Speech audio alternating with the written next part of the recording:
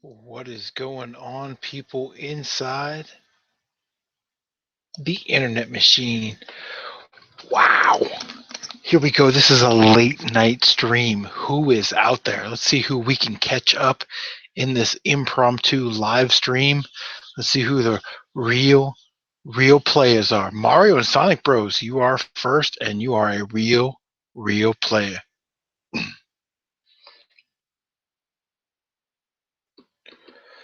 So, guys, I had a really long week at work, man. We usually work 4 10-hour shifts, which is awesome because we get 3 days off. But I actually had to go in on I'm usually off like Sunday, Monday. I had to go in all day Tuesday and then Wednesday for 10 hours, Thursday, Friday, Saturday for 10 hours. So, whew, we hit some of the sauce tonight. We are ready to go. Mario and Sonic Bros, what is going on in your universe, brother? What games you been playing? Do you have a YouTube channel? I didn't even check.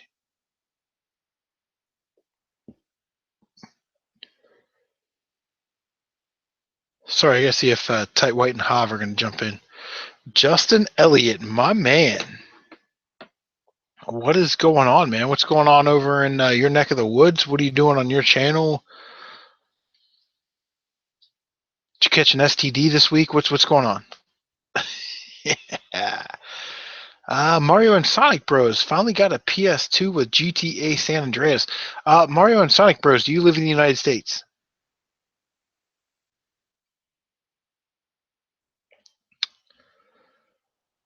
Justin Elliott is saying it hasn't been 2 weeks. No, we are doing an impromptu stream tonight, and it's really for those hardcore fans that catch this tonight or tomorrow.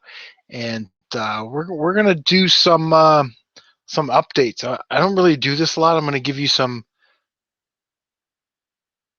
sort of channel updates about what's coming up this week on my channel. But Subhan, did I say that right? Subhan.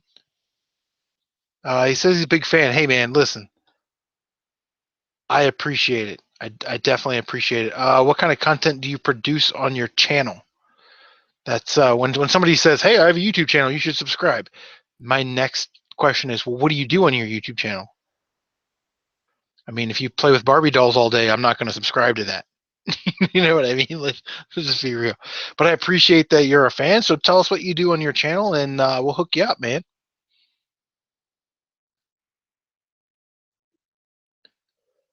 Mario and Sonic says no, only PR. I don't know what that is. What's PR? Oh, slow CVC says seriously question mark. CVC closing in on that 100 subscriber mark. If you haven't checked out slow CVC's channel, you definitely need to do so. Pick up videos, collection videos. He has a wealth of knowledge on what to do on eBay with like printers and snapshot cameras and whatever. Sean Smith, what's going on, man? Thanks for stopping by. Mario and Sonic Bros, what's PR?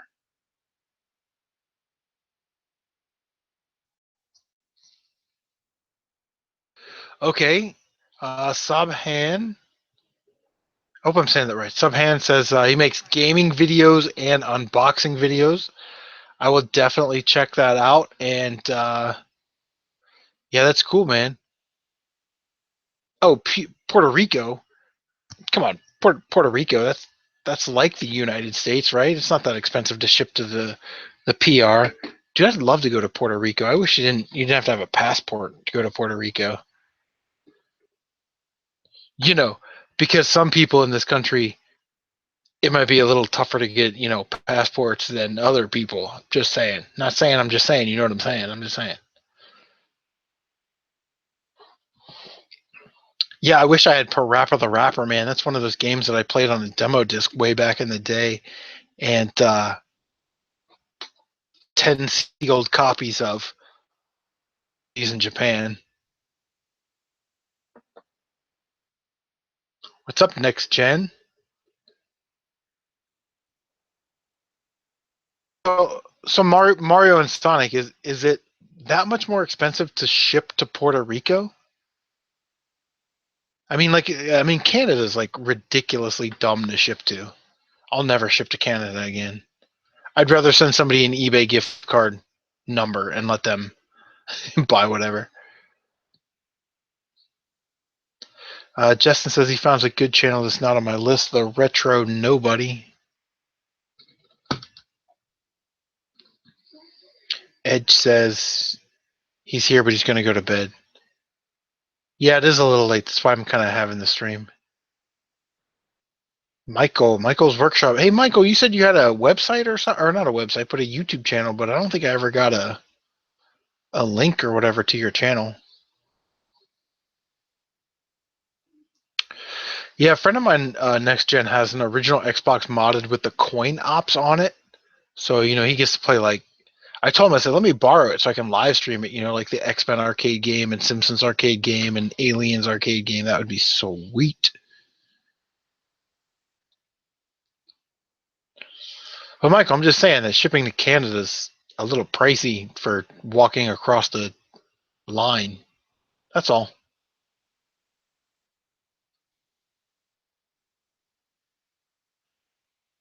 I mean, that's funny because I live in Ohio. So the next state above me is Michigan, and above that is, Canada. And it's like 10 times more expensive to ship from Canada than from where CVC is at, slow CVC is at in California.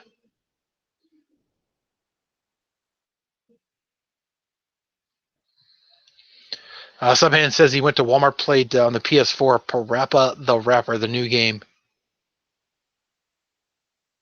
and it was cool. That's good, man. That's good. I wish I could find a copy of the original. That's man. M Dub, Michael's Workshop. Yeah, you crossed the line talking about Canada. No, I love Canada. I love Canada. I love Labatt.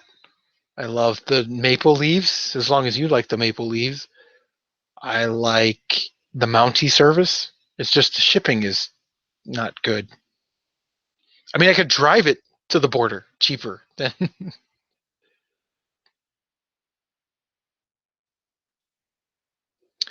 Sean Smith says Canadian born and raised here. Eh? He's all about it. I got a wicked glare coming off of my box Nintendo games. Hold on, let me see if I can fix that. I know you guys, box Nintendo games. You guys, get some of that. Oh, look at that. Just shift it to the side there. Why didn't I find a Neo Geo this week like Tight White? Because I was working my butt off at work.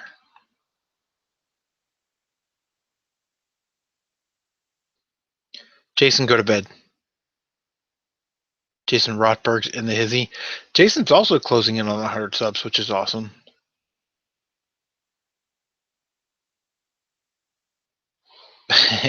Michael says no excuse. Sean says it's the Canadian Post ripping everyone off. I don't know, bro. I don't know. Next Gen, you really know Tight White? Yeah, I mean, I just got done texting Tight. See? Because I know you can see that. You can't see that. Yeah, Tight White and we were in a text group. Who asked that? Next Gen, yeah. Tight White and I are in a text group with Badcompany Gaming, Spruce Game Hunting. Who else is in there? Dan from Rebel Gaming Club. Like there's KaneDeathBreaker. Like we're all in a text group, and we text like every single day, like 1,000 times a day. You can only imagine what goes on in there.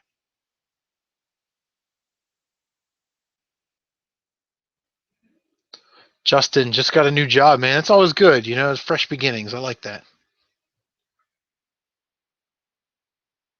Sean, must be cool meeting a lot of the fellows. Yeah, I mean it's we hang out every day, hang out and talk. And what's cool is like we show each other pickups. Like, hey, dude, I just got these 5 games at Goodwill for $1, and then it automatically starts like, hey, I need that game, and blah blah blah. And we start working out trades or whatever. Mario Poke Nerd, hi. Hey, Super Mario Poke Nerd, what's up? If anybody wants to jump in the Hangout, let me know. I did this Google Hangout style.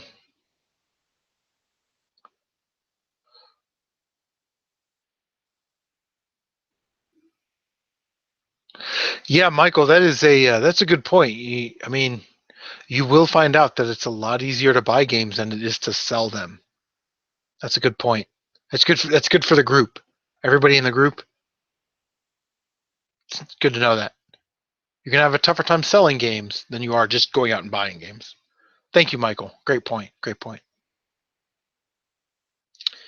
Justin says he's got his Goodwill has all the games at a $5.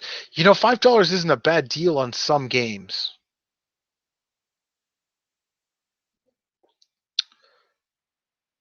Jason says too late, maybe next time.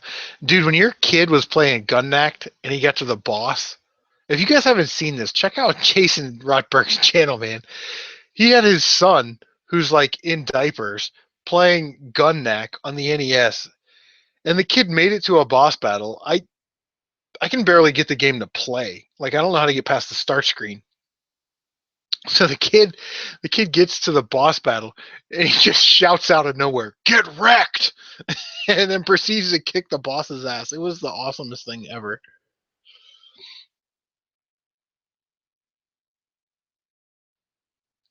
Sean Smith, nice. You chat with Woods. You talking about Woodbarion Retro Game Hunter?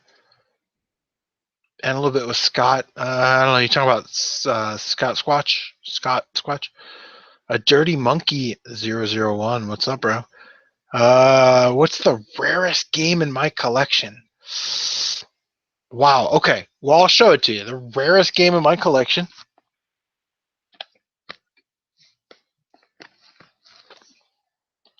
is, without a doubt,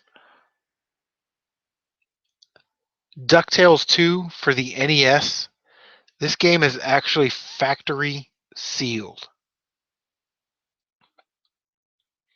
So the rarest game in my collection is a factory sealed copy of DuckTales 2 for the NES.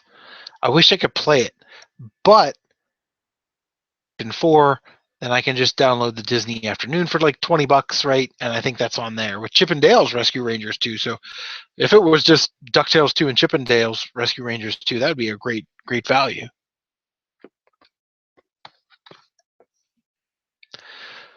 But yeah, I think that's the rarest game in my collection, just because you don't see them, sealed or whatever.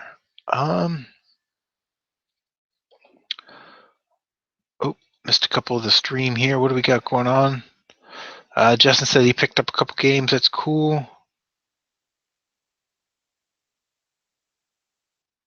I have not played the Ghostbusters game, Mario and Sonic Bros. Tim Burleson is asking, how do I feel about homebrew games? I mean, I guess I'm indifferent, to the whole homebrew thing. I think it's cool that people are out there. Again, crazy wicked glare. How are we going to do this? Let me tell you what. Let's take Air Fortress out, and we can slide those so the glare is almost gone. Yeah, we'll take out Air Fortress. Not a bad game. I wouldn't overpay for it, but whatever. Dirty Monkey, rarest game, Rule of Rose. That's awesome, man. I was like, I wish I could find that. Oh, so getting back to what Tim was saying about homebrews, I'm sort of indifferent. I think it's cool that people can sort of express their creativity, and essentially create these like new type of games, right? Using old sprites and whatever. But I just don't want anybody to get in trouble for, a copyright or a trademark infringement. Uh-oh, boys and girls. Just now became a big boy stream. KaneDeathBreaker is here. What is going on, KaneDeathBreaker?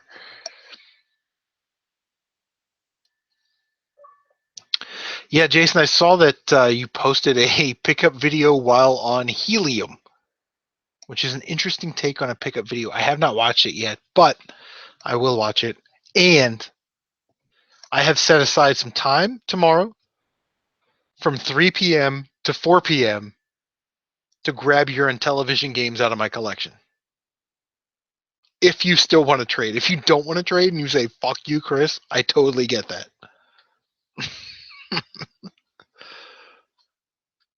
I worked so much overtime. Well, the first 2 weeks. Okay, this has been like 5 weeks. The first 2 weeks I was lazy. The last 2 weeks I've actually kind of been busy with the wife's surgery and overtime and whatever. That middle week, whatever. Yeah, he says, so you say finally. Well, the other thing too, Jason, that was cool is that the week that my wife went into surgery, I got a new phone. I got an iPhone 7. Well, I had an iPhone 5. So what happened was when you turn off this phone, you automatically deactivate the other phone. So now I have the other phone, the iPhone 5S with all those PlayStation games or whatever. So I think what I'm gonna do is I'm gonna try and look through there,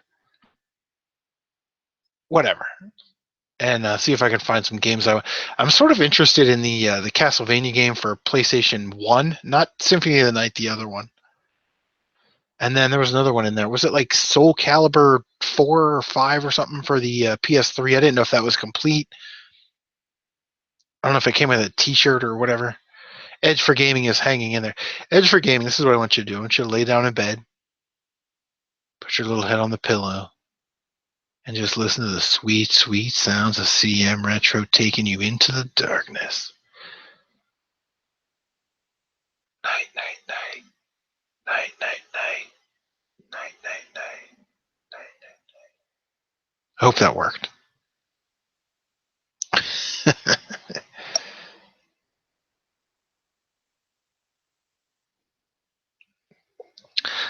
Sean says, find a collector, not into them myself. I guess I have to go backtrack. Kane's asking how I've been, man. I've been good. Hello.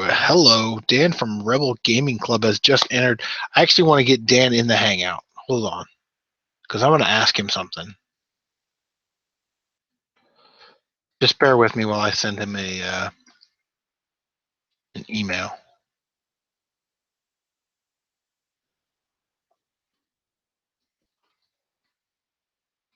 And Dan from Rebel Gaming Club has been invited.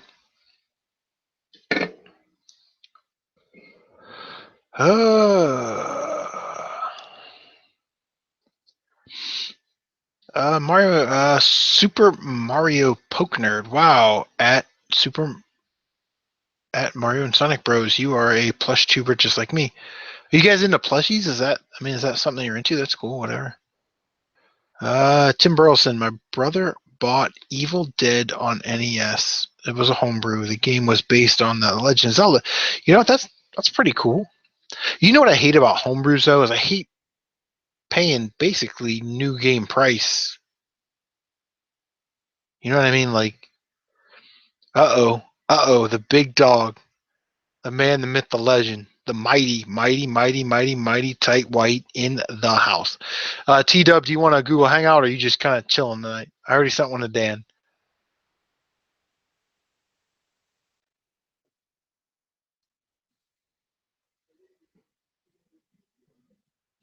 Oh, yeah, Tight's on vacation. Yeah, fuck that. He can jump in. It's not like he's got to work tomorrow.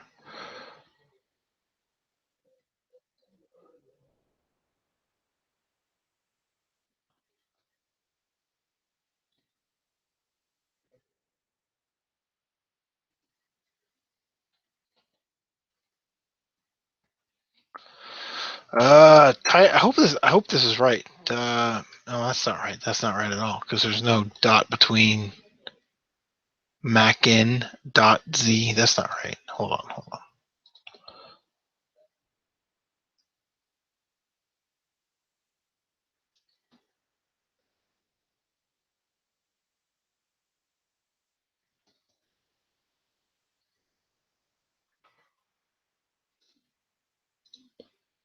All right, Tight, since you the it was me 007. I do love James Bond. What is going on, man? Nothing, man. We're just trying to do a little Google Hangout, a couple hours or so. I got a big day of game chasing tomorrow. You guys know on Mondays I go to a thrift store. If it's the right color tag, it's 75 cents on anything under $12. My 18-year-old is looking at me in a very weird way. I knew you weren't into girls. I knew it. I knew it.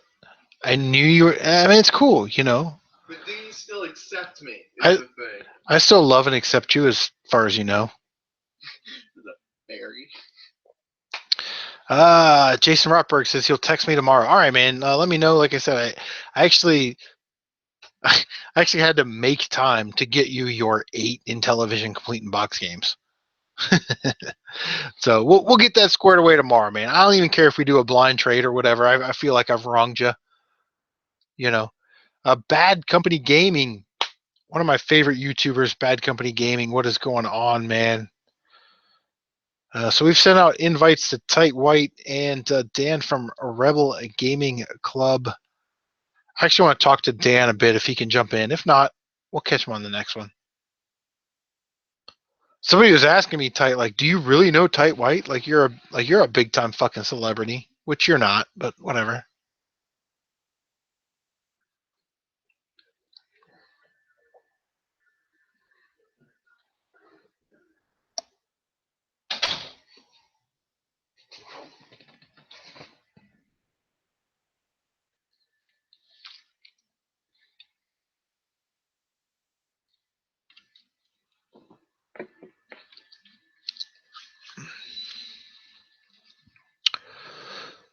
All right, so everybody's just throwing some introduction, like Bad Company saying, "What's up, Rebel Gaming Club? What's up, Kane?" Jason saying, "What's up, Fred?" Which is Bad Company, and then of course going to bed there, Rotbergs.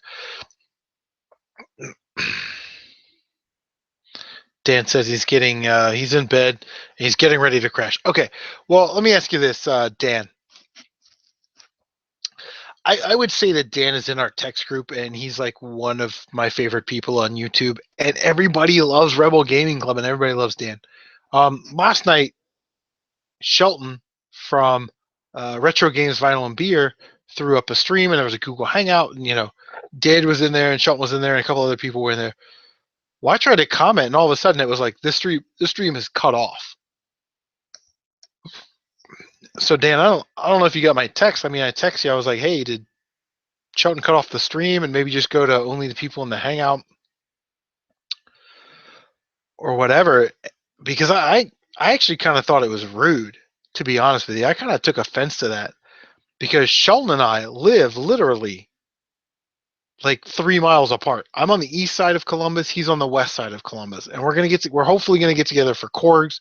So if he shut me down like that for no reason, then I'm not gonna be very happy. All right, Edge, take it easy, man. Thanks for stopping by. Oh, Dirty Monkey said he sent KaneDeathBreaker a package, man. That's awesome. Wait, Dan. Let me ask you something. You got the shirt off and the Toronto Raptors hat on and the bandana on, or what are we talking about here? You said you're in bed. What's going on? Bad Company said, "How much did I drink? A lot. I think this would be 22, 2012 ounces, two 24 ounces. So that's 24. So this is 25 and 26."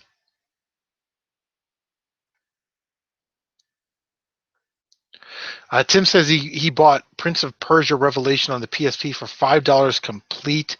Amazon sells for $20, and then he would say probably like $20, $15. So Tim, let me ask you something. Like, are you an avid PSP collector? I just started collecting PSP probably less than a year ago. I love it. I love the Castlevania game, the Warriors game. I really love my PSP, but I think the thing that really kind of sold the PSP for me was that I could hook it up to my TV and play it sort of like a console, almost like a PS3. So, are you into PSP collecting?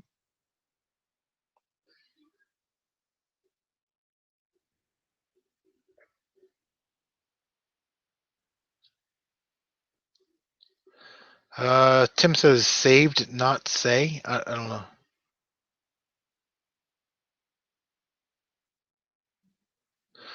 Okay, so Dan is going to answer me here. He says, Chris think he was done because Jerps93, whoever the fuck that is, started his right around the time, so he moved there. Was long out by then. Dan said he was out by 11:30. Yeah, I don't know, man. Like, I start and end my streams whenever I feel like starting and ending my streams. And Shelton has like almost 100 subscribers more than I do. He's actually closing in on 2,000. I'm getting ready to close in on 1,900, which is awesome. Tight says, post a link in the chat. Video Game Collector, my favorite guy in the whole universe. I love you, dude. All right, Tight. I'm going to post the... boom. There is the link to the Google Hangout. If anybody wants to jump in, feel free, man. This is sort of one of those impromptu, unstructured Google Hangouts, except for Bad Company. You're not allowed in. Just kidding. Yeah, Video Game Collector, man. This is like... Hold on, I got to show it to everybody. Oh my god, so sexy. This is the sexiest thing ever. Like, all right, so if you guys don't know, in my live streams, I post like a ton of links for YouTube channels that you should check out. And a Video Game Collector, not only did he send me a ton of extras that, you know, if you didn't see in this video, you'll see in Year of the PlayStation. But, oh my god, man, like I started to cry in this video. And I had to get my shit together, because I was afraid that Tight White would actually make me the new Power Player Paul insert cry video here. But Video Game Collector, oh my god, dude, man, Video Game Collector, I owe you so bad. You see anything on my channel and you want it, you just tell me and I will send it to you. I saved your address. The box and manual for Ninja Gaiden for the NES. Oh. I gotta be honest, this is one of my prized possessions in my collection. It is the Minty Mac, the Mighty, the Super Tighty, the Tight White himself, Tight White in the Google Hangout. The man is on vacation this week. What is going on, sir? How are you? I'm going to give you the big screen and let you have at it. What is up, friend and colleague? Down, as Hob would say, in YouTube town. You having problems finding the, let me see, an error loading your app. This app couldn't open because it didn't provide required information. Let me go ahead and cancel that so I can see the screen here. Yeah, I had that too. I don't know if they're doing an update on Google or they're fixing the Hangout or something. Yeah, right there. Now I can see you. Okay, perfect. Chasing the Classics, what is going on? Chasing the Classics, I tell you what, Chasing the Classics is a sleeper channel. If you don't subscribe to Chasing the Classics right now, and you're on the ground floor of their greatness, you're going to be lost. You're going to be fucked a year from now when they've got 1,000 subscribers, and you're like, oh, I'm just discovering these guys? Man, fuck that. Who is Chasing the Classics? That, I love those guys. Is that new? The Classics are awesome. That's Brad and B-Rad and E-Rock. Rebel Gaming Club says Tight's been drinking. Shit, I've been drinking. Obviously, you didn't get the picture from the group text. This is 24 and 26 on the day for me. By the way, I got up at like 2:30. I'm on vacation, Dan. Come on. Yeah. Don't be a punk. Oh, there's the Shad Juice. Shad, you want in on this? Shad Juice can't hang, man. The guy goes to friggin' work, man. He can't hang with us. I love Shad Juice. I know he's got sick days. You know what? Dog, I got made fun of yesterday. I gotta be honest. Okay. So I may or may have not have been at work working on paperwork. Let's just say that. And I was jumping on the old Tight White on the Tight White stream. Here we go. And the dispatcher, I mean, maybe the dispatcher was there, maybe the dispatcher wasn't. But she was like, "Oh man, Tight White's got like 14 people in his stream. That's like That's more than you have in your stream, Chris. And I'm like, yeah, but Tight's got like 3 times as many subscribers. Yeah. Like, why are you trying to talk shit? The dispatcher was Chasing on my Classic side? says, Wow. Chasing the Classic says, Tight and Chris, where are our intros? I am actually going to do that tomorrow. And then I will, Brad, I will need you to PM me on YouTube with your email, and I will send you the Creative Commons link so you can access.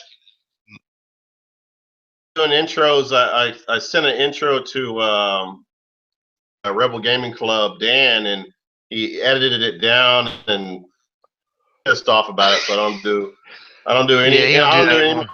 intros. Yeah. You know what? I'm Retired. with Tight. Intros for pay. You got a PayPal? Yeah. You know, Kane says he's going to drink so much in this next video in your face. Rebel Gaming Club Dan says Triple A was all. I love Triple A, man. I love the aggressiveness of that character. Love it. I need to minimize this so I can see the comments as well. Let me here.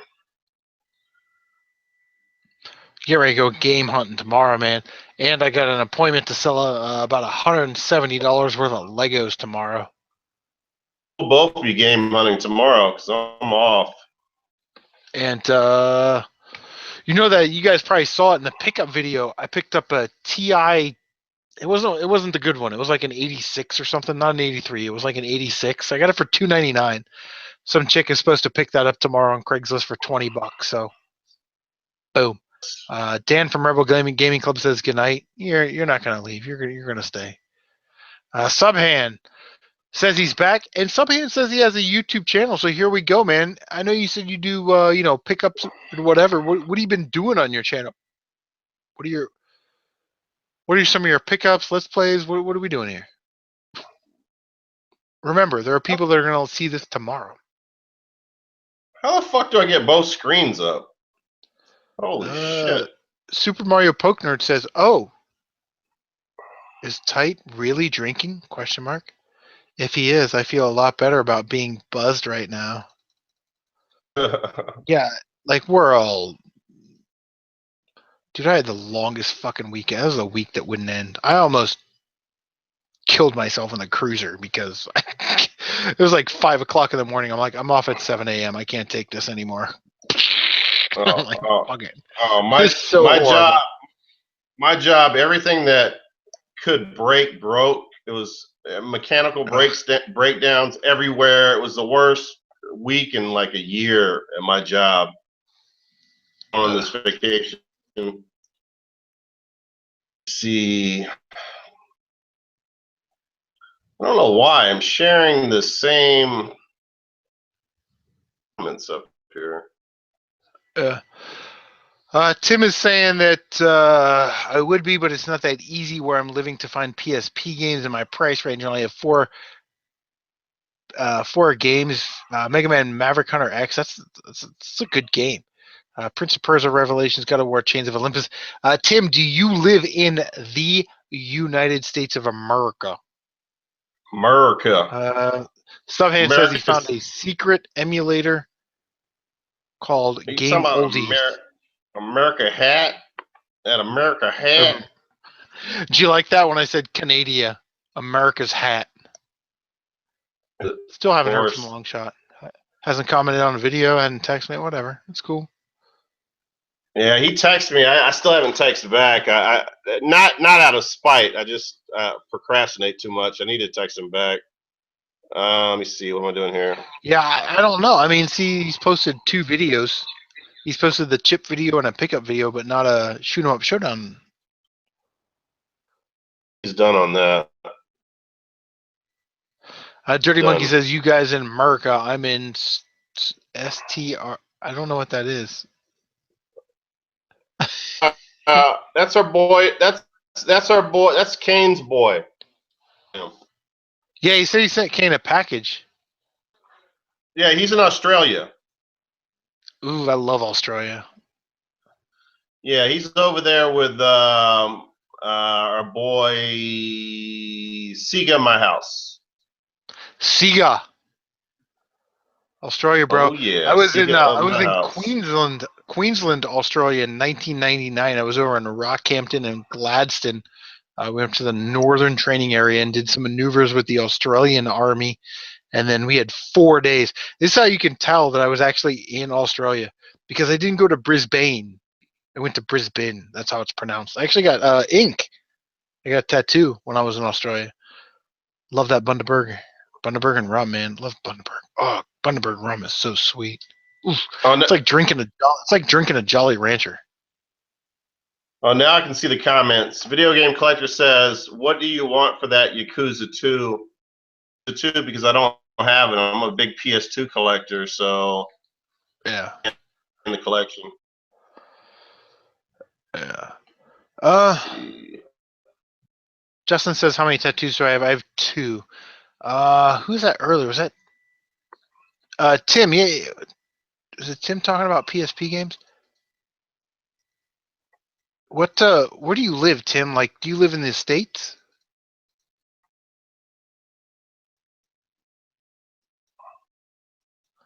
You guys know I like to throw out little Easter eggs and teasers and stuff in my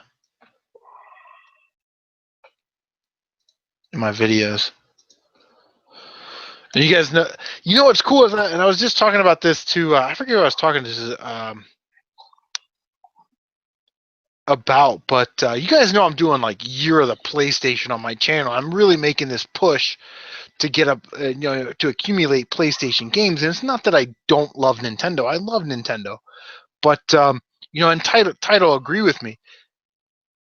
The PlayStation 1 was the first system that I bought, when I was on my own in the military, and then the PlayStation 2, and then I sort of broke away. Tight's doing this really cool thing on his channel where he's going after all these rare and obscure and not so common titles for the PlayStation and 1 and 2, and it kind of takes them back, which is really, really awesome, man. I'm really jealous. But I'm sort of on this path of like new discovery, right? Like I didn't have a PlayStation 3 or a PlayStation 4 or PSP, so I was sort of walking that path. So I think that both of us, we were really sort of encompassing this whole like PlayStation thing this year, and I think it's really cool. Yeah, I'm on the same page with you as far as The Last with Us, because I haven't played it yet. Factory sealed in my closet. I have a factory sealed copy of it, and then I have an open copy. I've heard great things about it. I know you love it. To make time, the one that I played on the was probably, which I played all the way through. It's that type of caliber game that's so good that it ranks up there with some of the best games. So yeah, I definitely want to play that game. I think that's something that I'm going to probably have to in the next month or so and start playing it. Listen, I'm going to give you guys I'm going to give you guys a CMRetro exclusive right now, since we have 14 people and Tight White is here. If you watched my last live stream at the end, the last 5 minutes of that live stream, you will get a very, very big hint on what's coming up in 7 days, 8 days on my next episode of Year of the PlayStation. But Tim, you live in Virginia, you're in the United States, you qualify. Here is the barn burner. The next episode of Year of the PlayStation will be a contest video where you will be able to win this. Castlevania, the Dracula X Chronicles for the PlayStation Portable. Not only does this have an unlockable version of Symphony of the Night, it also has an unlockable version of the original Castlevania Dracula X. And Dracula X Chronicles is an awesome, awesome game. So, I go for it if we want to buy it. You know anything about that game, check out my No Death run on my channel. How much is that if we want to buy it right now on let me look. Like $15. What is going on, Retro Games, Vinyl, and Beer? We were just talking about you, man. I was trying to participate in the comment section of your live stream last night, and then it said that the live stream comment section chat was closed. I was kind of upset. Like, because I'm hoping that we, and Sheldon, seriously, this is sort of just like between me and you, bro. Is I'm hoping that we can get together for CorksCon and at least meet up while we're there for an hour or so and hang out and talk games and show pickups. I'll probably take some trade stuff with me. If anybody's interested in trade. KaneDeathBreaker says, "Tight White, drink a few more so you feel tipsy and send me the address." I don't know what address he's talking about. Wait, hold on. Let me play catch up because I can't do Chasing the Classics. Tight, did you go to Retropalooza? No, Hav is representing in Retropalooza going on, and well, it's over now. And what else? KaneDeathBreaker, yeah, I'm going to go ahead and send you the address. If you guys don't know, KaneDeathBreaker picked up some amazing stuff, but I'm going to let him show you guys in the channel. He found a Shaquille O'Neal factory sealed LSU, which I used to be a huge in the day Shaquille O'Neal fan, so I'm really excited about that, man. I don't collect stuff like that, but to get a Shaquille O'Neal factory sealed, slam dunking the ball, man, it just seems really cool. So I'm happy about that. Yeah, that's pretty sweet. And you know what? Like we were talking in the one stream tonight about the '92 Dream Team. When they went down to the selection for that team, they passed over Shaquille O'Neal and took Christian Laettner instead. Yeah. Isn't that crazy? Yeah, that was always so funny, man. That was really funny. And Christian Laettner felt like a total outsider the whole time that he was on that team, man. It was tough. I felt bad for him. Yeah. Michael Jordan and Scotty, all these great players, man. He was just like an outsider. Oh. Bird was that was the sickest. That was the sickest team ever, man. Isaiah Thomas got passed up too. Isaiah got passed up too. Remember? Yeah, there was. I mean, listen, there's only so many spots on the roster, right? But Dirty Monkey says, "Got to go, fellas. He's doing some shopping. Plus, hit the charity stores on a game hunt." Hey, good luck, Dirty Monkey. And you're from Australia, right? Is that right? Yeah, Dirty Monkey. Shandu says he just got something in the mail from you. Drink a few more? Yeah, I'll drink a few more. In your face, Kane. Yeah, you bring that beer and that big ass mug my way. I tell you what. I did. Now I've officially did a chugging, and I did a chug in your face to CMRetro group. I'm actually waiting for Shelton to answer me because Retro Games Vinyl and Beer. I don't know if you guys have ever checked out that channel. Shelton is actually like 5 or 6 subscribers away from 2,000, which is amazing. And he's such a good dude, and he's so knowledgeable. And I'd hate for him not to get to 2,000 subscribers. Like, he will. But I also, because we live so close together, I want to do a collaboration with him because I think that would be good for both of our channels and good for the community, especially here in Ohio, Shad Juice. So, Shad, are you coming up to CorksCon? Yeah, I love Sheldon's channel, man. It's an awesome channel. Shad lives close to you as well. I forgot about that. He's only like an hour away from you, isn't he? Yeah, like Ohio Gamers Unite, right? Like it's like the super team. And you know who else lives like not that far away is the NES Addict. Max Patterson, what's going on, man? Thanks for stopping by. Late night streaming, you know how we do. All close together, man. You guys got to get together, man. I know. Bob got together. I know. It's ridiculous. It is absolutely like you start to see okay. So I hate to say it this way because it sounds like I'm like, oh, back in my day. But when you first started YouTube, and you catch up on some of those channels, you're like, oh, I like video games. Type in video game. But then there's like, you get the pickups and you get like the live streamer guys and the let's play guys. Well, now we seem to be in this era, and I don't want to be on the forefront of it because I don't want to be the guy. But you got Titan, Hav, and Fluffy. They're doing collab videos. You got like Emceemer and CaptNRetro, and they're doing collab videos. And we're not talking about people with millions and millions of subscribers. We're talking about the community is so big and so broad now. There are people in your area, literally, that do the same thing that you do.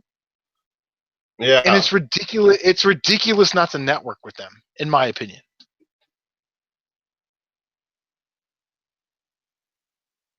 Wait a second. Did you say you knew Woodbarion Retro?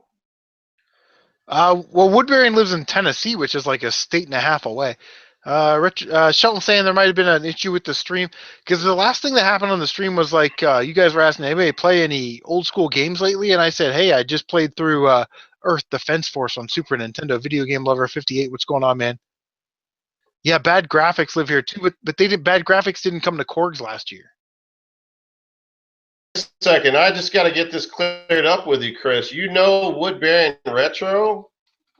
Or I mean, I can't believe No. it. I don't know. I don't know Josh other than WB other than outside of our. I've never met him, but he lives like in Tennessee. Oh man, He lives in Tennessee, which is like a state and a half away. Like he could drive out. It'd be like a 5-hour drive for him. he's a big timer, man.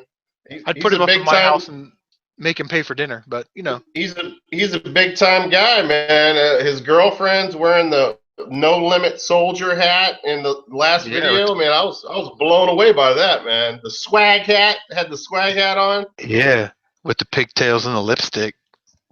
I love that, man. That was awesome, dude. For real.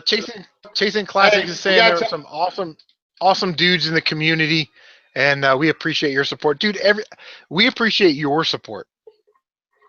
You know, I mean, Hey, I think of us as one team here. Our buddy Woodbarion Retro that he misspelled Jugwire. Fine. Tell him that. That's all I want. I want to get. If we can get that clear, we'll be okay. Well, I saw you put tear down, TARE space down. Like I don't know, maybe they do it differently. Bad Company says, how late is the stream going? 4 a.m. question. No, we're gonna end the stream right now. Bad Company, you can go. 58. Yeah, 58 inch. Yeah, I mean, Chasing the Classics, you guys are awesome, man. We love your channel. He said, I mean, maybe he was talking about the Juggalos. Maybe he was mixing up the insane clown posse, the Juggalos and the Jugwire, the Jaguar and the Juggalos. From the insane chicken posse. Is that what you said? Is that what you said in the text? Someone was like, someone earlier was like, "Do you really know Tight White?" I'm like, "Yeah, can't you see right here by the text message?" Like, oh wait, you can't see that. Never mind. I saw that.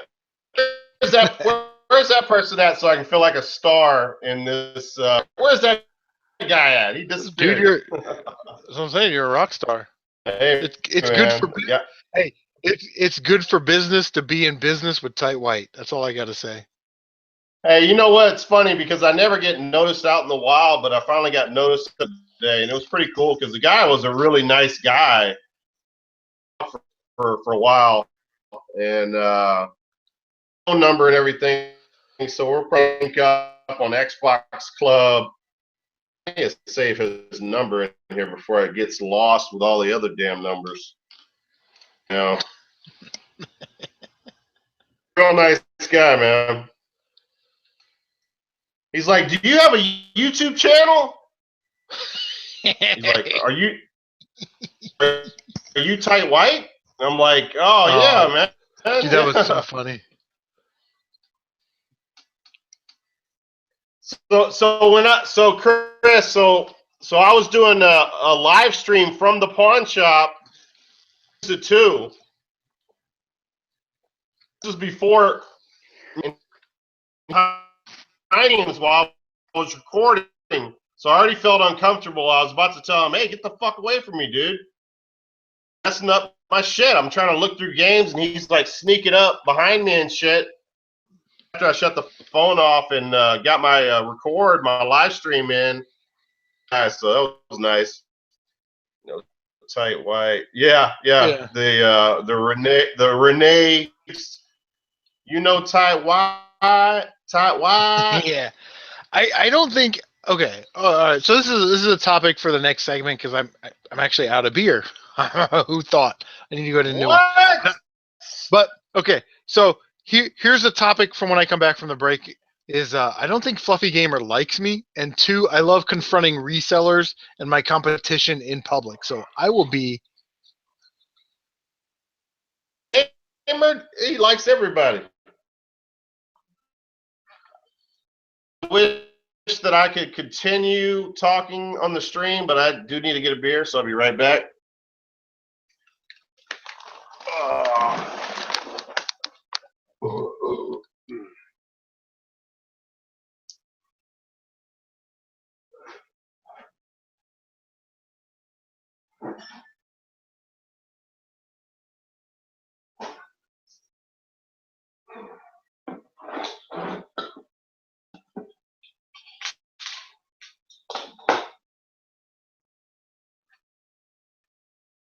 Oh, shoot. Oh, man.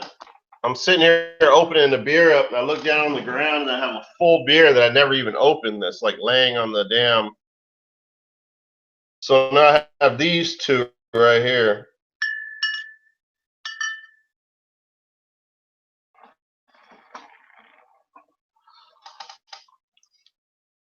So bull crap you guys not before was even doing a live stream at all the beers he's drank. But doing this, I was literally outside unboxing. I was in the garage. I was about to do another tight package video. Ready to start up to open boxes with a chainsaw. I swear to God. Does the live stream, so I had to get on with them, but chainsaw is coming. That's gonna be after the stream, I guess. Tomorrow.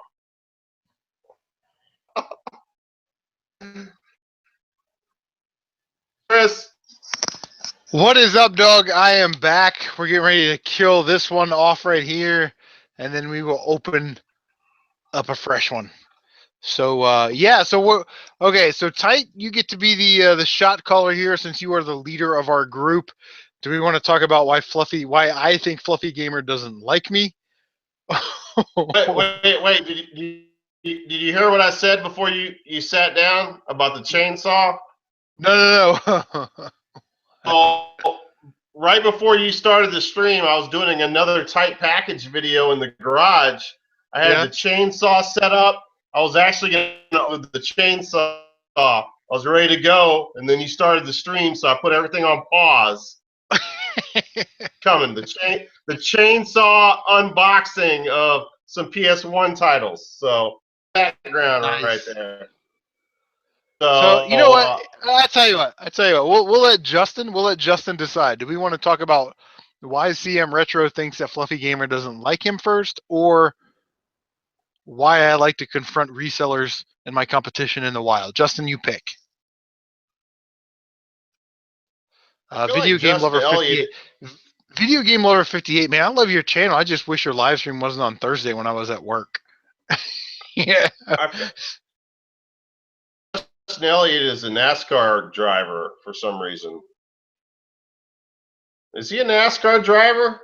Seems like a NASCAR driver name. We got Michael's Workshop. Yeah, Michael Q, baby. I love Michael Q.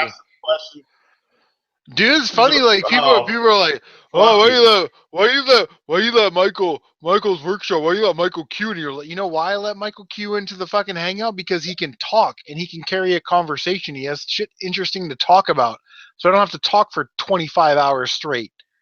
I didn't let him in my last one, but I didn't let him in my last one, so he's probably a little sore at me. But my internet strength, I tried to hold off on putting too many people in the live stream. I didn't want to sound like Max Headroom here. Yeah, that's one thing you gotta watch. You want to send Matt? You gotta watch out for. Mike is invite. Go ahead. That's one thing you got to watch out for is the capabilities of your computer, because I know you can get up to 10 people in your hangout, but you know, if 5 people sets your internet into a fucking tizzy, then you know you can't have everybody in there. I'd love to have everybody in our text group in here and just hang out. We do that for 8 hours, but it's just not possible. And Hyder keeps on saying he has a rare GBA game. He said it like 3 times. So go ahead. GBA game. All right, Subhan. And Subhan actually has a channel if you want to check that out. But while he's typing that in here, Justin said go with the reseller story. Guys, listen. I'm in one of those jobs where I interact with the community on a daily basis, right? Let's just say that. So I have no problems going up to anybody and talking to them. So when I see resellers of my competition out in the wild, I either A, like to shove it in their face. It's like psychological warfare, right? I want to make them like quit going to the places that I go because they know I get there first. Or I absolutely confront them. I'm like, yeah, you gonna buy that Guitar Hero guitar? Did you check the back to see if it was corroded? And then they're like, oh, and then they open it. Oh man, it's corroded, man. I wouldn't buy that for $5. When literally you could just take a toothbrush and some rubbing alcohol and clean that out. But I that's like my new, like I would rather, I mean, unless we're going to find Kuon or something right in the wild, I would rather go out to thrift stores all day and make fun of my competition and get in their face, you know, than find like Sonic Heroes for $1. You know what I mean? Like that's just more entertainment.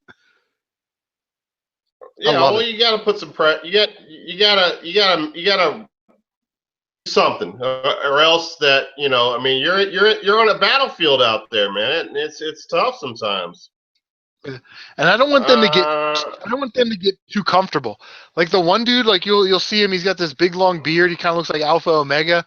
But I talk to him all the time. I'm like, what's going on, man? I saw your post on OfferUp, man. You want to charge $45 for Contra? That's crazy. That's like a $35 game. What are you doing? Hey, I saw it because he has a booth at the flea market. I'll be like, hey, I saw at the flea market you were charging, you know, $8 for this $5 game. I mean, if I wanted to pay that price, I could just order it off of eBay and have it delivered to my front door. Like I talk so much shit.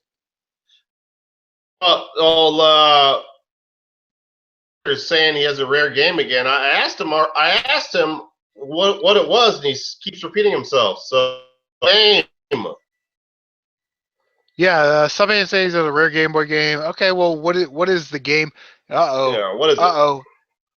It's the CaptNRetro. Captain, do you want in the hangout and maybe give us an update from Retro Palooza? Because I think Michael says he has a rare game. You know, Michael says he has a rare Game Boy game. I don't doubt that. He probably ordered it from China on a 251 cart. Oh, there's Hob right there. Hob is fucking not even answering text. You know, he just woke up from bed. I'll tell you what, Hob from Retro Gamers 717. If you guys look in the description of this live stream right now, Retro Gamers 717 is the featured channel. Congratulations, guys, on getting you and Rob both 200 subscribers, man. That is crazy. You guys just started YouTube, what, like 2 days ago? Holy, on the GBA? What the fuck? Chad Juice is saying, let's talk about how Alpha Omega Sin hasn't released any more videos since his beef with Chris. I tell you what, that short little fucker doesn't want me to go over to Pittsburgh and beat his dumb ass. I wouldn't do that. So what was going on? That was tough guy talk. What was going on with Fluffy? You think Fluffy doesn't like you? What was going on with that? Yeah. So, listen. I love Fluffy Gamer, man. I love that. Dude, I'll tell you what. Homie is rock solid. 2 videos a week for the past, like, 5 years. I love Fluffy Gamer. Love him. But he was on a stream one time, and I was like, yeah, I don't like Leo. Yeah, I don't like Renee. And then I started, like, I was kind of joking. But then he never talked to me again. I started, like, commenting on Fluffy's videos. Like, I really liked how Renee, I liked how Renee got fired up about the Pat thing and had like a list and was like, and another thing, Pat, I swear to God, if you don't fucking come down here and blah, check out these Atari games. Like, I loved it. I loved how fired up he got. Yeah, I liked it. So I started commenting a little bit more on, like a lot more on Fluffy's videos and whatever.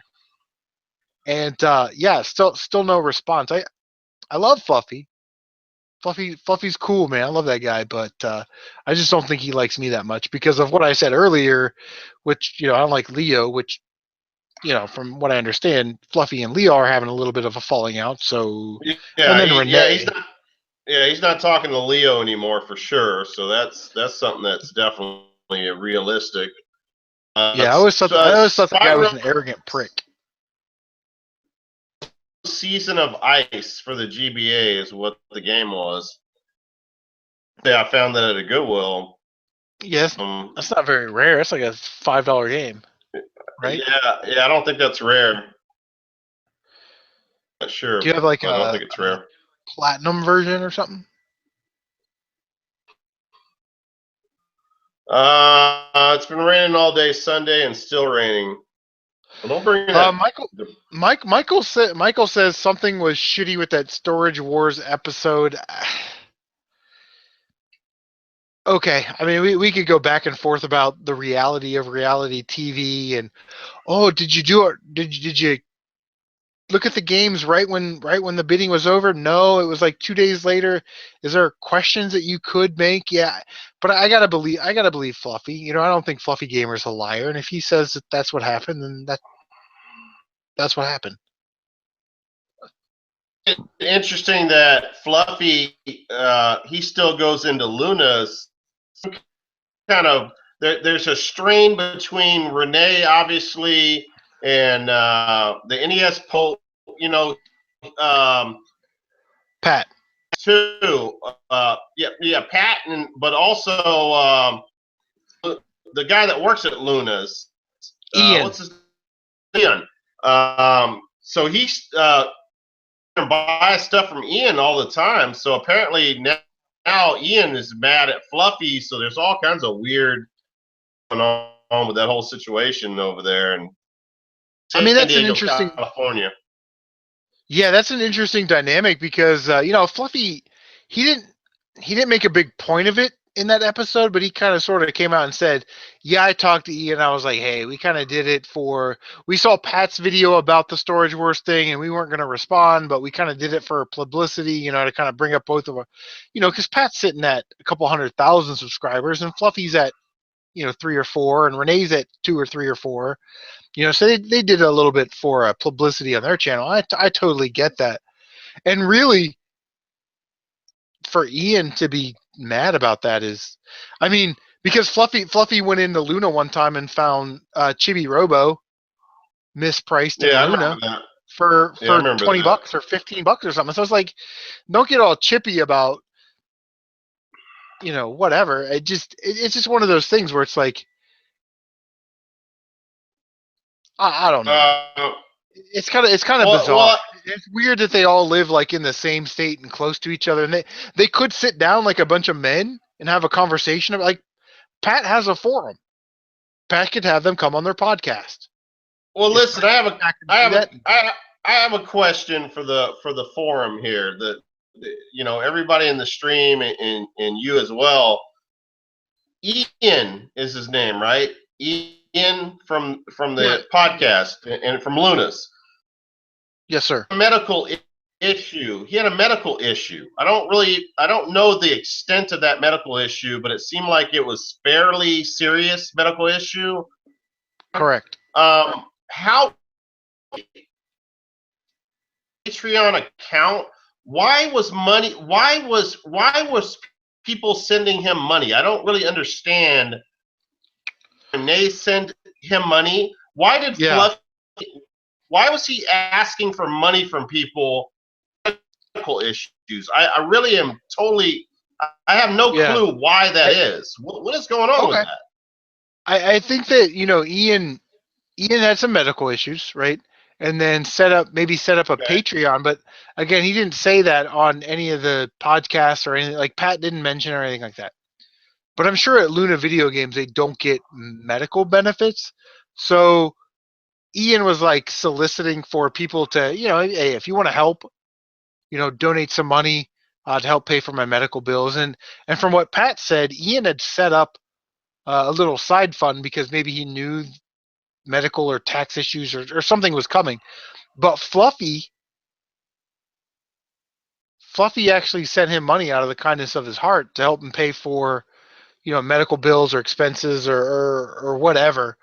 And that really tells me something about Fluffy, right? That tells me that, yeah, he can feud with somebody, right? He can have a feud with Tight White or whatever, but in the end, he's a loyalist and he's part of the team and part of the group. And and that's why I love Fluffy. And that when you get around people like, in my opinion, Leo, who's a shitbird, and Renee, who's an attention whore, Fluffy doesn't need that. But I mean, I don't know. Going back to Ian, yeah, Ian set up a Patreon to help pay his bills. I mean, I can't see myself doing that if I had medical issues. You kind of like, you're a man and you take care of your business. I don't know. I don't get that whole situation. I don't understand it. I mean, I don't look at Ian that is a person that is a person. I don't look at him as someone that I should be donating a welfare cake. I don't understand what's going on with that. Yeah, I think that's a thing of the newer generation, right? Like we're 70s and early 80s babies. This newer generation, man, they want to share and be communal and that kind of thing. We grew up in the 80s where it was all about deregulation and Wall Street, and those type of things. And I guess I don't mind that somebody like Ian sets up a Patreon to help pay for his medical bills. But I think what would break my heart is if I found out that he got, $30,000 in donations and his medical bills were $10,000 and he spent $20,000 of people donations to go out on vacation or something. You know what I mean? Like that would Yeah. that would probably wreck me a little bit and make me lose a little bit of faith in humanity. Subhan, what are you doing with LLIILL? I mean, what are we doing here? He's kind of being a little annoying. I'm not going to lie to you, Chris. I mean, I don't know. Tim is saying, can't we all just get along? Yeah, Subhan. I mean, if we're gonna keep that up, okay. Yeah. Go ahead and kick him because he. I was answering his questions. I was trying to be nice and saying bull crap. Okay. So I guess. What was the? Let me pull up the Hangout. Subhan, this is kind of like the last warning. I mean, if you're not gonna say something or be a part of the group, then I'm gonna go ahead and I'm gonna have to boot you. So. And that he has platinum fire and ice, or not fire and ice, whatever. You have platinum. I don't know what that means. You have platinum what? Platinum teeth, platinum rims, a platinum statue of Han Solo shooting Greedo in the face. I don't. What do you mean? Fucking Han Solo. Oh man. Soldier. Or if is that what you're trying to say? If you were my character in the movie, you would be hung solo. Yeah. Clitoris lasers. Yeah. Listen, Tita. I'm trying to work with you on that, but when looking through my employee code of conduct, if that gets back to the president of the college, that may not be a good thing. Hey, it's funny though. You gotta admit, it's funny. Clitoris lasers is classic. Classic. Yeah, that is funny. Came back. Hob, did you get that shatter hand? Yes, he did. He got a factory hand. Hob, do you want in the hangout? I know CaptNRetro says he's driving back, but Hob, if you want in the hangout, man, we'll pop you in here. You can talk Retropalooza and whatever. Base shot. He got 200 subscribers, and like he won't even live streams anymore. He won't answer our text. Hob's been busy this weekend. I'll give it to him. Yeah, no. Video Game Lover says, Video Game Lover 58's back. I love Video Game Lover 58, man. I love that guy. He's saying that he's a kid. So he's saying that Subhan's a kid.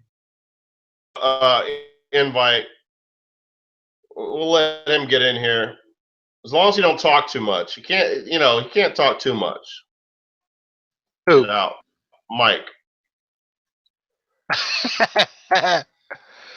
Mike, I can let VGL, Video Game Lover 58. I will send you a link. Actually, VGL doesn't get in these a lot. VGL's kind of funny, man. He's an awesome dude. But I think on his channel, they always want to talk like, well, the Nintendo Switch has 85.2 gigahertz and the PS4 has 62 and online, like, they get into technics, right? Like, and VGL's like a regular dude. Like VGL get in here and be like, let's talk Chicago Cubs. You know? Like, hey, oh, yeah, go ahead. Hey, just put the 717. yeah, I'll send it to Hav right now. Get Hav and get Mike in there. I feel bad. I didn't let him in the stream the other night.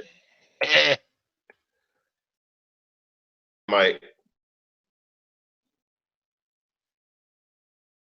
Dude, people think that I don't like him, but he's a good guy. I like him. Yeah, I like Mike, man. He's a good dude. And I feel bad. And I think I actually apologized because I was like, you Maple Leaf Mountie loving motherfucker. I felt bad when you said that, man. That was wrong, man. That wasn't cool. And I apologize. I mean, I do like Mike. You know what? We got mixed up. We got some mixed signals in some politics, which is stupid. He's a young Robert De Niro. You know, that's the way I look at him. That's the way I think about Robert De Niro. That's the way I always envision him. Michael said he's Taxi Driver. He's that Robert De Niro. What was that guy's name? Travis what? Yeah, Travis. All right, so I sent the invite to VGL and some guy named Retro Gamer 7. Is he new? Is he new to the YouTube? I don't know. I've never met him before. He's got like a wad of money that he was showing off in the stream last night, holding a wad of cash. Yeah, a lot of cash kept going into the screen as he talked. I keep holding the money up like this, you know? It's like, what's going on here? Fucking roll of green. He's out there working in the Spearmint Rhino. Uh-oh, here he is. The man, the myth, the legend, the M-Dub, Michael's Workshop, who is getting ready to launch, and I think take into a whole new stratosphere. Michael's Workshop. I'm going to have to ask you tomorrow. Just 1 second, guys. I'll be right back. Oh, there he is. There's the man, the myth, the legend right there. M-Dub, the Michael's Workshop. Oh, he's Mike, if you're able to, post a link to your YouTube channel in the chat so I can. I think you may have tried to send it to me or something, but my Gmail was dicked up that day. I don't know. I'll subscribe to your channel for sure. And it's funny because people are like, "Oh, Michael gets fired up about whatever topic," and I'm like, "Yes, and he's perfect for live streams because he can fill that dead air. I love him." Can you guys hear me? Mike, I can hear you, but I'm hearing an echo. Wait, hold on. What's Hav doing hanging out in the dark? Wait, who's echoing? I'll mute you guys. All right, so it's not Mike. Mike, unmute yourself. So it's either Video Game Lover 58 or Hav. Am I echoing? Nope, that fixed it. Okay. Oh wait, I can hear you. Hav, are you on your phone? Chicky, what? Oh, it's still coming through somewhere. No. You never left the hotel. It's not me. It's not on me. Is it me echoing? Yeah, it's out.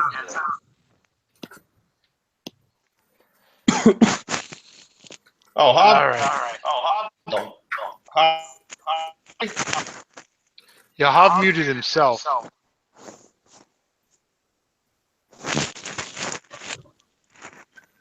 I'll try leaving it. So it's not me echoing, See if that gets rid of it. or is it? All right, Mike, go ahead and try that. 1 2 1 2. Yeah. Yeah, Mike, that's you. Somehow that was you, if you can hear that. Subhand. Okay. Oh, wait, no. So it's either VGL or Hav. Well, I'm going to try re-entering. Hold on. Okay. We'll let VGL jump out. Yeah, it was VGL. Subhand says, how can I enter the video chat? First of all, how old are you? And Wait a second. Wait a second, I think man. there he is, VGL. What's going on, man? I'm good. I think we took care of it. We got some prime time YouTubers up in this B. So, Hav, I'm going to give you the big screen, Hav, from Retro Gamer 717. First of all, my friend, congratulations, 200 subscribers. It feels like a week and a half ago, you guys were at 100 subs, and all of a sudden it was like, bam, 200 subscribers. So first of all, congratulations. And the second thing is, how was Retropalooza? Tell everybody how that was. Yo, I appreciate the love. Yeah, it does seem like what? A week and a half. I went from 100 to 200. It was crazy. Yo, Palooza was crazy. But I would like to acknowledge that started, well, me networking and reaching out and subbing, just walking the beat, branching out to everybody. But it exploded with Jeff putting me on one of his videos when he thought I didn't have a game, and I had that shit because I got all the games too. But nah, yo, I appreciate that. And then he put me in with me and Fluff, and yo, I love Jeff. I appreciate the love. Chris, I love you for everything you do. Always linking cats and shouting out, and I appreciate y'all welcoming me into the community, into this fan. We have a very nice, tight, circle of YouTubers, and I love y'all. That's all I can say. And all this coming to fruition. I'm in the Palooza this weekend with my man CaptNRetro, Kev. Yo, it was a blast hanging with that dude. And he showed me mad love. I asked him about how these cons work and going in there, and he was like, so I was like, yo, if I go in with you on this table, I want to sell a little bit of stuff and see how this works. Yo, he showed me mad love. Was like, yeah, come on, let's do it. We'll split this thing up, our booth. And so I get down there Friday, and he's already set. He's loading up his shit, and I bring a little bit of stuff, and I'm looking at what he has. I'm like, damn, I ain't gonna make shit compared to you. So I go back home and bring all this stuff that I kept looking at the other days. I was like, man, nobody's gonna buy this. Nobody. So I come back, fill up my truck, come back Saturday morning, we load up all this shit, and I load up everything out. And I got there, and I'm still loading up. He's all set up. I'm putting stuff on my table, and people coming through, digging in my tubs and asking me. I'm not even set up, so I'm getting flooded, hit up by people with all. And I would just want to tell them, man, back up, shit. I'm not even ready. But they there to buy shit, so I'm like, it was hectic, and then this shit was crazy. It was lovely. But finally, I got set up. People coming in. Willing and dealing left and right. I ended up with this shit. Oh, this is crazy. This is insane. This is just stupid. Bruce McDuck, bitch. That's the money, Chris. Listen, I will say this about Ty White. You can say whatever you want about Ty White. Whatever you want. I like Ty White. I don't like Ty White. I hate Ty White. I think Ty White's funny. Whatever it is that you want to say about Ty White. But this is one thing that you can absolutely not deny. Ty White knows talent. That's all I gotta say. Right? Am I right? Yeah. Pull Hey, me into the group. Hey, Pull Hobbit hey, into the Dr. group. Dre, Retro man. into the group. Kane Dre, into the group. I'm Woodbarion into the group. Yeah, Like, he text that shit. He's Dr. Dre. He brought. yeah, He talent brought. knows talent, baby. Yeah, I saw that text, and it's funny because people are like, "Oh, you really text you text Tight White every day?" I'm like, "Motherfucker, you're on my channel. I'm the star." Yeah, I mean, I know Tight White. I text him every day. I mean, is there something relay?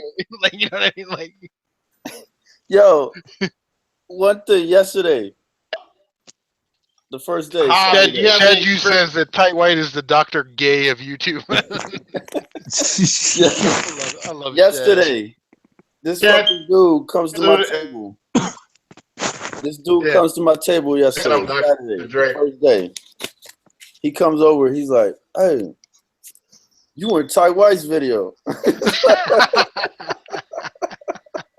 you and That's what I was going to ask you if you had any you and or Fluffy some Gamer were at the flea market. video. That was some funny shit." I said, "Yeah, we had a blast making that all day long from the first sip of the 40s at 8 in the morning till whenever we left. That shit was we had mad fun. It was a blast." And so I'm like, this Those 40 brought those. Are we really going to see clips? And sure enough, every bit of those 40s at 8 in the morning. Yeah, Ty, you're cutting out. All we got is really 40s at 8 in the morning. all I heard was I'm max headroom. Uh-oh, that's not good. Yeah, you got the max headroom. Hey, Kane saying Tight is the top dog. Bro, you're on my channel. How do I kick somebody out of this motherfucker? Oh man, yo, this is I'm just kidding. this is a surreal moment because it's just crazy. I'm getting bombarded. Yesterday, I couldn't even walk around the Palooza. I was people left and right. I would love to go to Retro Palooza. It was crazy. People, I'm just selling shit left and right. That's crazy, man. It just seems like to me like all day, just everybody's trying to cut deals and get disc. Like I would love it. It'd be awesome. I didn't get to Don't walk remind me of around deals because I have an today. awful experience at OfferUp. Today, this is better than OfferUp. They coming to you. Yeah, it's awesome. CaptNRetro says Tyrone may be the coolest mofo I ever met, but his connection. You spend a few hours with Kev, and it's just crazy. You spend a whole weekend with CaptNRetro. It's just retarded. It's just retarded. Yeah. Like I don't know. Like if I was married and I lived like close to CaptNRetro, like and he was single, I don't know if I'd stay married for that much longer because he'd be like, "Hey man, let's go to the baseball game. Yeah, sure. Let's go to the college football. Yeah, let's do this. Let's do that." Like I love that, man. Active lifestyle stuff. It was beyond active this weekend. Not going to sleep till 3, and we gotta be there. Doors open at 9 and shit. 3 and 4. This shit's crazy. Shadju says that Tight White has his internet connection hooked up to his 3DO. No, he has it hooked up to his damn Neo Geo that he has no games for. All right, so we're gonna bounce over real quick to Michael's workshop. Michael's gonna start a YouTube channel. He's kind of sort of been in our group for a little bit, on the live streams and commenting on our videos. So, Michael, what are you gonna start doing on your YouTube channel, man? I think everybody wants to know your 385-in-1 NES carts and all that bullshit. Actually, I just got that in the mail. It took 16 weeks to arrive from China, but literally, I ordered it the 2 days after Christmas, and it showed up last week. So it's actually really, really neat. So that just showed up. But no, I keep filming videos every week, but I just haven't had time to edit them or post them yet. So coming soon. Yeah, well, are you going to do pickup videos or console teardowns or reviews or let's plays or what are you going to do on your channel? So far I've done a bunch of pickup videos. I've done a bunch of repair videos. I got a component switch this week, like an automatic component switch like that. I don't know if you guys saw that My Life in Gaming video a couple weeks ago, but they did a big review of component and SCART switches. But I got this really, really like $250 component switch for $15 yesterday, but it needs a couple parts replaced. So I'm gonna go through that. And Nice. Well, let me ask you. I have 2 Nintendo GameCubes. The power on, the AV cables work, all that stuff. But for some reason, the disc won't spin. I don't know if it's a motor or something's bad. Is that something that you could troubleshoot on your channel? Maybe do a video on and help me out.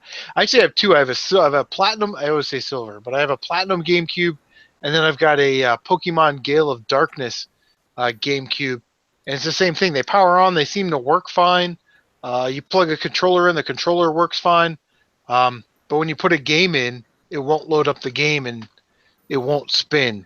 And you put the game in a certain way, you close the lid, and it'll say, can't read disc. And then you open up the GameCube and the disc is in the same position. So I know it didn't spin.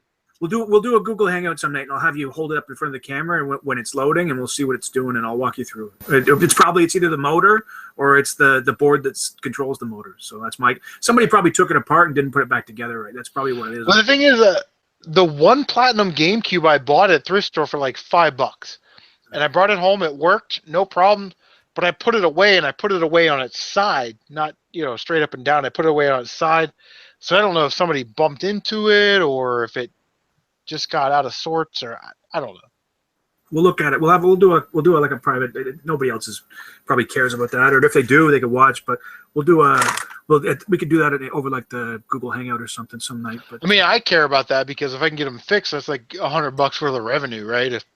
For sure. I find them for $15 or $20 at thrift stores and stuff. But I was at a mom and pop sort of retro store, and they want $60 a GameCube. That's what they want. They want $30 for a GameCube controller. And I'm like, I'm finding them for $5 at Goodwill. So yeah, for sure. If they go for 30, I'm building a retirement fund. Like right, yeah. And the other thing was, I thought the platinum one was only the one that didn't have the digital out, but the ones that these guys had, they had platinum GameCubes that had both the analog out and the digital out on the back of it. So I thought platinum. Yeah, because they released them in all 3 colors, over here. And the indigo and the black and the platinum, they actually released those consoles later, and earlier and later. So later, when they came out without the DAV, they released all 3 flavors, as if you will, early in the GameCube's life with the DAV hookups. So there's that makes sense. I guess if you wanted to, you could buy all 3. If you had DAV cables, and I'm surprised actually nobody's actually made like a third-party digital video cable for that. Well, they're doing it right now. This guy Michael from Badass Consoles is doing it. He's making a digital output to HDMI or digital output to whatever. He's been doing it for about 2 years, and people give him deposits, and then he's had manufacturing problems, and he's had. If you ever watch Retro. Bob from Retro RGB, he's got this he does a wrap up every Wednesday, and he sort of interviewed the guy about a week or 2 ago, and people in the comments were just roasting the guy because they paid $100 or $200 for this GameCube to HDMI mod, and the guy hasn't delivered yet. He took their money, and so now he's saying he'll give you a refund if you want it, but people are really mad about that. But he's had legitimate a ribbon cable they tried to order that they had defects in and stuff, so. But people should follow that because it's a big deal, because it'll make those component cables obsolete. You can do component, you can do HDMI, you can do whatever. It's just like a dongle. Nice. That's one of my holy grails, is to go into a thrift store and find a set of GameCube DAV cables for like 99 cents or $1.99, and like, because they're not going to know what a fucking Panasonic Q is at goddamn Ohio Thrift. Right, no. So they're going to put it up there with the rest of the shitty CD and DVD player.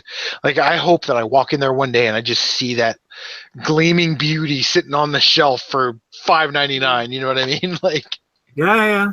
Well, you'll find them. So they'll turn up eventually, but if you keep looking long enough, it's that's how it works. Yeah. I have some questions about this Fluffy Gamer on this Storage Wars thing, and I don't. Maybe it's just how the magic of television works, but. You remember when I'd like, he's not here, so I'm not going to get the answers I want. That's why I wanted to get on Tight White stream the other night. But he if you watch Fluffy's channel, he did these videos at the time that they were filming. And remember that video where he was standing outside and the blonde woman who does the auctioning comes up and says, "Hello, young man, what's your name?" And he says, "My name is Philip, but you can call me the Fluffy Gamer." And she says, "Oh, the Fluffy Care Bear, whatever." Well, if you watch the actual episode, they say, "Oh, the blonde woman's not here and she's not coming, so we got this brown-haired woman instead." So the blonde woman didn't even actually do the auctioning. They pretended like she wasn't even there. So I don't know what. So so what you're saying is she was there when Fluffy did the video. Yeah. About being there. Yeah. But when the episode came out, she wasn't there when everybody was there. And the other thing is they always say that the show, like some people have said the show's fake or they stuffed the lockers or whatever. But like the thing that I don't understand is, and maybe I'm sure Fluffy could answer this in 2 seconds if he was here, but is why was Fluffy there in the first place? Because if he was just randomly, I'll be right back. Why was if it's the biggest video game score in the 10 years of the show, why was on the show Renee says, "Oh, I just won the locker," and they don't show Fluffy at all, and he says, "Now I need to call in my friend Fluffy to help me figure this out, this and that," and so he does, and that's good. But Fluffy was there the whole day, so did Renee know in advance what was going to be in the locker before they did the opening? Or yeah. Why would he have to call his friend if his friend was there when the blonde chick was there, but not when? Like maybe Renee just dragged him along to get to see what filming was like and to witness, the show, and that'd be fun to be on set.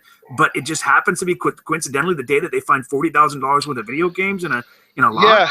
Yeah, reading the comments right now, Michael Shad's saying that Fluffy didn't show up until 2 days after Renee won the locker. But Shad, what Michael's saying is that he was there when that guy's the auctioneer's wife, the blonde-headed lady, was there and asked him his name. I remember that. I didn't actually see the. Yeah, he interviews the black guy, Ivy. Then when it comes, so obviously it was set up to where when the blonde lady was there and Fluffy was there, that it was like, "Oh, well, this is the day of the episode. What's your name, young man? And let's go into the auctions and blah blah blah and this and that." And then all of a sudden, 2 days later, I'm going to call my special consultant Fluffy. I mean, I'm not going to call Fluffy a liar. No, I'm not saying he's lying. I think it's more the magic. Sort of you know what? I'm going to send him. I'm going to send him an invite. See if he answers it. No, he won't. Guys, can you hear me now? Yeah. What's up, Ty? He's not going to answer. Okay. Yeah, it's a show, man. They edit that stuff together, man. There's no magic going on here. I mean, it's something that they edit together. Of course, the magic of editing. Right, I understand. I understand that, and there's. It is a show. I totally get that. But it's kind of weird, like Michael was saying. My question is why did Fluffy happen to randomly be there on the day that they found $40,000 worth of video games in a container? Okay, wait. Fluff just came in the stream. Thanks, Fluff. Hey, first of all, hold on. Time out. First of all, Fluffy Gamer just entered the stream, and maybe Fluffy, if you want to jump in the Google Hangout and maybe clarify this, and maybe answer some questions. Really, can we not talk about this shit? It's getting old as fuck. Yeah. I love you. Well, how is it old? Nobody's asked these questions before. I've been watching nobody. It's old. Nobody gives a fuck anymore. Well, I do because nobody asked my question.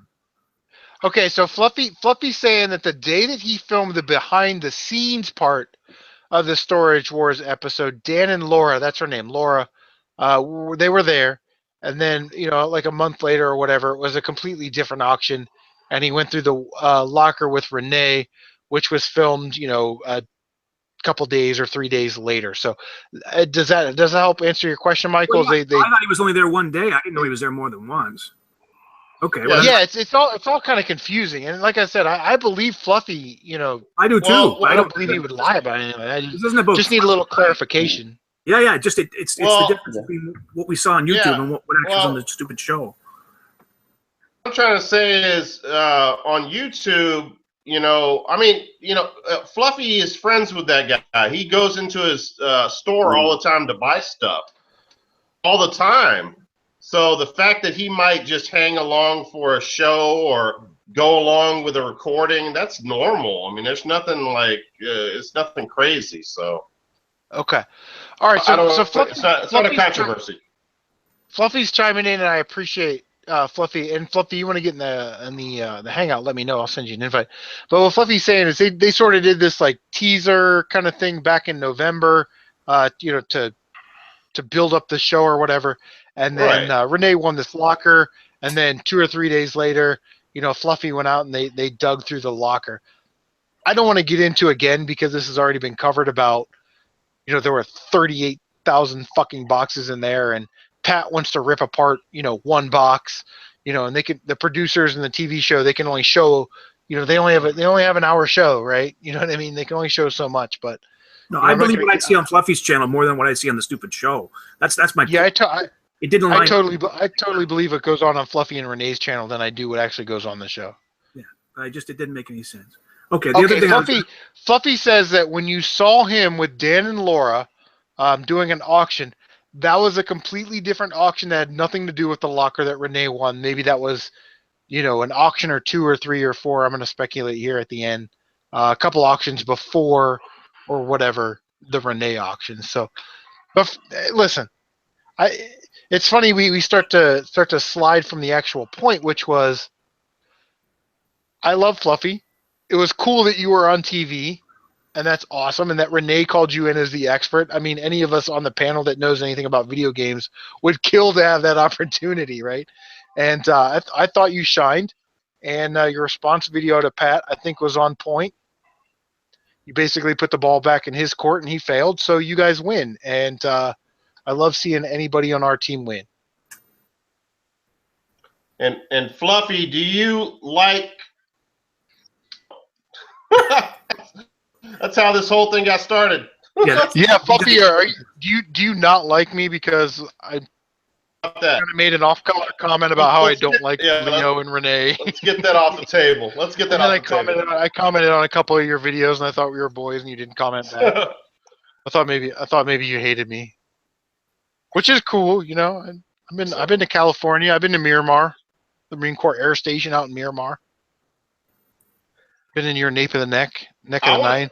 You're here. I want to see some of the stuff that Hob picked up, man. That factory sealed. What the hell was that? I got a feeling Hob's gonna make a damn video. Shatterhand. I want to see that damn Shatterhand. Dude, that was one of the sickest things I've ever seen in my life. Go get it, Hob. Go get it. If we could please bury that bullshit, because it's like I'm tired of revisiting this bullshit. Yeah. It's one of those things where it's like you want to know what happened. You know what I mean? And really, the shit's a fucking diva reality TV show bullshit. Where I quote, man, fuck that shit. That shit's dead, man. For real. Fuck that bullshit, man. I have a genuine story to tell about today that made me feel good. Oh, let's hear that. Let's hear that. You know hold on, stop. Let me give you the big screen. Huff, you're the man. If it doesn't include me, someone shouting out my name, we don't want to hear it. Oh wait! Before Huff goes, Fluffy Gamer replied. He said he got mad, Chris, because it's like you're doubting me. If it's real or not, I was like, it's All right, let me read this verbatim.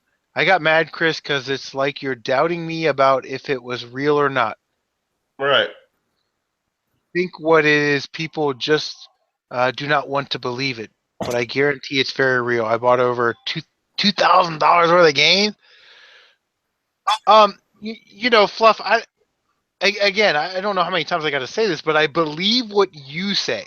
I don't believe what Storage Wars says. I don't believe what Renee says because I don't know him. But a lot of people in this stream and in our group are going to vouch for you, and I liked your channel for a long time, man. You're sort of an inspiration of me doing what I do on my channel. So when I hear it from the horse's mouth, per se, from you, I believe you. So I don't want to come off as if I'm doubting you. I just want to give you an opportunity to defend your position to the doubters. I want to play that devil's advocate and let you come at me. You know what I mean? Like, it's kind of hard to say, but like Hob said, I think it's time to put this issue to bed. Please. I do like that Renee got fired up because you always kind of see him as cheery, happy-go-lucky Renee. I want to see him more like that. But Hob had himself a day and a weekend. But just a second, before in case Fluffy runs away, and I do want to hear Hob's story. But just quickly, all right, Mike. Mike, you have final words on this subject. No, but this isn't about this dispute thing. I'm just curious about something Fluffy had said. In Fluffy's video, he said there were a bunch of prototype games found in that container, and then we never heard about this again. Is this real, or were they just bullshitting when they were in the car that time? Where are the prototype games? All right, I will let Fluffy respond in the comment, but Hav, you have the big screen, Thanks. and No, I want to hear what Hav has to say. tell us about your weekend, man. It's got to be exhausting. It's fucking killing me. I don't want to talk about this shit. This bullshit is floating around. Great. We're not talking about it anymore. We're talking about you. We're talking about your awesome weekend at Retro Palooza. I was so fucking hyped today, this whole weekend. This shit's crazy. I should be asleep, but you jumped on, so fuck it. Well, what do you say? When you got a stack of loot, like you got a stack of loot. You know what, Hav? I got to be honest. I don't give a damn about the game because I already saw the pictures of the games that you've. What are some of the awesome YouTubers you met? Who are some of the YouTubers that were complete dickheads? Like, give us the scuttlebutt, man. What are the rumors? Scuttlebutt. Really, man, over the last 2 weeks, this fucking thing has been taking the fun out of YouTube. This bitch ass diva bullshit, man. Fuck this shit, man. It's killing my drive right now. This weekend brought it all back for me. That's good. Brought it all back. I really don't want to hear this shit about. That shit should be dead. I saw this curly head dude, Pat over there. You know, he was just doing his thing. It's whatever. So, you know, fuck all that shit, man. I had fun this weekend, and a great story came out of it. And I had a vision for the weekend. And just all right. Let's hear it, man. Don't worry about the Pat stuff, man. Come on, let's hear it. Let's hear what you got. Everybody want to ask Fluffy all these fucking questions. I believe Fluff, so fuck everybody who doesn't believe him. My message to YouTube is whoever doesn't believe Fluff, eat a dick, bury it. That's it. Fuck this shit. Now let's get back to fun on YouTube. All right, let's have fun. Let's have fun, because this shit, for the past week or so, this shit, it wasn't fun for me. All right. Oh, so I've always heard about the Game Chasers. You know, I never checked their shit out. Everybody talks about them. And I met Billy. Billy, the long-haired guy, right? Big diesel motherfucker. Cool as fuck. Yo, these dudes are cool as fuck. We was partying, you know, with man, this shit's crazy. Saturday night partying. And, yo, this shit's crazy. Mad fun. But this is after the stream. After my stream that you guys when you went out afterwards. Last night. Yeah. Okay. We went out and chilled the fuck out and had fun. What the fuck? So Kev is the only YouTuber I know. Cause all I know he's ever told me is the Palooza is sponsored by the Game Chasers. So I'm like, all right, cool. You know, I've been meaning to check them dudes out, but I'm busy networking, replying to everybody. Y'all know, we know, and you know, this is work. This is work, but I enjoy it. Fuck it, I don't care. I love showing the love. Everybody show me the love back. Man, shit is beautiful. I love y'all. So I'm meeting these dudes. What the fuck? I forgot the short dude, long hair shit.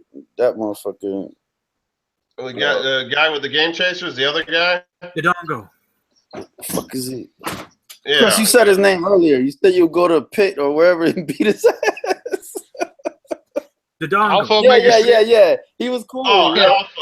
Listen, I don't mean that. I'm joking. Some of you motherfuckers take this shit way too goddamn. We're in a Google Hangout, drinking beer, talking about stupid fucking video games. You know, oh, this guy says he's gonna come here and beat you up. Fuck off. Yeah, he was cool as fuck. Cause I was tired as fuck last night. I would probably like Alpha Omega Sin a lot. Joey's fucking hilarious. He's cool as fuck. So I'm sitting there and I'm tired as fuck and I'm just looking at shit. I'm just looking at shit online. He comes over there, he's like, hey, what are you doing, man? You just sitting over here, man. Nah, we can't have this shit. So I'm sitting on one of them reclining office chairs. He takes me, rolls me over back to where everybody's at. That's a good story. That's funny. That he's hilarious and shit. Man, is he really 4'9"? He doesn't look that short. He looks shorter. I'd say I'm 5'8", almost 5'8" and some change. Yeah. He's a little shorter than me, but he doesn't look that short. Everybody looks taller on TV and YouTube. He looks short. I was gonna say, He looks like he Hob, looks you're shorter. 5'8". Hob looked like he was 6'7", jumping out of Tight's car. No. Hobbs a short dude, man. If Alpha's shorter than him, that's short, man. Almost got sucked on the wheel well by the moving tire. Yo, we in the hotel. We in the fucking conference room in the hotel. They say, yeah, you can go in there and chill out. So there's a few of us, me, Kev, and some other Sprinkles, Dan Sprinkles. He's in there. Who is that? I met him last night. Well, actually, I met him Friday for the first time. But we sat down and we were in the conference room of the hotel fucking around because they said we can go in there and chill the fuck out. So we in there. It's a small group of us. We in there bushing around, having fun. And then Kev, man, I didn't know, but the one at Wood from the beat 'em ups. Yeah, that hangs out with Chasing the Classics. Aussie dude, right? The Game Chasers. Game Chaser, Yeah, the long haired dude, right? Aussie catters, I think. Australian, Yeah. He looked like Thor and shit. Yeah, that guy. Avengers. He looked like Thor and shit. A skinny ass Thor. Looks like a gay Jack Tripper. Yeah, I know. I know you're talking about. wow. That's redundant, isn't it?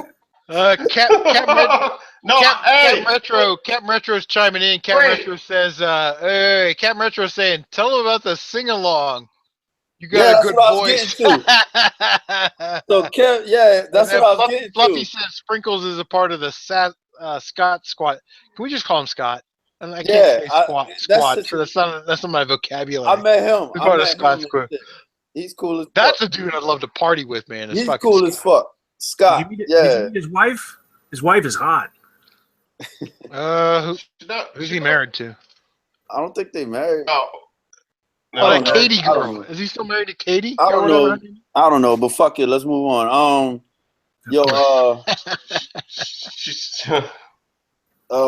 What the fuck? Yeah, so it's a few of us in there, and but Kev he comes back with his guitar and shit, and he was telling me that Wood told him to go get it and shit. So he's sitting there, yo, man, this motherfucker, because you seen it on the stream, right?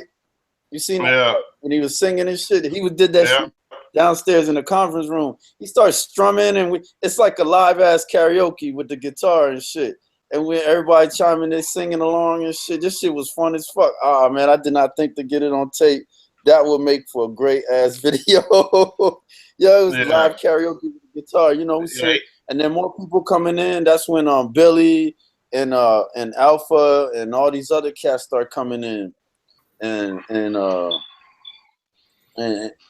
this shit was crazy. And so I'm sitting there after a while. This shit's getting out of control, and I'm wondering, damn, how long is it gonna be before they come in here and start talking shit? Oh man, that shit was wild. So. Yeah, we was up till late as fuck, man, partying with them dudes in the fucking hotel room, in the hotel conference room, man. That shit was crazy. It was fun as fuck. But so yesterday, today, Sunday, finally I get a chance to walk and get some footage. So I'm over here, I'm talking to Scott. He does a promo for my channel. I asked him to do the shit. He did it. A shout out for my channel, and then Billy, I got him to do a shout out for my shit. But I would like to say, how many motherfuckers in this world could say that Billy from the Game Chasers bought a old ass replica? I forgot what's not the Death Star, but the other shit. What's the other shit? The Star Destroyer. The Star Destroyer. Imperial Cruiser. No. The other one. The evil shit, the dark side one. The Death Star? No, not the Death Star, the triangle shape one. I can't think of the name of it. Yeah. Imperial Cruiser. Star Destroyer, man, fuck it. Whatever that shit is. I found that shit, the replica toy one in a box, old ass box. And he bought it from you. But yeah, he bought it from me. He was like, because somebody bought something and it cleared a space on my table. I said, oh fuck, I forgot to put this out. So I put it there. And a little while after I put it on the table, he walks by, looks at it. Oh shit, I used to have that when I was a kid. I was like, yo man, how much? I was like 15. He's like 10. All right, fuck it, it's yours. He's like, man, I ain't got no loot. I'll come back for it. So I put the shit up. He comes back and gives me the $10 and cops that shit from me. I'm like, this is crazy. Oh shit, that's funny. I didn't even think to get it on to film it. And I was like, fuck, that would have been cool and shit. So and I meet Scott and some other motherfuckers, man. Not too many. There was some other cats there. I don't know who exactly was YouTubers, but those are the two I met for sure. And so this shit. Today was the first time I was, yesterday was packed all day, just busy selling shit. Today it was slow, then it was busy, and finally I got a chance to walk around, get some footage and shit, and talk to people, and just have a great time. And so you met Scott Squatch, and you met Billy, and you met his brethren over there, and you met a bunch of people. It sounds like, man, that's really cool. Yeah, met some cool ass people, and met up with Bang Bang. Bang Bang. Local dude. That's there you go. Cool dude, yo. He's a cool motherfucker. He seems like a cool guy. Hav, out of all the things that you saw on the convention floor, out of all the games, collector's editions, figures, T-shirts, whatever, what was like the coolest thing that you saw that you wish you could have bought? Factory sealed Coolon. You should get the fuck out of here with that. He probably did. This shit ain't even factory sealed. Is this shit factory sealed? No. Get the fuck out of here. Yeah, I know.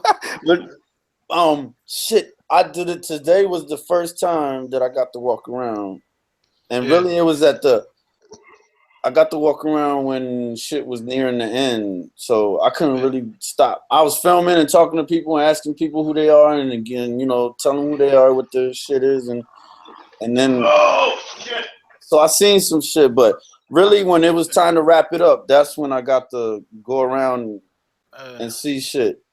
I didn't see too many people shit. I bought some shit from Scott, but this one dude from Ohio, Columbus.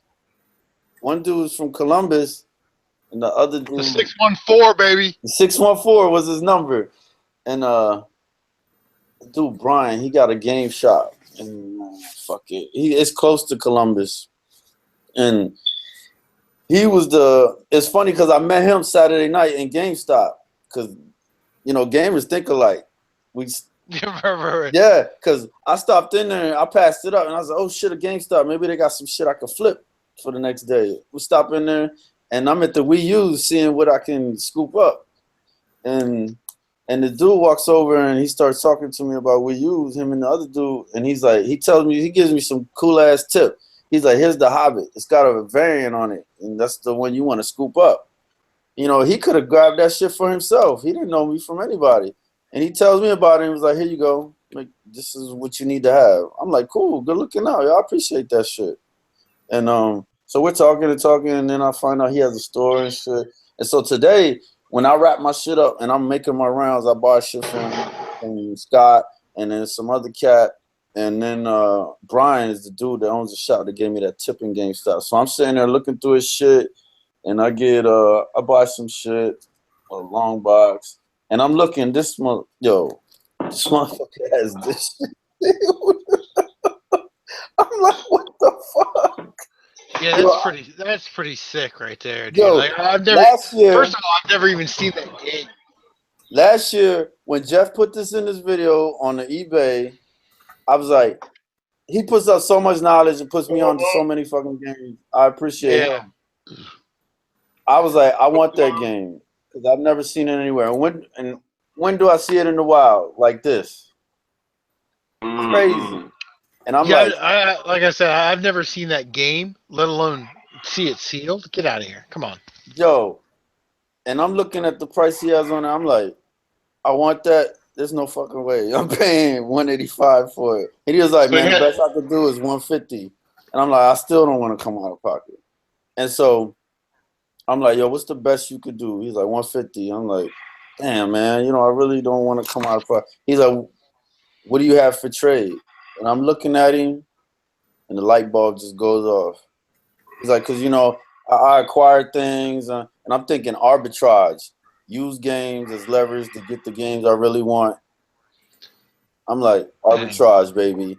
And he's like, and so automatically I think he's like, what do you have that could be comparable? And I'm thinking, all right, I don't have anything comparable per se, but I'm thinking about bundling shit. And instantly I'm going back to GameStop the night before.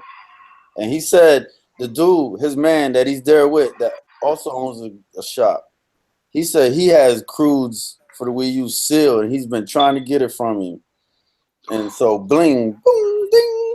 I'm like, yo, I have Crudes, you know, open. That's about $1 on the bay right now. He's like, how does that sound? He's like, that takes a good chunk out of it. Great, good point start. And I'm thinking, I have the rare ass already, since came out June last year and it's already rare, is Mario and Sonic Real 2016. Sealed. How does that sound? He's like, well, for those who do it, you can have that that Shadow Tower. Wow. I'm like, all my shit is packed up. He came off that shit. He came off that shit for 2 games. 2 bullshit. I mean, those are 2 awesome games, but 2 bullshit ass Wii U games that I held in high regard. But when it came to that Shadow Tower, I did not give a fuck about instantly. I told you, yo, my shit is packed up he's like, your shit's already packed up. Yeah, it's in the back of my truck packed up. But I will be right back. I don't give a fuck where it's at. I will be right back. Come back. No, that's the perfect trade bait right there. Because I mean, like Hobbs said, yeah. Cruise is worth $100. I mean, if that game's worth $100, yeah, if it's worth $100 open, Shadow Tower is not worth. Shadow Tower complete is worth about $100. Yeah, so by itself. Good there, and then fucked up. It's got an 87. I'm looking at it right now, new. So you figure if it's complete 100, then you're gonna figure probably new 150, 100. I would assume. I haven't looked on eBay yet, but I'm sure it's something like that. So yeah, man. I mean, that's perfect trade bait right there. And really, the Half-Life on a sealed PlayStation 1 game that you never, ever, I've never even seen that game ever, let alone sealed. The Half-Life on a sealed PlayStation 1 game that's ultra rare to begin with, compared to a complete in box or a loose Wii U game that's uncommon now. Yeah, I mean, there is a chance that I could come across the Grudes at a yard sale this year. There is absolutely no chance that I am coming across a sealed PlayStation 1 of that game at a yard sale this year. You know what I mean? Like, there's a greater chance of a newer game, a newer bullshit rare game coming across. Yeah, for sure. Somebody's no. They're like, my kid had this bullshit. I don't want it anymore. Well, the funny thing about it is Shadow Tower is supposed to be a title, and I'm gonna hook Hav up with an open copy of it where we can trade so he can play it, because I mean he's my boy, so I gotta hook him up. So you already know. You hear this shit, live? YouTube land? You hear this shit? That's why we love this motherfucker. I gotta have a factory sealed Shadow Tower. You already know that. What? Whatever. Anyway, get the fuck out of here.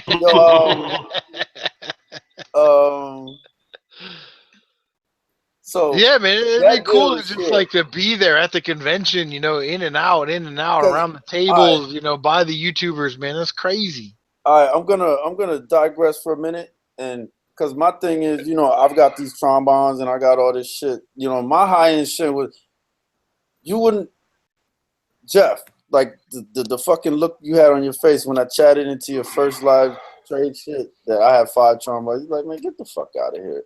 You will not believe it. I should have been, I didn't think about it, but I should have been filming the people that would come up and look and be like, because I kept my Minty as one. That shit, I put that shit away. I have 2 Minty ones. Well, really, all of them are great. Some have something slight on them, but my 3 completes are very good, very, very, very good. So you got some non ones. Yeah, we know. We got that going And so on one of those them. people, so they're looking Oh, like, huh? Hey, Hob, hey, just so you know, like, when I get that 100 subscriber winter package, I'm gonna do a promotional video to set up, like, hey, in this live stream on this date at this time, we are gonna unbox this. It's gonna be amazing. Good. Appreciate the.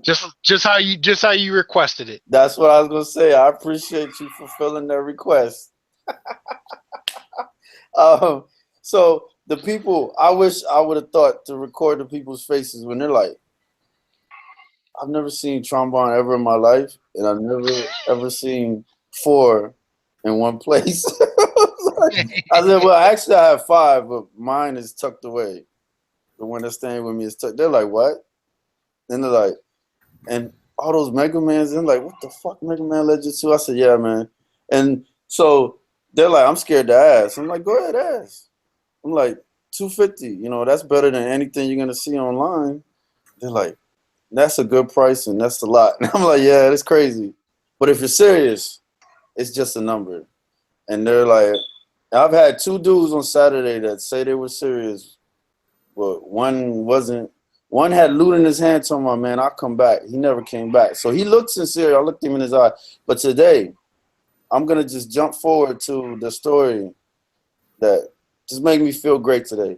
One dude, I always ask him, today, I was like, are you serious about it? Are you really serious? He's like, man, 250 is a lot, man. There's no way I can do that. I said, are you serious?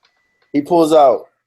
I don't remember how much it was. He has the shit in his hand. He's like, I'm like, if you're serious right now, dead ass serious, this can go home with you. I would do you a solid 190. He's like, nah, man, that's a lot, but man, I can't believe you would do that. Nah, I can't ask you to undersell like that. I said, man, if you say you're gonna get the loot and come back, it's yours. So it was a while later. He comes back.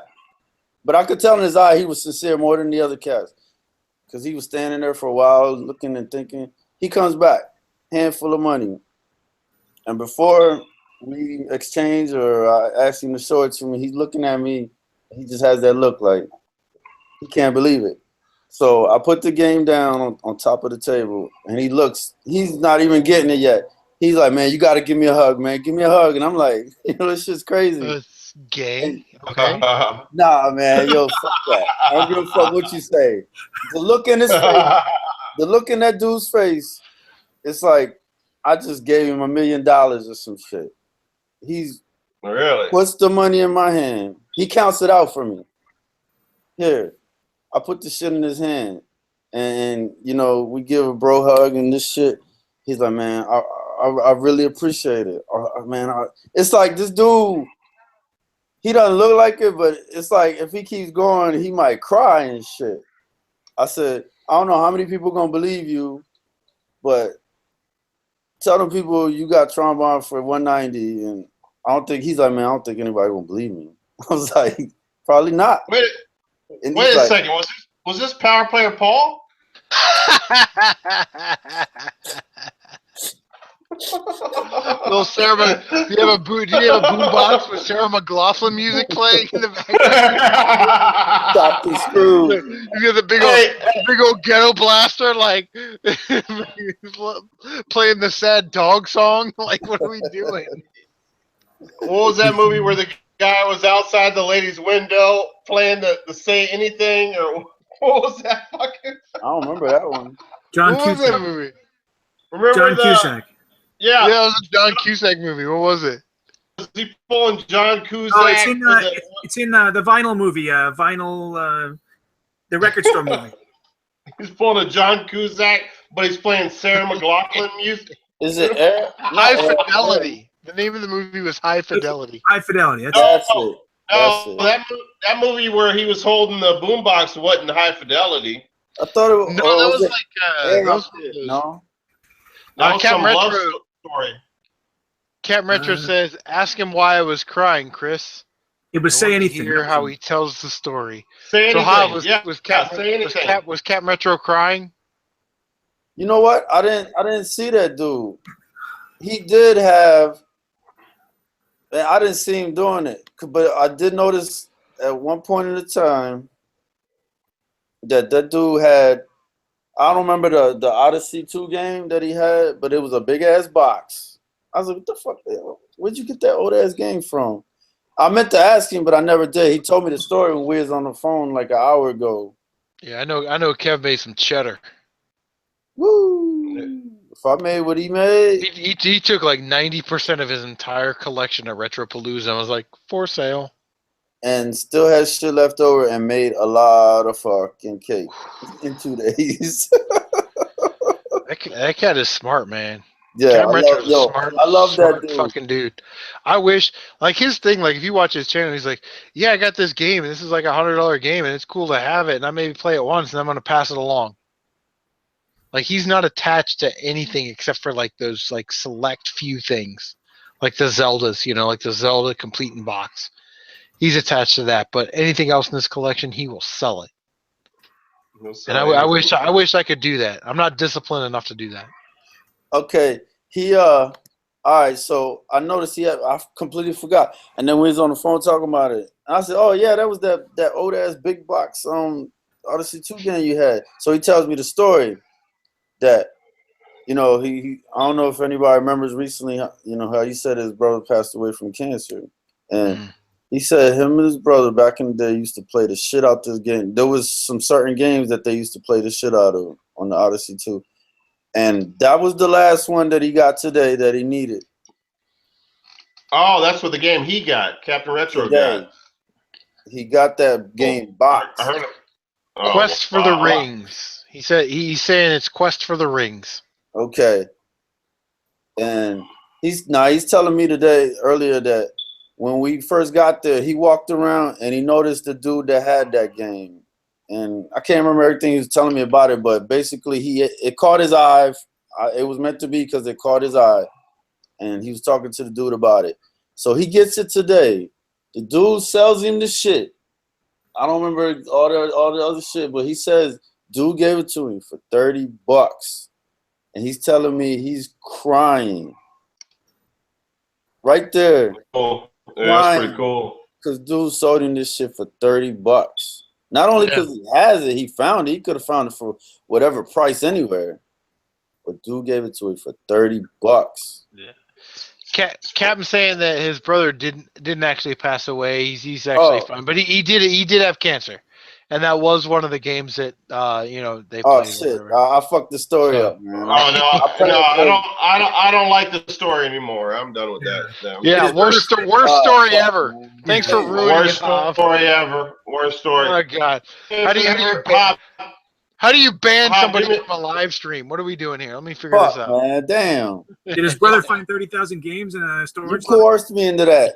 Do me a favor. Change the smoke detector battery behind you, please. Yeah. Drive me crazy. Fuck. Yeah. I want to find a copy of MLB 17 with King. Damn, man. I fucked the so I can play it on a console that I may or may not be getting soon, and play CaptNRetro. Yeah. Send me that game. I'm gonna try it out in my Neo Geo tomorrow. Fuck, man. I'm trying to shove it in the fucking slot. All right, let's move. In that auction though, did you get controllers too, or just the console itself? I got the controller that came with it, the big arcade stick. Yeah. Fuck, man. It came with the original AES, the control, I mean, it's like a fight stick. It's whatever came with the AES. No, it's just a lot of times they do. There's no controller with. That's why I'm asking. That's all. That's fucking sick. Does it make that like that that clicky sound? It's like the 8 directional. Watch the Metal Jesus video with the guy from what the fuck's his name?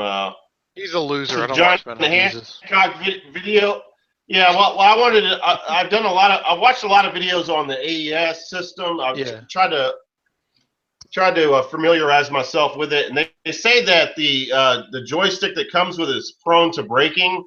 So I'm hoping that the one I have is clicky. Because I mean that's the big thing with the even the Neo Geo Color has that real clicky, which I actually have in my game room. Yeah. The pad on there, so I'm hoping that everything's cool with it. That works good.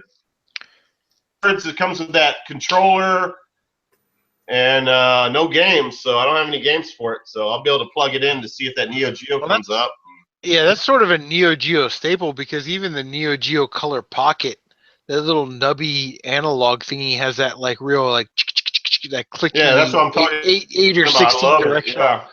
Yeah, you just have to get one of those multi-carts they got and get started with, but otherwise you're gonna be spending $1,000 a game or something. So, and there's a flash cart coming out like an EverDrive. The guy's working on. There's 2 of them actually. People are working on that. They're early versions right now, but within 6 months or so they should be done, and you'll be able to just do it that way. But for now, I would say I think it's $100 for one of those multi-carts. 100 games in one, 200 games in one. Neo Geo, all the Metal Slugs, all the fighting games. Yeah, all those awesome SNK games. CaptNRetro is saying in the comment section, he's saying Zelda and that game are all we played as kids and baseball, but I've been looking for it for 20 years in the wild. I could spend $50 on eBay. Oh, wait a second. Okay, wait a second. Okay, CaptNRetro, I know you have Zelda. What game are you talking about? Because we have a whole broad community here that could help you out and just send you whatever game that is. Hold on, Chris. Is he saying that Hav even fucked up the part about what he played with his brother?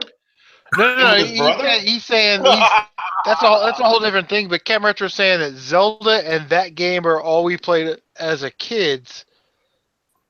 Maybe he's talking about that game that I was talking about and baseball.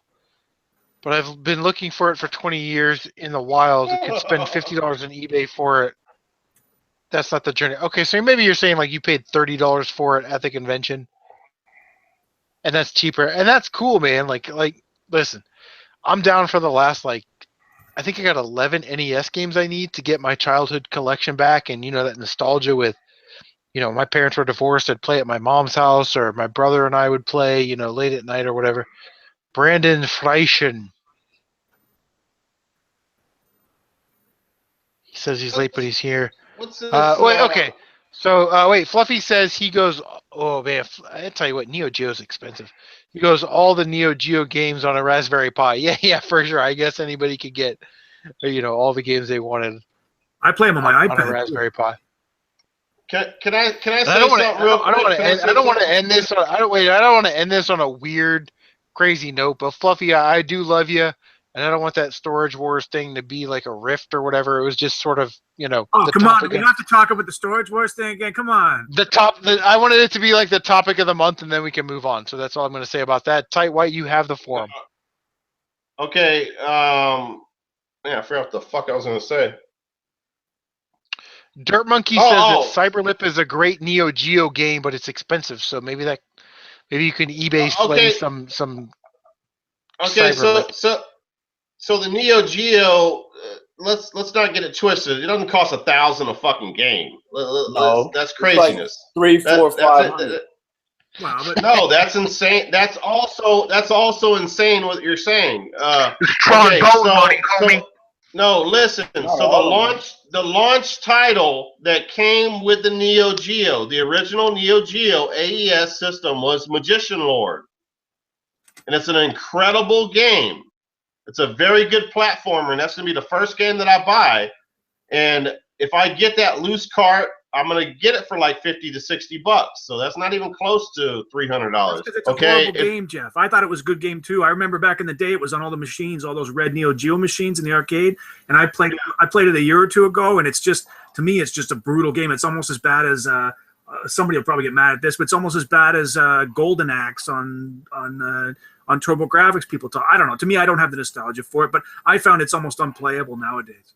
Somebody told me they beat it just recently. Somebody was telling me that they beat it all the way through. Wait, what did you play it on? What console did you play it on? I played it on I have the Neo Geo emulator on my iPad, and I played it on it. I mean, the hardware doesn't matter. It's the same game. The experience. Well, that feeds into what I was going to talk about. I mean, I don't really care about emulators. People are talking about emulators. You're talking about a Neo Geo system is a direct port arcade video game system. It's the most amazing system that ever came out. It took ports directly from the arcade and brought it to your house. So if you're talking about emulation, I don't even want to hear about it.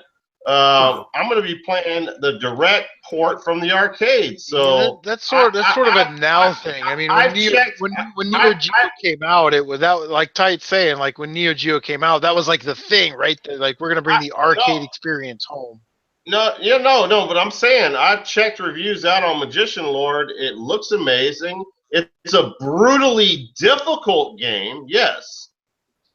And people that I've talked to, they love it, and it's a fun game. Okay, well, you're talking to me. You're talking to me, and I didn't like it. So the Neo Geo has tons of great games, but that one to me was just brutal. So if you like it, I'm more power to you. Yeah, no, it's all opinion based. But I'm going to be playing the direct port. You're playing emulation. There's actually some sports titles that I want to play on there. I want to play Baseball Stars, the first one. It's not super expensive. Stars 2, it gets a lot more expensive. Turf Masters is supposed to be an amazing arcade golf game, and I like my golf games. Yeah, I want to play that's going to cost me about $100. But still, I mean, it's not brutally, it's not 300 like you guys are talking about.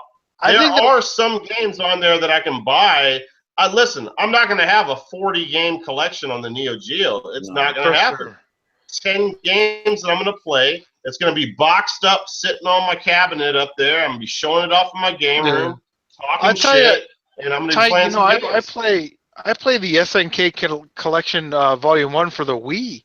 It's got, Sidekicks and Metal Slug and, the Last Resort and, some of them great Neo Geo games on it. I just can't afford, to buy an actual console. Yeah. In the actual game. So, I don't know. Neo Geo AES. I got to be honest. And I'll tell you, Tite, I'm going through this right now. I have a TurboGrafx. I have 2 games. I don't play it. I'm thinking about selling it. I don't know if that's an option. I don't know if that's something that you've thought about with your Neo Geo, because those things, especially in working condition, are extremely valuable. Yeah. I've always wanted one. Yeah, I mean, it's a dick waving contest. It's one of those things. I got me one. It's going to be in box. It's going to be sitting in my game room, and I'm going to get a few games for it. But I'm not going to break the bank. I'm not going to be buying these games. I think Metal Slug that you were just talking about is worth like $1,000. I mean, it's like insane. It's insaneness, Yeah, I mean, now back to that multi-cart. That multi-cart game you're talking about. That's like an off-brand multi-cart where someone went and put all the Neo Geo games in one cart, or a bunch of Neo Geo It's a Wii game. No. It's a Neo Geo cartridge. It's a physical Neo Geo cartridge that fits in NES. And it's because when the Neo Geo came out, they couldn't fit the storage. But nowadays, you can buy a 64 gig flash card anywhere, and then they just load it up with the games. But it's actual hardware. But it's got a menu. You pick from the menu. You go through the pages on that. Anybody who's got an MVS, the arcade style stand up. Yeah, the arcade cabinet. Yeah. They almost anybody who has one of those has one of these in it as well, because it's just they put 3 slots in the machine full of actual games, and then they put the 4th slot. They put every other game on the console or every other game for the platform in that slot. And then who is that made by? Do you know who that is made by? Is it made by a third party, or? I'm certain it's a gray area. I am quite certain it was not an original SNK production. It's no somebody. Yeah. But they're easy to find. I mean, you can find one in 10 minutes. Yeah. I mean, I would be very interested in it if it's $100. Yeah, for sure. Around there. Well, I saw somebody was selling the arcade machine with that for only $200. So I mean, it's like, wow. But it's just to me, it's the realistic part of it, because there's no way you're going to be. I don't know. I can't see you. I can't see you or anybody I know that collects getting in at 150. I'm looking on eBay. I'm just Neo Geo AES USA. USA carts, not Japanese, but average is 150 to 350 for the cartridges. Some of them with a box, some of them with just the cart. So I can't see you making much headway, no matter how much you want to on a any kind of size collection, unless you hit the super max lotto tomorrow. Like it's a lot to sink money into, right? Like it's. Yeah, well, like I said, I'm not going to be getting box games, and I'm going to be getting some of the games that are around $50 to $100, which there's a few. There's a few that I'm interested in. Hey, yo, Jeff. Mm-hmm. Yo. Like the dude that I sold the trombone to. Everybody out there, when I was interacting with the people and I was asking them kindly, if you get a chance, can you check out my YouTube, and then check out my man CaptNRetro here, whether they bought shit from me or not, and some dude, man, he was from Austin. He was his name was Jason. He was looking at my shit, keep looking for some, offered me some pizza and shit, and then he bought several items for me, a bundle or something up for him, hooked him up. And he was like, cool, man, yeah. And so, a lot of them cats, they were subbing on the spot. They were showing me, yeah, I'm subbed up. I said, I appreciate that. Nice. Yeah. And that's really yeah, and cats were like, I was throwing shit at them, hooking people up, just getting rid of shit. And but that dude that I sold trombone to, he subbed up on the spot, and so I get a message from my Facebook Messenger. It's him, he said, yeah, I subbed up, found your channel, and I found you here on Facebook. He sent me a message, thanking me and all this other stuff, and that was cool. And so I felt at the end of the night, I got my karma by willing and dealing with this dude. So I told y'all about the cruise and the sealed 2016 real bullshit to get that Shadow Tower sealed, and I'm looking at the rest of his shit. I'm like, he has more. He has some sealed shit, but I got out of that. What did I get? Okay, I got these 2 games from him. Well, some other shit. I got some other shit. But Jeff, hold on. Let me put you on the big screen. Okay, there you go. Okay, you're on the big screen. Yeah. Sorry. It's cool. I got a long box from him and some other shit, but I'm gonna just show. I had got this from him. Jeff, you ever see this? That's like looking up Yasmin skirt right there, baby. Yeah, I know about Monster Seed, but no, in the wild, no. I've never seen it in the wild. I don't think I've ever seen that one. This shit. Man, I know about all games. You already know. This is fucking this shit. Yeah, he had it at $25, but I got a deal. But this, I had to pick it up. I don't know if it's the same one you got, but you're always in my mind when I see games that you fucking point out, the obscure shit. You see what? I'm trying to remember now. I think the love the 3DO logo. Sometimes I get it confused. I want to say the PS1 is worth more, but I can't remember now, to be honest with you. But I don't know if it's worth. It's not worth anything. It's not, because the dude told me. I picked it up and instantly you came to mind, because I'm like, yeah. And I was like, I don't give a fuck. I'm gonna get it from him somehow. And I found out. What? He was like, it picks up on the PS1. Yeah, it's more. He was like, I don't know what it's worth. I looked at it and like, it's not worth shit. You know what I'm saying? It's like $10 at 11. So I was like, I'm getting it anyway, because you see what the label. So this is coming to you. And oh man, thanks, bro. Appreciate it, man. Yeah, no doubt. It actually looks like a fun game. I haven't even played my other one. It looks like a fun little title. Well, you got two different systems that have it on, and so this shit I didn't even know about this. Kev pointed it out to me. I thought it was just some kind of some item, some promo. So when I saw that in the picture that you texted us today, I was like, "That's the sickest thing I've ever seen in my life, man! It's so cool." Because I've never seen one. I've seen the loose car. It is. Maybe I missed that in the text earlier. You see it now, though? I must have missed that in the text earlier, because I'm not. Let me see. I mean, I love RoboCop Chris, and I love Terminator, and I've seen the loose cartridge or whatever before, but I've never Chris, seen put the it screen on complete. him. Put the screen on him Yeah. real quick. Yeah, the big screen's on Hav with RoboCop versus Terminator for the Super Nintendo. I'm seeing in the big branded screen box. of you right now. I'm seeing your big screen. I don't know why the box is Yeah, I on don't know Hav. why, but I'm seeing you for some reason. Is everybody seeing Chris, or is it just my screen? What about now? Yeah, there we go. Now I see it. Okay, I had to it's click hard. on myself for some Yeah, reason. it's hard to pick up. It's like it's Terminator, It's black, right? so Oh, okay. It has the textured RoboCop versus Terminator. Okay, I see it now. That's so fucking sexy. It is this is. sexy. I thought it was just some promo bullshit, some plastic Lego looking shit. And Kev comes over and he's like, "Oh shit!" I'm like, "What? This is RoboCop versus Terminator, the variant with this crazy ass cover, the box." Mhm. Man, I'm like, and the dude's talking about it. He's like, "Man, he doesn't see the shit. He's seen it with the manual, and the manual is like folded in half." And I don't know what the story is. Kevin's like, he never seen a manual with it, so he doesn't know if there's supposed to be a smaller one or one that just fits in there. Because see how it's just made to slide in there. Yeah, I think I got 4 copies of that. And I didn't know shit about this game, especially not this variant. I'm like, I'm getting that shit. I'm like, because my first thing was, I'm not leaving here without this fucking game. I'm not coming out of pocket. Yeah, you man, can have whatever game.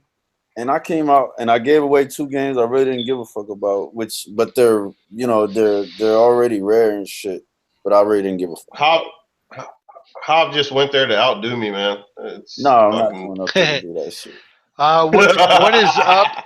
Shadow Tower. Fuck, man. I love that shit. What's up? What's up, Eric from Chasing the Classics? What's up, E-Rock? Listen, shit, on the E, Chasing what up? the Classics team, you're my Eric. favorite. Don't tell Brad.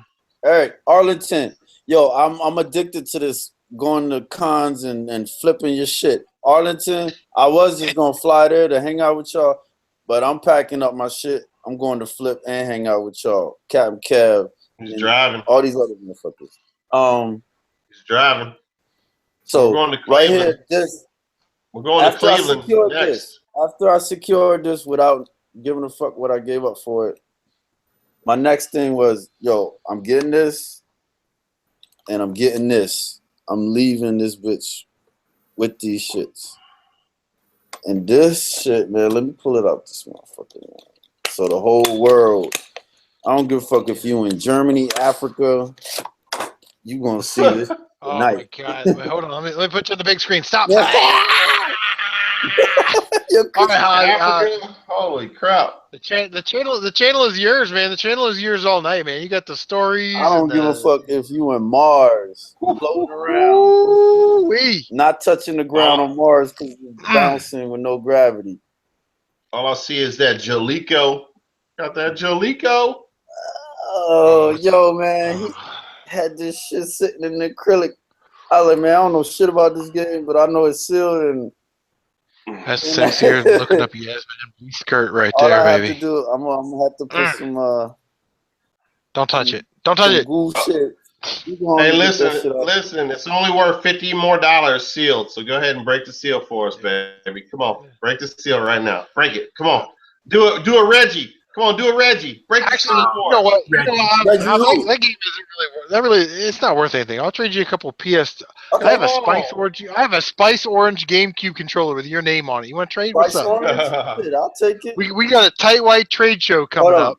This is what I really want to deal. If you give me a Fruit Loop shake, exclusive Fruit Loop shake, Fruit Loop shake, and it better still be crunchy. Man. Still be crunchy. Yo, dude, did you see the comments on that video? Shad was like, "Yeah, I bet you could suck a golf ball through a garden hose." Put that right on Badcompany's video.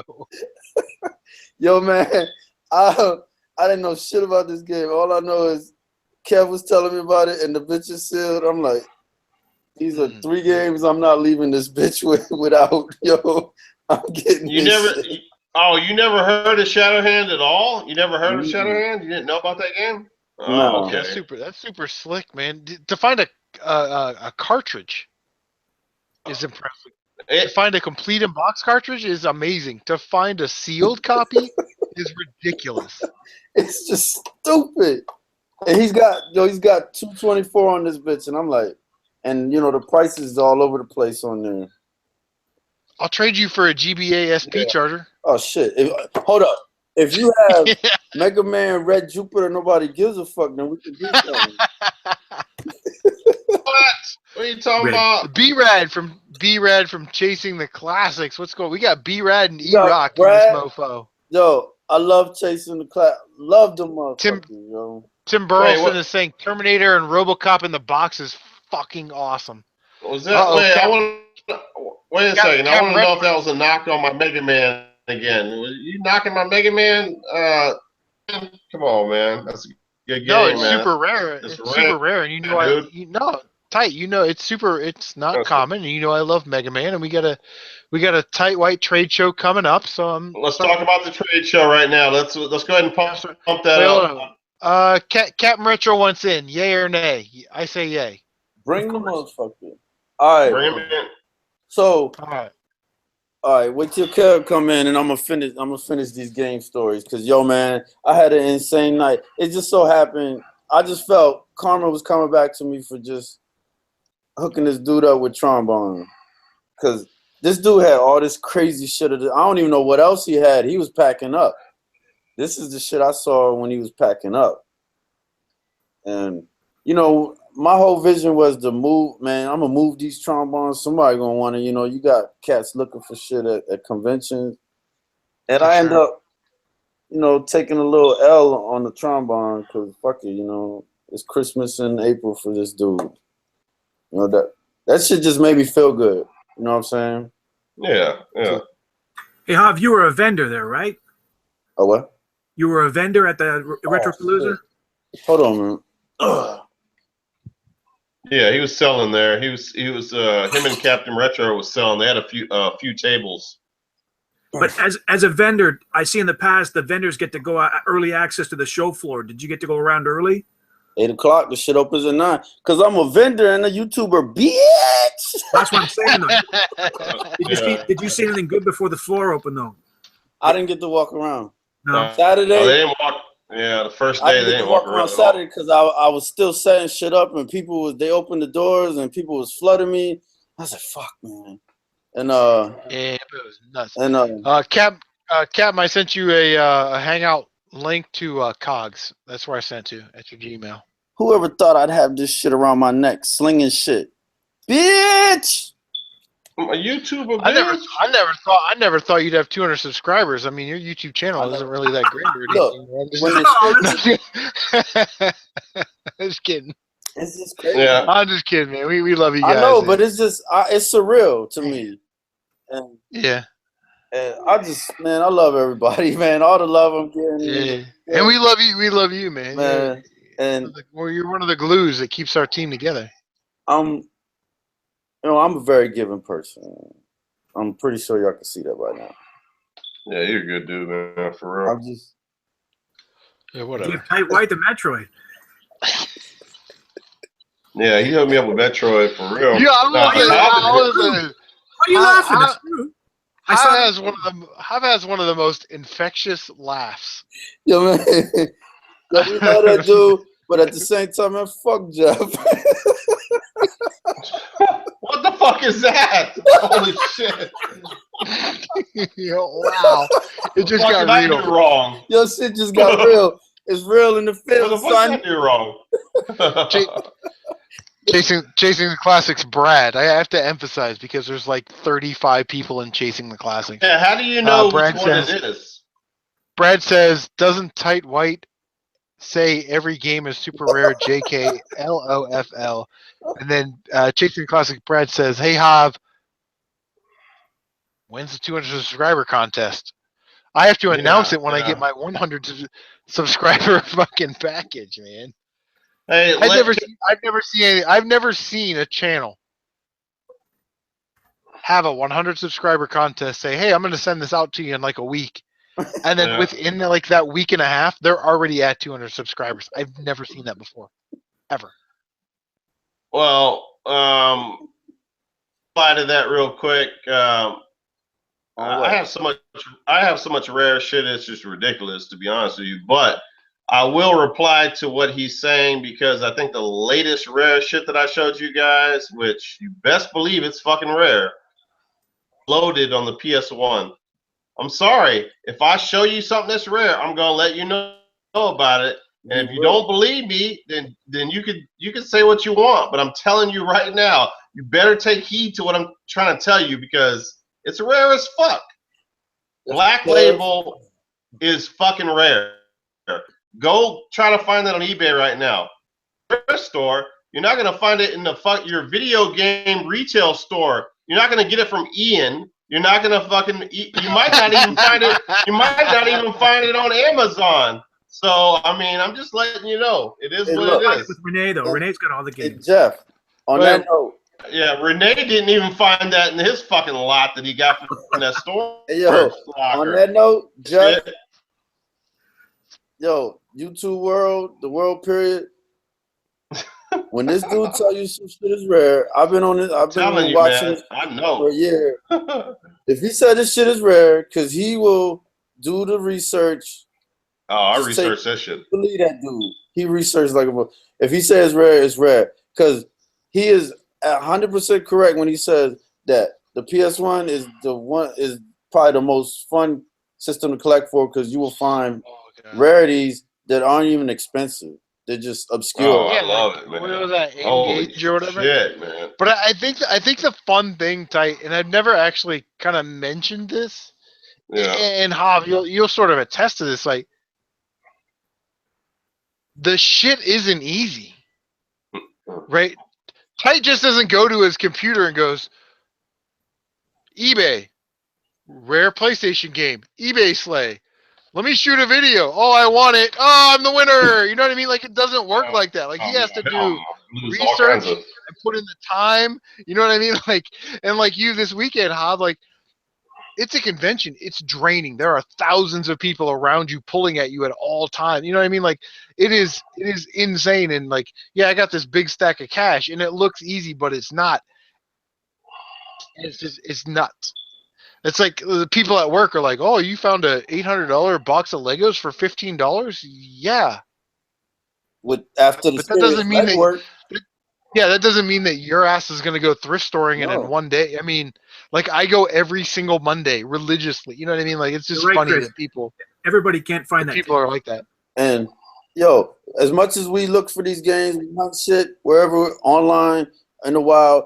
And I had this shit come in my face right here, and I'm adamant. I'm like, I'm not leaving here at a minimum without that shadow tower. And the other shit I get, I'm not even done showing you the other shit. So this dude tells me he didn't bring it with him, but back in Ohio, he has a sealed Ghost in the Shell. DuckTales 2? No? Is that complete, Chris? You had the manual? Is that complete? Yeah. DuckTales 2 sealed. It's sealed. Yeah, he's got factory sealed. Goes to that was that power. That was so too. Deal. Power player Paul got one too. Yo, I thought you knew the story on that one, man. Nah, a guy that Power Player Paul knew found 4 of those. Chris, was it 4 or 5? 4. Look at that! Look at that price tag. At Goodwill for $1.99, factory sealed. 4, Hob, for $1.99, factory sealed. He sold one to Power Player Paul. He sold one to CMRetro. He tried to sell one to me. I didn't want to trade a bunch of shit for it, so I never bought it. He kept one, or I think he sold one on eBay, or maybe he kept 2. I don't know. Yeah, he sold one. After you said no, he immediately, because you were his first choice, you and Power Player Paul, he sold one on eBay for $900, and then so he paid for 4 sealed copies of DuckTales, which is stupid. Yeah, so that's just amazing. So then he got in contact with Paul, and said, "Hey, you know, Paul, you're one of my favorite YouTubers or whatever." And then Paul got in contact with me and was like, "Hey, this." I ended up trading him like 400 and I want to say $50 or $60 worth of shit, which I probably paid about $100 or $200 worth. So basically, I got a sealed copy of DuckTales 2 for about $200 in trade. Yep. Hey man, Paul's got that sitting on their shelf, factory sealed. Which is cool, but you know, like Paul went out and actually found Flintstone's Surprise at Dinosaur Peak, you know, in the wild for a couple bucks. Well, wait What's a your second. motto, He What's your motto? says, he said, if you don't record it, you ain't find it. So, man, that's the way I am, man. You got to record that shit, man. So, CaptNRetro saying whatever that link takes me to call myself. All right, let me put the. Hold on. No, but can you imagine that? A seal. Trying to get Kevin here. All right, try that link. Brad, Eric, you guys want to jump in? Jump in. There's only 14 people watching. 4 like DuckTales 2 in a Goodwill. You walk into a Goodwill, you got 4 DuckTales 2 factory sealed. Like, where the fuck did that come from? Why did somebody give it to him? And where the fuck did it come from? Why? And who priced it $1.99 each? 4 sealed DuckTales. 2 DuckTales 2. They couldn't vary. They couldn't vary. Tim Burleson saying, "Look at Chris with his DuckTales 2, LOL." I gotta say, my favorite boxed NES game is either Battletoads Double Dragon with the Battletoads Battle Maniacs poster, mind you. I just love that cover, man. That is slick. Or, man, this one right Battle here. Maniacs out. This one right here. Darkwing Duck, Capcom title, Disney Afternoon, built on the Mega Man 5 engine. I mean, that's a great game right there. It's a little slow at some points, but man, gotta have it. I actually got this box. Well, I found the game at QuarksCon like 2 years ago for $25, and I got the box and manual for all of these games in like a shoebox. They're essentially free because I sold the Nintendo that came with it, and the Contra that was in the console. So all these boxes were free, and another box that was really awesome that came out of there was and I hardly ever see this one. I see the cartridge, but I don't see the game complete in box. Is Turtles 3: The Manhattan Project. Oh yeah, I don't see that box. Yeah. I mean, you see the game, like you see the game. It's like a $30, $40 game or whatever, but I never see the box. And I remember before my mom died, when I was 14, we'd go to you guys remember, some of you guys don't remember this, but some of you older cats like us do. You go to a grocery store like Meijer or Kroger or whatever, and they would have a little video rental place inside the grocery store, and you could rent games and movies and whatever there. And I would always rent Turtles 3 or Battletoads, or Micro Machines. And I'm really on the lookout for Micro Machines for the NES. That's one of those games that I always rented when my mom was alive. So it's kind of one of those games that kind of take me back. But yeah, it's not a game that you see a lot complete in boxes. TMNT 3, the Manhattan Project. I don't know why. I think I fucking sold the cart of that. I'm trying to remember why I did that, but maybe I have it. I don't know. Yeah, not a super uncommon cartridge. I mean, it's not when you see it every day. Yeah, it's for sure. The cartridge, but the box and the manual. Just like here's another game that you don't really see a lot. The cartridge you see all the time, and it's a Tecmo Super Bowl for the NES. Cartridge, pretty common, $20 or so. But the box for Tecmo Super Bowl, sort of rare. And the manual is actually kind of crazy. Let me, I'll actually open this up and I'll show it to you, because it's not like a regular NES manual. So it's easy to see why it got pitched. Oh my God, this is such a mint condition. Like, oh my God. Nostalgia boner. Oh, that's my game, man. You're pulling out my game right there. But it's one of these real tall manuals. that fills the entire box. And yeah, you just don't see this a lot. And it's the cool thing about it is like it's a full color manual, and it's got like all the teams and their plays and stuff in there. It's like it's actually pretty comprehensive. Well, I kick your ass in that game, Chris. I know that much. All right, But, well, when I come to Texas, and When is that? we can fire that up. Yeah. And then, of course, the other thing, Yeah. the other thing that's always missing out of the Tecmo Super Bowl is the Super Bowl quick reference. You know, the little card that goes in there. Yeah. Yeah. You never ever see that, and it's just kind of cool that I have it. And I basically, like I said, I got this in a Reeboks shoebox of NES boxes and manuals, and it was all free. So after I sold Contra. Now on my channel recently, I got Super Tecmo Bowl on the eBay sleigh, free for sure, but I only paid $30 for a complete in box, minty matte condition Super Tecmo Bowl. I couldn't believe it. And then that was the same video where I got the Contra Super C. Super Tecmo Bowl and Super C. Oh, I got that's amazing. for like $29 complete. Yeah, I couldn't believe it. On eBay, you don't get those games for that price ever, man. Never. No, Weird. because Super C complete in box is worth 50 or 60 by itself. I could not believe it. And there's some Nintendo hounds on eBay. You don't get away with bidding that low. It never happens. So that was just weird. Yeah, that was pretty sweet. I saw that Super C, and I'm like, man, because I just picked up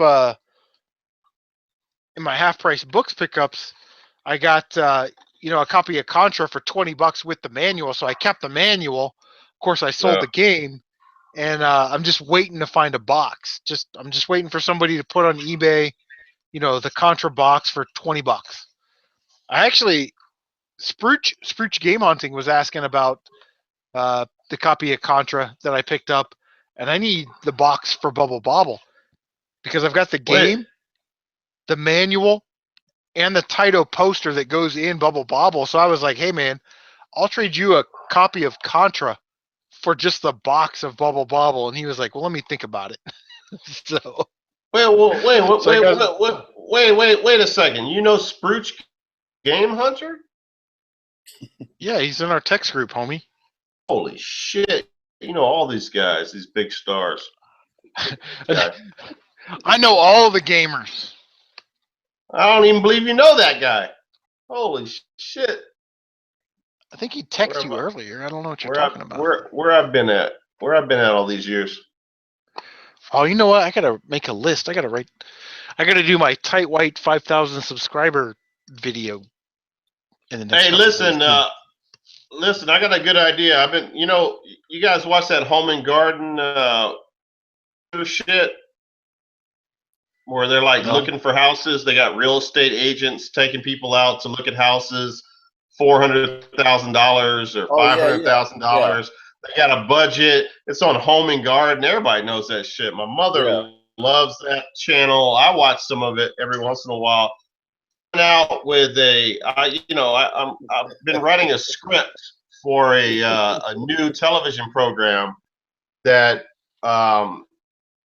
people to like South Park and to Fifth Ward, Texas, and Third Ward, and it's not Home and Garden, but Hood and Garden, and you take these people to all these places, the projects and stuff, and show them around and tell them how much the rent is, and I think it's going to be a good program, man. I think I think people will want to watch that for sure. Y'all don't think that'll be a good program? Come on, man. Good program. Sorry, CaptNRetro. I don't know, man. You not down with it, Hob? You not down with it? I'm down. Wait, hold on. CaptNRetro, I sent the link to you in a Gmail. I dropped it in the live chat, and then I saw that you just invited me to a conversation, so I put the link in that conversation, and send it back to you. I don't know. I've never had this problem with getting CaptNRetro in the stream. Yo, Jeff. What the fuck was that? Can you grab your shadow tower right quick? Yeah, what? Your shadow tower. Can you grab it right quick? Shadow Tower. No, it's behind a deadbolt. I deadbolted door. For It's what? got I like can grab 5 Ninja deadbolts Gaiden on it. completing box. Why'd you do that? It's not sealed. Get that shit out of there. My game room has like 6 deadbolts on it. Takes like Bang. 13 And a guard, 20 and a minutes guard to open the dog. door. Biatch. There's all the damn, yeah, Warhawk and all that other sealed shit in there. Yeah, exactly. 'Cause there's a What you line. want to know about Shadow Tower? That line. There's a line on this dude's. What the fuck is it? The right side on his arm. There's a line going down on mine. Line down the bottom of it. That's a factory seal line. What you're talking about? No. On his body. It's going down his shoulder, down his arm, down his forearm. It looks like, I thought it was a crack, but it looks like a piece of part of the artwork. Let me check. It looks like the artwork. Now that I got my stuff in alphabetical order, immediately.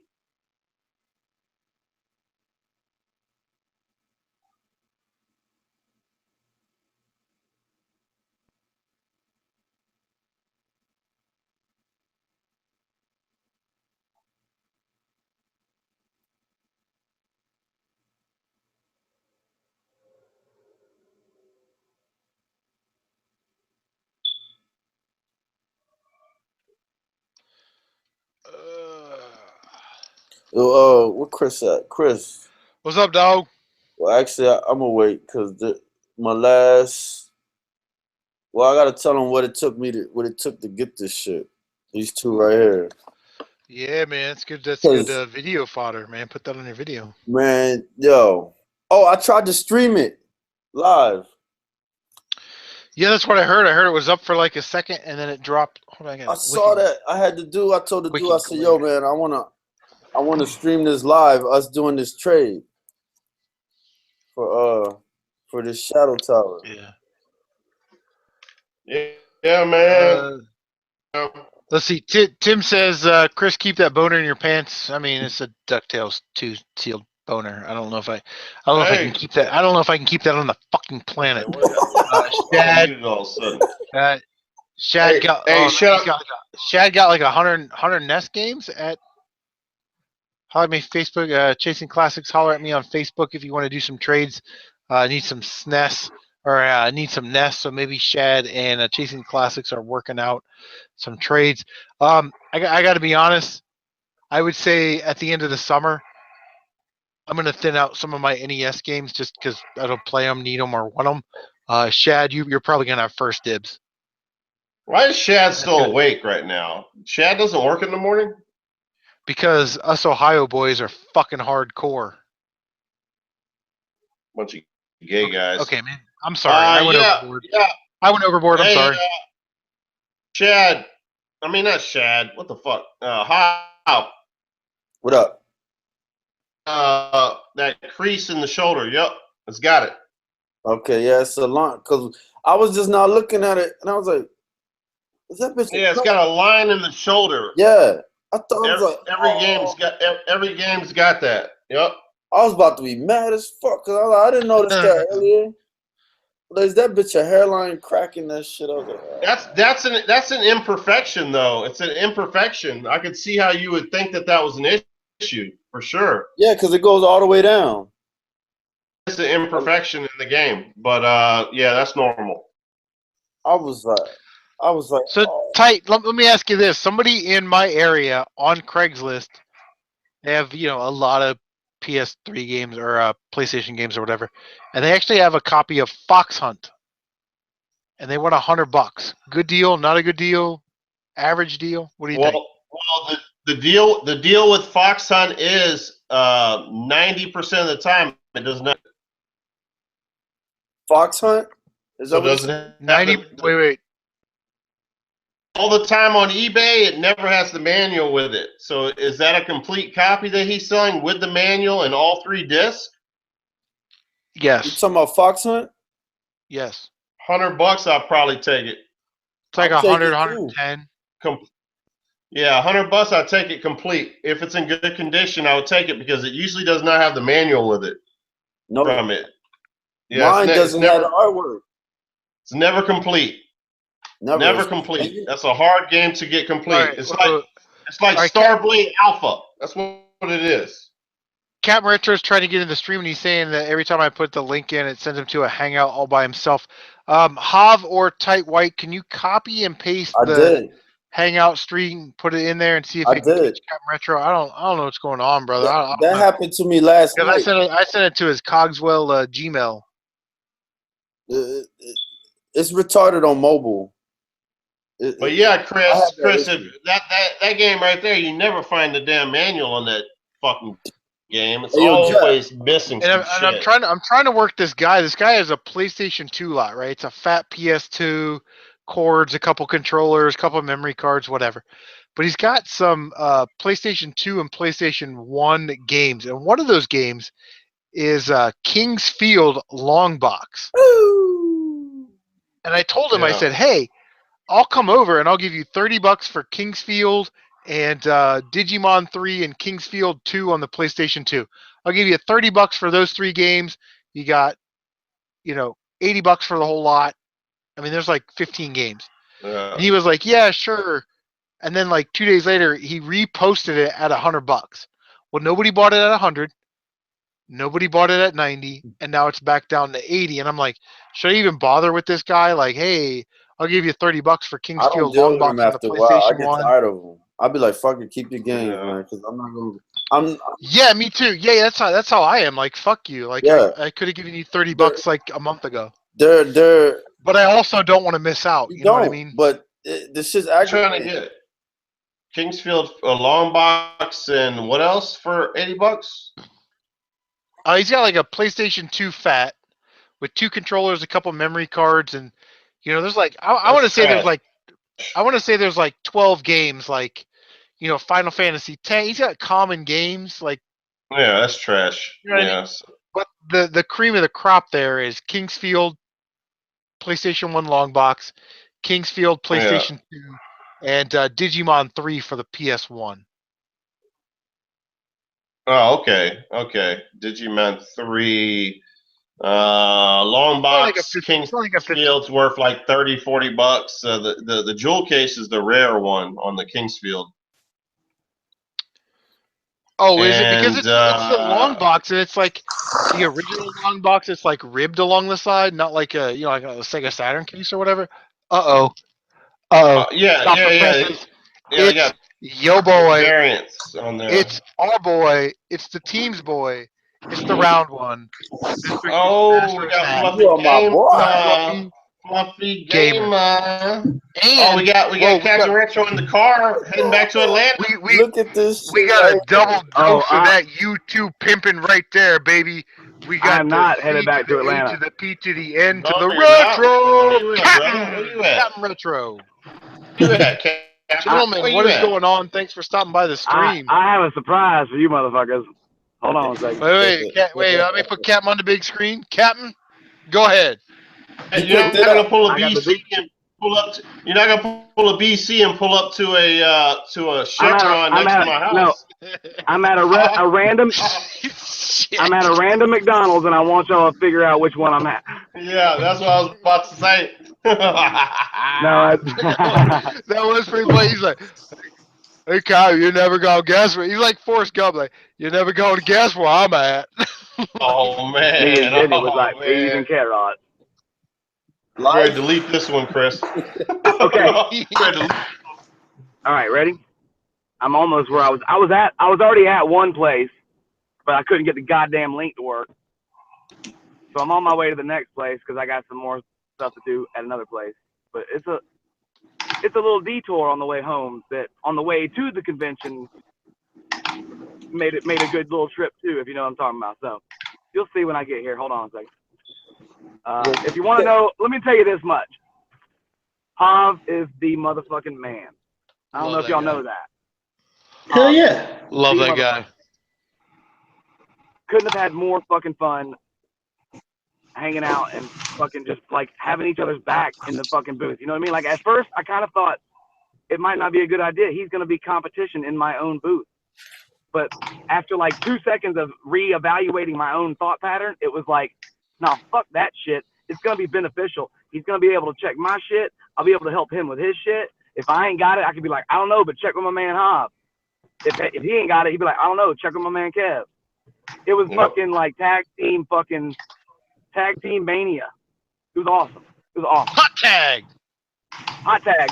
Get Hob in here. And like, I went on, Saturday I ran and got some pizza for everybody. Today he went and got some pizza for everybody. It was fucking, you know what I mean? Like it was good. Did he mention? Can y'all hear me, or is it too much fucking car noise? No, we can hear you.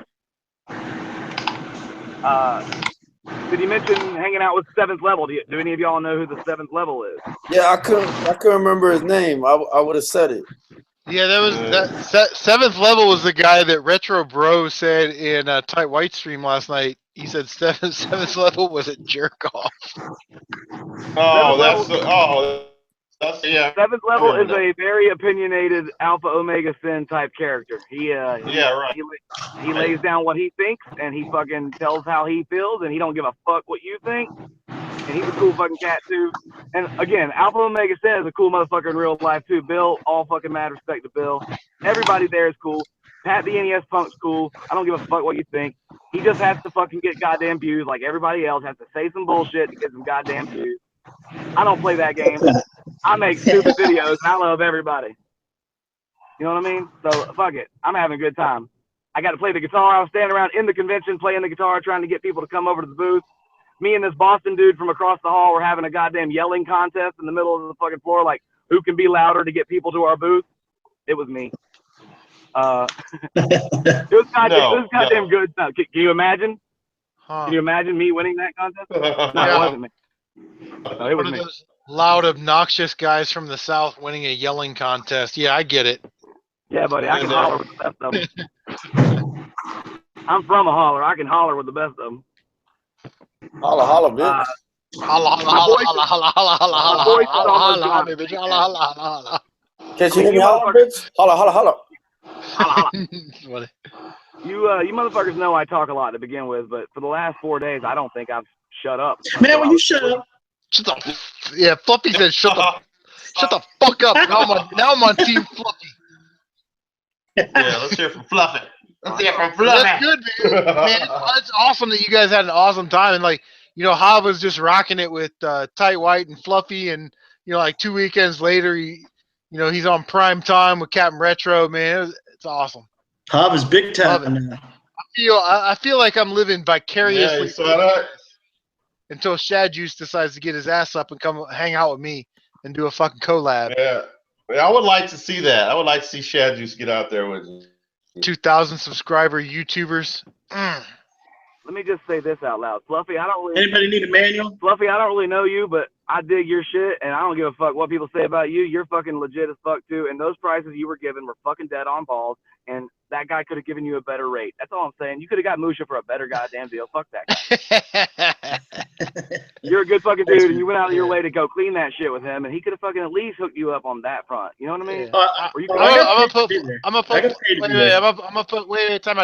gonna put Fluffy on the big screen. So Fluffy, you have the form. Good to see you, man. What do you got there?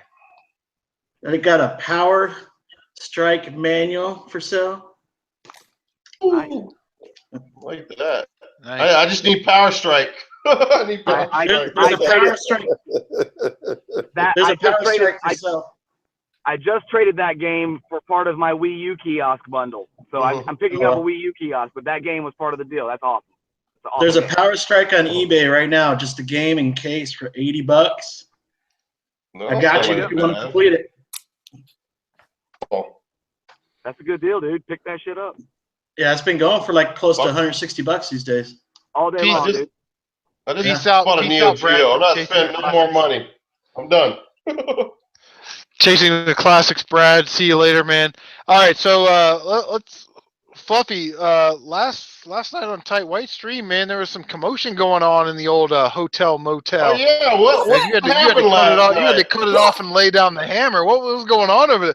All I heard was this. Like, I'm sitting there, I'm like running a license plate on my in cruiser computer, and I hear Fluffy's like, I gotta go. Like, what was going on? I I'm like, I don't even care. I played that live stream back late last night before I left work, and I was watching some of the stuff that I missed, and it got to that point, and it was so much louder on the video than it was in real life. Oh man, it scared the shit out of us. Yeah, We were like, what the fuck? And you guys are saying something like it sounded like somebody walked in here saying "Fluffy, fluff, fluff." It sounded like somebody said fluff. No, it was two I drunk. thought I was gonna have to call the California Highway Patrol. It was two Well, drunk guys we were walking saying, down we the were street. saying that NES Punk kicked the door in and started saying fluff. Yeah. That's what we were saying. We Starts thought beating you with Pat his was book. coming. Starts beating you up with his book, like, eat my book, motherfucker, bang, bang. Yeah, that's what we It's Pat and Ian. We've come here to debate. Let me tell you this much, dude. I wore Hobbs' ass out. I don't think he's partied like that in a long time. You know where shit out. You know why? You were tired that first night, dog. You were tired when you went to sleep. You fucking went to sleep. You and him both dropped out at like 3 o'clock. Y'all like, I gotta go. I'm like, let me take y'all to the room, you big baby. Yeah, this motherfucker talking about, come on, let me take y'all upstairs. He like, see You and y'all Bang Bang were like, my... I gotta go to bed. Bang Bang's like, I'm fucking wasted. Bang Bang. Bang, bang. This motherfucker said, I'll see you in the morning. Bang. Like, you Don't bitch see my with my pops. I got a goddamn custom shirt on right now. Look at this shit. He tucked us in. Tony's cool as shit, man. Yeah. Bang Bang. He's always rocking that spicy ketchup. I got me a rockin' Yeah, Bang Bang spicy shirt. ketchup. Whataburger, There that you go. Whataburger shit. All right, I'm at work. What was the commotion in the hotel? Fluff? Oh, it was just a couple What drunkies happened? walking by. Oh, okay. That was just a couple I dudes mean, arguing with each other. what do? Do you like drop kick them in the face, or do you take them? No, what? I didn't do anything because they were just walking by. I just let them go. But it's not like I haven't gone outside and beat people up for good reason. Allegedly. I sent one guy to the hospital because I fucked him up. It's like, hey, motherfucker. I may or may not have used a very large torque wrench that I had because I happened to be working on my boss's car changing spark plugs. I mean, if it falls out of the sky and hits them in the face, it's fair game, right? I mean, like, what are you gonna do? It's raining wrenches and shit. As good of an area as La Jolla is, that you get some weirdos from time to time that walk by. Like I've had some people walk by that were on drugs and they're like trying to pull apart like the plumbing stuff for our brass and stuff out in front, and like trying to grab stuff out of there and like banging and making all kinds of noises and shit. And so of course I go out there to see what's going on, and I'm like, "What the hell are you doing?" He's like, "I'm taking the shit." I'm like, "You ain't taking nothing, motherfucker." And so he like them dope fiends go for that scrap metal. Yeah. Oh yeah. No, he was trying to go for it, and so he started swinging at me, and he just like missed. He's like totally out of it. I kicked him right in the face, and he went down. And like it was so funny because cop just happened to be rolling by at the same time, and the guy got up like he was coming at me again. And he sees the cop, and he takes off with his buddy, and the cop rolls up and it was a lady cop. She's like, "Everything all right?" I'm like, "Yeah, these fools were just trying to take some stuff over here." And she's like, "All right, let's call us if you need us." Yeah, she was hot. Yeah, too. yeah. Like that little Wayne song. Wee wee wee. Hey, in Houston, man. In Houston, those crackheads will wait till the contractor gets to the top of a 15-foot ladder, aluminum ladder, and they'll start to steal that ladder from up under him, man. They'll pull that ladder right from up under somebody. We get that. We get in Ohio. We get people like right at the end of fall. They'll steal like their air conditioners, or they'll rip apart their air conditioners and take the copper or whatever out of it. Here too. And then like the first time somebody yeah. tries to turn on their air conditioner in the house, then like a month and a half later they realize that my air conditioner's been gutted. Oh god. Oh. Like what do you do? Yeah, the crackheads down here in Houston are master electricians. They'll pull the outlets out your house. and pull all the wires out the conduit and go sell all the copper down the street, man. Now I got to show ID when they try to sell that at the scrap. Yeah, see, hey, Shad Juice, fellow Ohio boy, saying he's confirming it. My dad got his AC stolen. Took the whole fucking thing. And Exactly. Oh, yeah. Like, right here in like central Ohio, Yeah. like southern part of Columbus and like western part by Dayton. That's a big heroin alley. How dare you leave your air conditioner leaning out the window at an angle towards me? I'll fucking grab that. I'll grab that damn shit. Shit, they don't play around, man. Yeah, don't let somebody come to my house. You've seen the video, right, on my channel? Yeah. I will put you down. I got my shotgun too. Don't worry. We're getting ready to do some rifle work, man. They're sending me to the Ohio Tactical Officers Association convention or some shit. It's crazy. It's gonna be crazy in June. What is Captain doing? Going to an adult bookstore? Yeah. He's like, y'all got any retro games? He's going to the strip club with Melvor and Dodongo. He's going to the casino again. He's going to a holy wall. He go to the casino, he cheesing. Yo, he won some loot the other night before he came down. Loot. He's like, y'all got any retro games? Captain, you look good, man. How much weight have you lost? I'm down to like 182, something like that. Whew. But Y'all got any retro games? I'm putting some muscle back on that 182 frame is what's happening. That's why I look good. Starting to fucking build it up, son. What? Well, you don't have to be arrogant about it. Yeah, really, man. Yeah. Yo, Kev. Yo, I can't really hear this motherfucker, so hold on. What? Ask him if they got Shadow Tower seals somewhere in there. Oh shit! Yeah. Well, walk up to somebody in the casino and just ask them if they got any Nintendo games for sale. You got any retro? Oh, I will. No nuts. I'll fucking ask everybody I talk to. Do I do that shit all the time? I'm like Yo, I'm not here at to fucking game. the grocery store and somebody games. walks by. Hey, you got any old Super Nintendo games for sale? And they're like, no. Hey, I see you got. But you know what? Somebody one time will say yes, and I'm gonna get that shit. I was like, oh, what you got? I'll be like, hey, I see y'all have Konami machines in here. Y'all got any old video games in the back? Exactly. Konami. What game you got? I got DDR Max Revolution. Oh man, fuck you. Got any old Jackal machines in the back? Oh wait, Yo, Jeff, do I get your name spelled out right? You got it, Fluffy's baby. throwing something up. You got it. Nope, that's not how you spell it. All right, fellas. That's okay. It's perfect. That's going to have to work. This is going out this morning. No, it'll go to me. Wait, Captain, go to a machine, put a little cash in, and show us what the results are. Yeah, that's what I was gonna do, but I have to go to my email real quick to check some stuff. I got free play money coming to me, so I'm about to have free cash to play with. Yeah, this motherfucker. Okay, yeah, screw us out of some entertainment. You go do whatever you gotta do. Hold on, I'm just gonna go to the email and then I'm gonna come back. So I'll be back. Yo, he's funny. Yo, that dude. We're gonna gamble together. We're gonna gamble together live on YouTube. Hey, yeah, that's gonna be awesome. Yeah. Let me know when you're ready. I'm gonna take you off the big I want to go to a craps table and have y'all help me pick out the shit. You know, like y'all help me bet on shit. They're not. Pitbull's ain't gonna let you do that. I'm gonna throw it back to Fluff. Yeah, hey Fluff, I know you got Musha from Renee. Did you get any other games out of that lot? Well, wait a second. That little package that he has right there, he's sending me Musha. Yeah, you guys didn't know that? I think he's sending you NCAA college football 2005 and trolling your ass. Yeah, baby, yeah. This thing right here is for some champions. Can y'all still see me? Yeah. No. No? Okay. Captain, all we see is your logo. I went to my email, but I can still hear y'all, so that's kind of cool. That's cool. Shad Juice is saying, how can you go to bed when this is going on? I don't know, bro. You know what you should do is you should call off sick, and then you should come to my house and be here at about 8:45, and we'll go thrift storing tomorrow. Hey, use a sick day. Hob will tell you about how to use sick days like a true professional. Do that shit. Hob, can you use one sick day this week so me and you can go hunting this week? You know, Fluff, Michael actually has a I'll tell legit you what. question. He says, Fluff, what happened to the prototype games from the storage locker?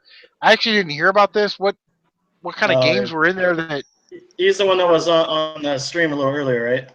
Yeah. There are, in fact, prototypes. It's just that Renee, you got to understand, Renee is one busy dude. I don't know how he does what he does, but he is constantly hustling. That dude has game. He is slowly going through all the games from that locker. What he's doing is he's putting all the games, like the NES games, and doing a video showing those, the Super Nintendo showing those. He hasn't even touched the Atari stuff, and there's some prototype stuff, Atari games that were also some stuff that we didn't even know what it was. I don't know if he even did research on it, but we're pretty sure that that they were in fact prototype games. They So came were with like, were they all Atari games? well, that's just it. I don't think they were. I think there was like maybe 3 of them, and one of them came in like a Ziploc bag, and it had like paperwork to it and stuff like that. But he'll slowly get to it. But he's a busy dude. And also the other thing for, what'd you say his name was? Michael. He was asking about how, you know, I was there when they were doing an auction. It was with Dan and Laura. That was like maybe a month ago, and that was for a different auction. When me and Renee went through that locker, that was back in November when they first started filming for the new season. And yeah, I was not there for that auction, but when he started going through that locker, he just had this weird feeling it was going to be nothing but video games. And so he stopped and he told his producer, like, look, I want to get my guy to come here and help me go through these games, you know, to figure out, you know, what they are like value-wise and stuff like that. Because he wasn't sure, but he had a very strong feeling that it was going to be video games. Yeah, that's sort of the magic of television that you know, some people don't understand sometimes about, you know, when things are shot and when things are shown. You know what I mean? It's sort of bizarre. Like, what are you doing, Tight? What are you doing? It's one of those things where it's like, you know, the producer would not on the scale that you know, Storage Wars or Fluffy was, but I'm just saying, like, when you see a pickup video of mine, it's usually at least 2 weeks old. Yeah. But it's sort of that same thing. Like, when you see it and when it was shot aren't the exact same thing. So being I mean, that makes actually absolute at sense. that locker, going through that stuff with Renee, like when me and Renee showed up, because I went up there with him in his car. We met up with the camera crew. We met up with the producers. We went to that locker. They opened it up. And as soon as they had cameras set up, they just let us go at it. They didn't do anything. They didn't intervene. They just let us go at it, and he just filmed everything. And now, you know, do they sort of a question of mine? Do they pressure you into sort of tell me what this is worth, or make an estimate on this box, or you know, showcase some of the better item? And that's just it. Like, we started off like doing that, but we realized after, like, you know, almost 2 hours that we were not going to be anywhere near finishing that locker through that day. We filmed for over 9 hours going through that locker, and about, you know, 3 hours into it, they started rushing us because they knew that we were not going to finish going through that locker within an 8-hour period, which is what they're paid for salary, I guess. You know, they ended up staying like an extra hour and a half longer than what they should have. But the look on the producers' faces, you could tell they were shocked and amazed, and they were all like, "Oh man, this is good." And you know, one of the main producers also said, like, "Man, this could easily be a 2-hour special, just this locker alone." Yeah. And even then, you still wouldn't see everything that was in there. Because I mean, do you think that locker was huge? That locker was huge, and it was filled up to the roof. I could tell from, like, you know, when they show like the establishing shot where it's like chock full of stuff, and then you like take a couple boxes out and it's still chock full of stuff, and then you take like 4 or 5 boxes out and it's still chock full of stuff, right? And it's just like this never-ending like locker of boxes. But do you think that in some ways that, like, maybe Pat or any of those other guys that will say this dumb shit, do you think that it helps, hurts, or is neutral to the retro gaming community that, you know, you see these big lockers like this on Storage Wars, which most of us that have common sense know that this is like a 1 in a billion fucking thing. But Yeah. when you've got somebody up there saying, "Oh, It this was a game's worth crazy $100, time. this game's worth $200," do you think that helps, hurts, or is neutral to the retro gaming market? It was a crazy game score, and I'm sure a lot of retro game collectors assumed that that was going to blow up the market for price wise. But what they fail to realize, majority of the people that watch that show, they're not watching it for them to see retro games. They're not watching it for that. And it was a lot like OK Chief when OK Chief he used to be a dumpster diver and he was huge, a lot of views. And there was a lot of other people that were jumping on board. They were dumpster diving themselves. And then all of a sudden, an OK Chief did an interview with the news station, and everybody gave him, hate. They gave him hate for it because they thought that that was going to bring more people into the, dumpster diving thing, and that would be less chance of them finding stuff. But in reality, it didn't do much to it. It didn't do much at all to the dumpster diving scene. No. Yeah. Yeah. When it comes to the retro gaming market, I think that all of us that do retro games and that are interested in retro games, collecting is physical media, right? Like, there are a ton of people that I want to rekindle my youth, so I'm going to buy an NES Classic, or I'll just download everything I want from an emulator or Coin Ops or Nintendo Shop or whatever it is. But those of us that collect physical media, I actually don't think that it affects the market as much as people say. No, they just get scared and they think it's going to. Yeah, they sort of freak out. And also at the same time, like for people that are already collecting, like you would think they would want the prices to go up with their collections, because then their collection is worth a lot more money if the price goes. Yeah. I guess I'm one of those people that I don't really care about what my collection's worth, but it's sort of relative, right? Like if a copy of Mario Kart for the Super Nintendo sells for $30 now, that's relative to whatever the market is. But if it sells for $15, then it also needs to be relative to the market. So if I sell a Mario Kart for $30, I should be able to get a $30 game, right? Well, if the market tanks and I sell a copy of Mario Kart for $15, I should be able to get an equally good $15 game. So I don't know, when you talk about those dollars and cents. But also at the same time, he talks about stuff like the storage wars and finding all them crazy games. It's going to bring up the prices, but he's forgetting about people like his friends, like Angry Video Game Nerd and Mike Matei, when they do like gameplay and because of their videos, it spikes up the prices on some of the games that they talk about. For sure, and that's 2.5 million views. But again, too, like Storage Wars, like somebody finds an antique chandelier, does that absolutely wreck the market of antique chandeliers? You know what I mean? Like, I haven't watched Storage Wars in 5 years. Tight White, go ahead, since you're waving at me. Oh my God, I can ask a question? Wow, what the fuck? Okay, Tight White, you've had your time. Haas, you're up. Oh shit, man, fuck. All right, so my question is, on that locker, Fluffy, who was not involved in that locker that's usually on Storage Wars? The guy from Dave Flea Market, what's his name? The guy that, Dave Hester. If Hester was there, would he have had a big fucking problem getting that locker, in your opinion? I don't think so, because from what it looked like, from what I saw on the show, it looked like nobody wanted to touch it because it looked like a lot of work, which it actually really was. And like when you see us going through those boxes and sliding down the hallway, that was just like maybe a quarter of the stuff that we brought out. They didn't show everything because we filled up another aisle. We went around the quarter, filled that up, because we had to do that in order to be able to look at the stuff.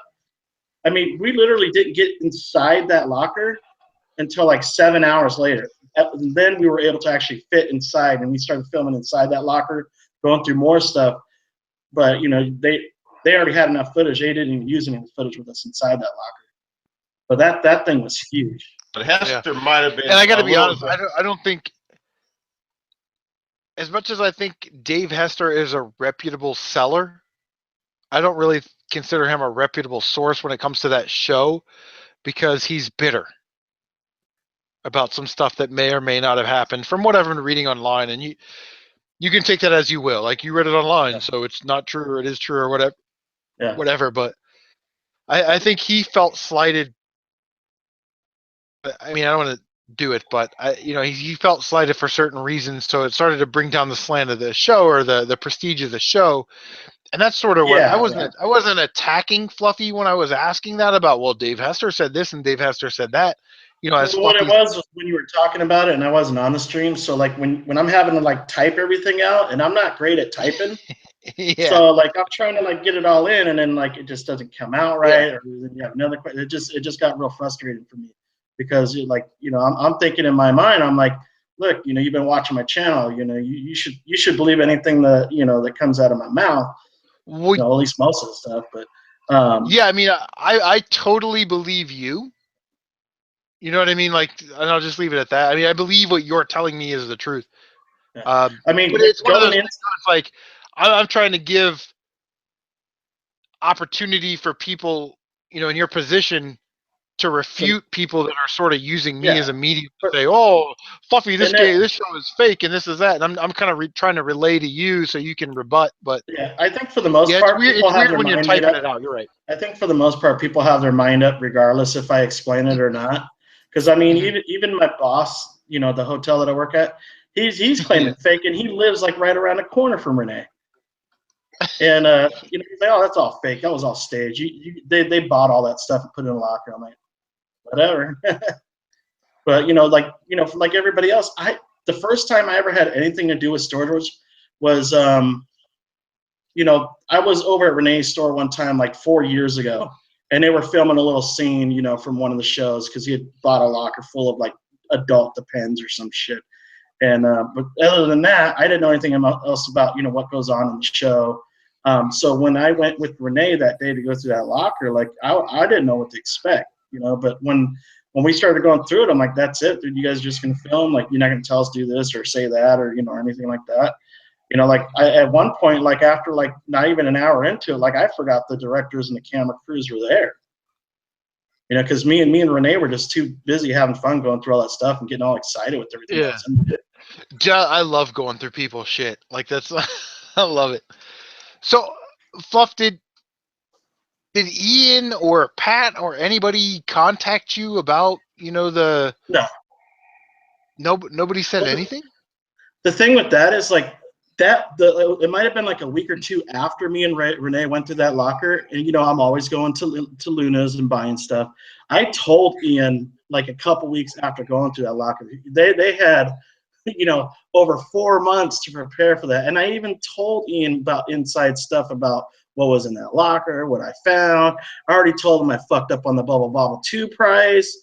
And I'm like, I bet you that's what they show inside on the TV show. And sure enough, for sure, they show that instead of showing like when I found Panzer Dragoon Saga near the end of the night, and it was all complete in like mint condition. Like, why didn't you show that $700 game? I don't know. Yeah, but they did. Well, I mean, that's like a $10 game. You should send it to me for free. Well, Renee already sold it for $500. Fucker. Yeah, I don't know, man. I just. The retarded black alien is back. Hey, impressed. I don't know, man. Like if that were me, like, and I lived at Miramar or whatever, where I've been, but I'd have been like, yeah, I'll come down, whatever. And whether I'm right or wrong, and you're right or wrong, it's a good chance to collab and network. But that's true. whatever. But obviously, he doesn't feel he needs that. No, he doesn't. He had nothing to gain out of it, and it's not like he doesn't know me or Renee, because I used to see him all the time at the swap meet. Renee used to sell at the swap meet, and everybody knew who each other was. But it's funny how they try and act like they know nothing about me or the assistant known as Fluffy the Nintendo collector or whatever. It's like, or they don't know how to get a hold of you. It's like he's trying to do everything to not promote my channel by saying my name. And the same thing with Ian. Like he knows. He knows who I am. I'm over at his store all the time. Oh man. All right. Yeah.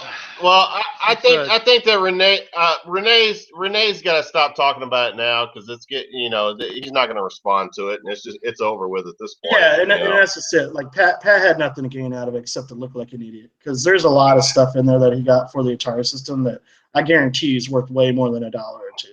Oh man, you know what? I got fucked up today on this shit because my stream didn't work on my phone. I actually had a Path the NES live stream today, which somebody shouted me out about it because I guess it started, but I couldn't see it. It was looping around to finish it, so I had the whole setup going on. I was gonna do something that I thought was funny, but The thumbnail looked pretty cool.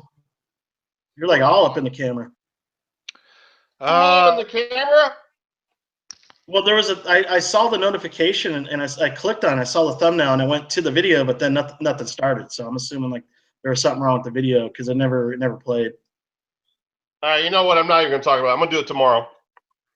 I'm gonna do it tomorrow. You're gonna see a NES punk call out. I'm gonna call his ass out. Funny. Yo, he's Don't be funny. just chilling. Hav from Hey, Retro Gamer 717, Mr. 200 subscribers himself. What's going on, man? What would you have to say? It's official. I'm at 200, so all I'm gonna do from here on out is top 10 videos and shit. All right, well, like I said, I'm gonna unsub to put you at 199. So that's fucked up. Hey, all you're gonna do is helium videos now. Yeah. Congrats, This bro. is what the fuck Congrats. I picked up. This is what the fuck I picked up today. Helium videos. You appreciate it, Fluff. And All because of you don't forget to and everybody else out here. let me check out the clock. I Hey. mean, if you guys are in the stream right now, or if you are watching this tomorrow or the next day or whenever, Tight White and I are trying to schedule another Tight White trade show for May 27th, which is a Saturday night. We haven't decided which time yet, but I'm actually off Sunday the 21st, 22nd, 23rd. I have to go teach range on the 24th, but I'm off the 25th, 26th, and 27th. So we're trying to put together a Tight White trade show for May 27th. Time to be determined, but hopefully I can get a video up in the next week or so with what I have for trade and what I'm looking for. So definitely look forward to that. I thought the last trade show was pretty awesome. Not a lot of trades going on, but you know, a lot of awesome YouTubers up there with some doubles, and Tight and I may have something worked out. Not the biggest, best trade deal of all time, but Brewing. a little something is better than nothing. Oh man. So, how you feel about that, T-Dub? Brewing, man. We got some rival schools. Somebody has one disc. The other person has disc 2.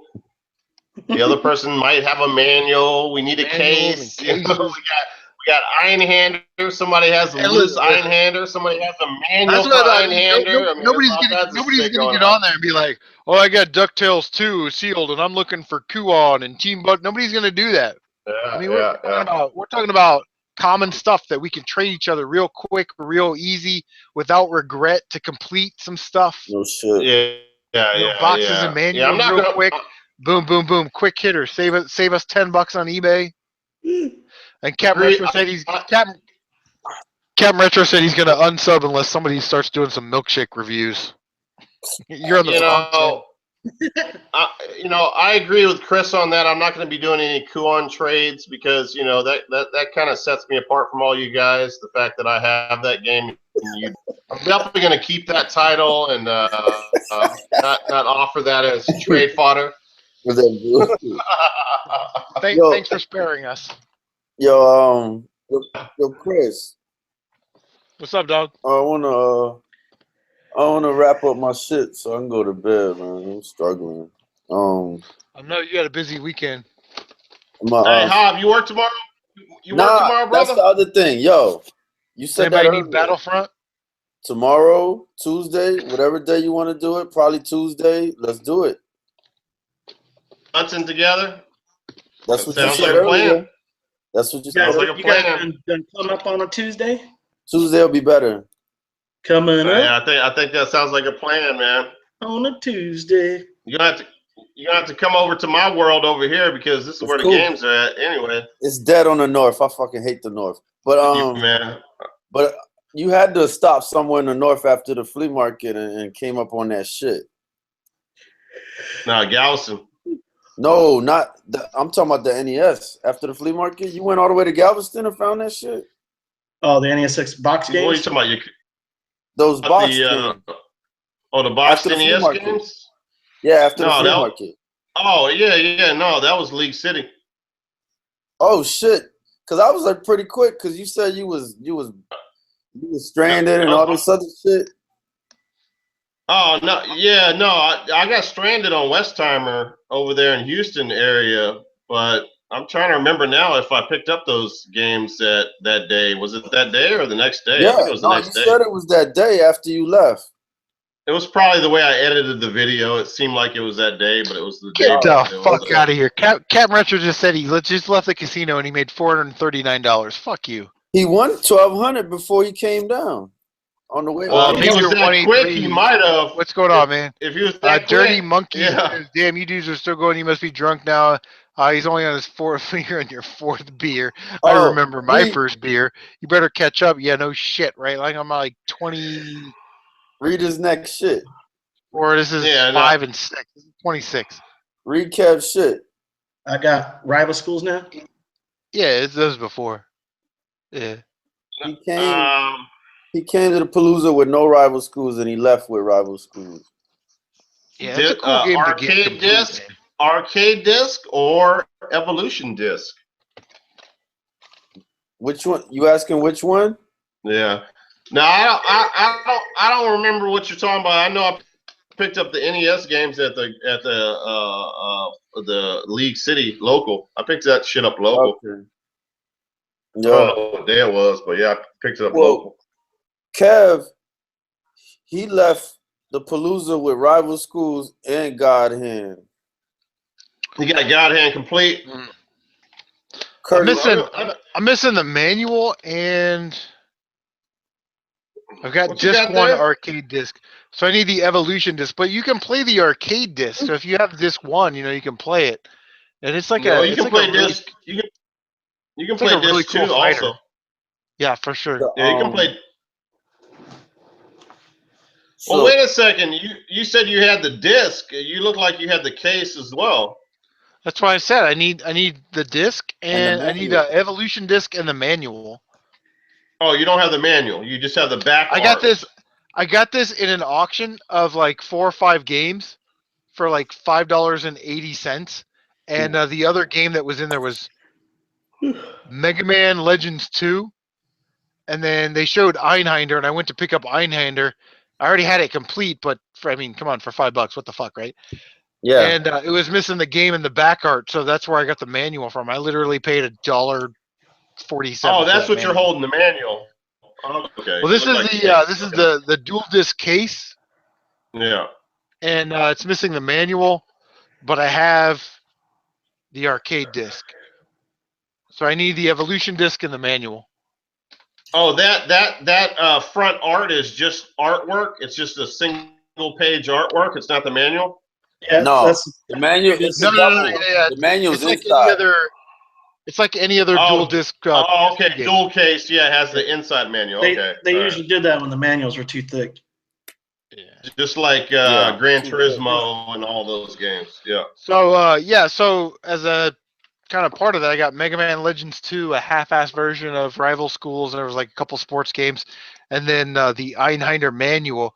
And this is what they showed, and I was excited about it. I mean, I already had Einhander, one of my favorite probably my second favorite PlayStation 1 game of all time. And then I got there, and I was like, oh, there's no disc or whatever.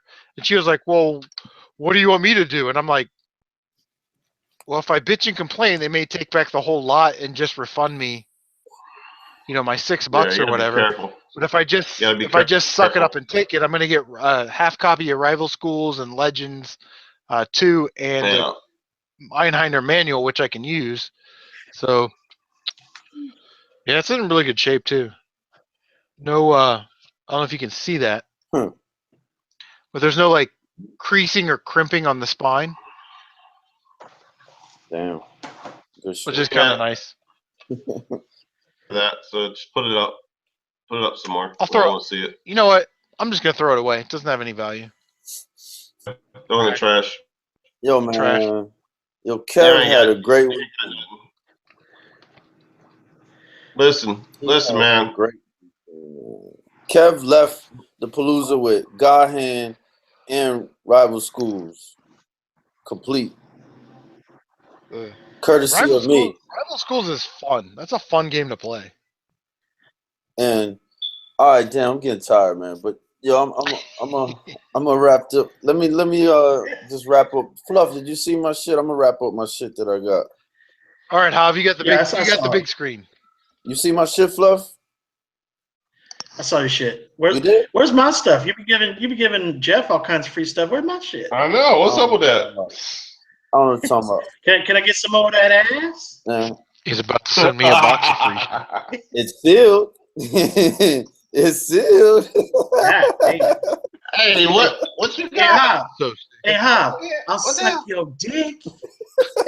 Yo, he went all the way through with it. Cheeseburgers, Yo, man. he couldn't say it before. He's comfortable now. That shit's sealed.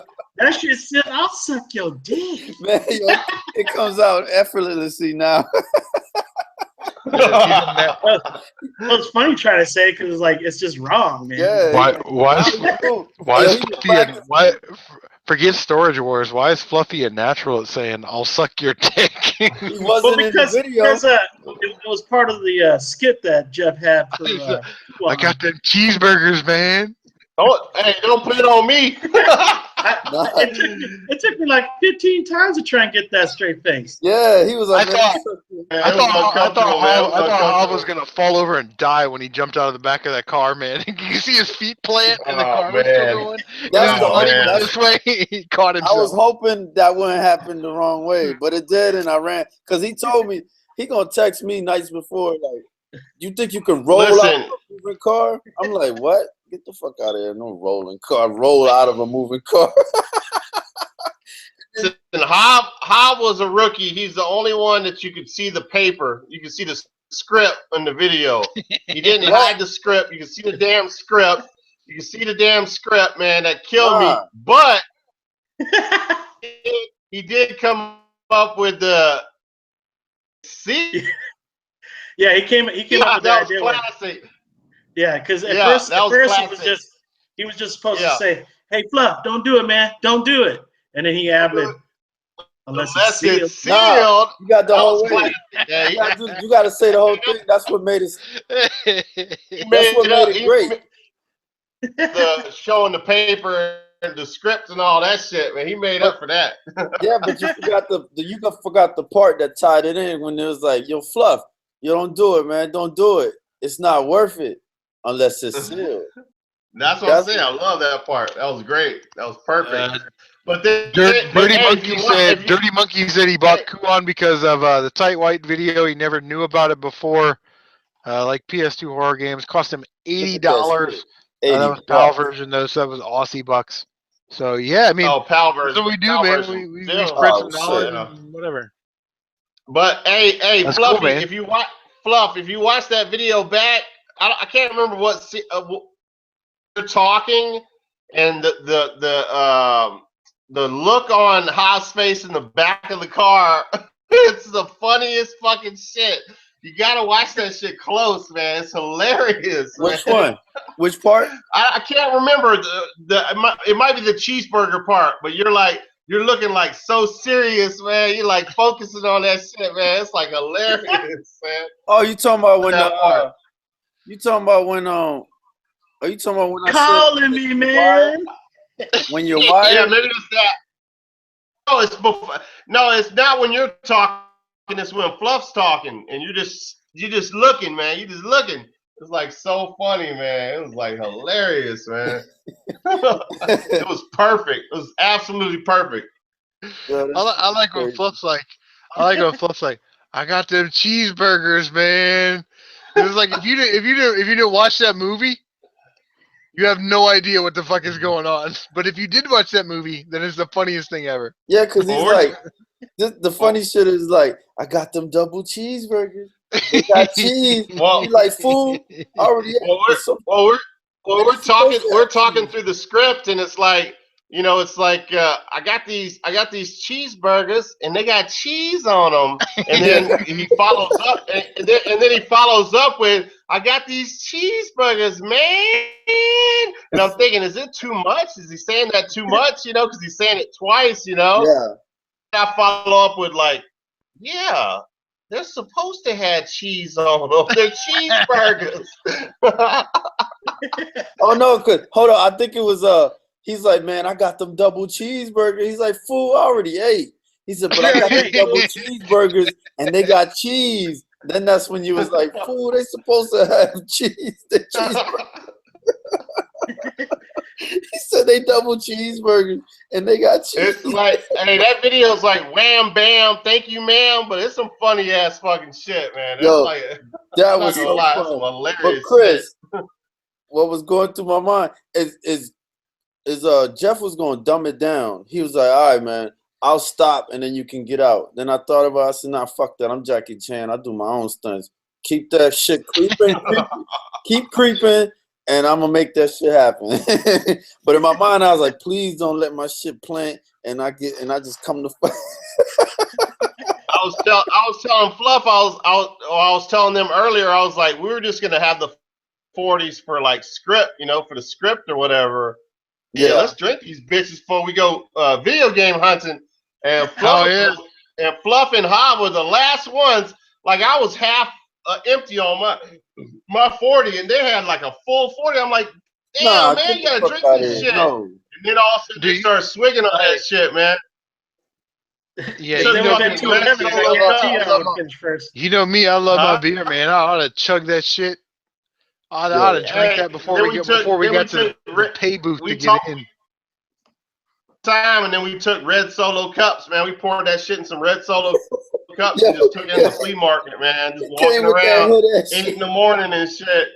It's been a long time since I held a glass 40-ounce bottle.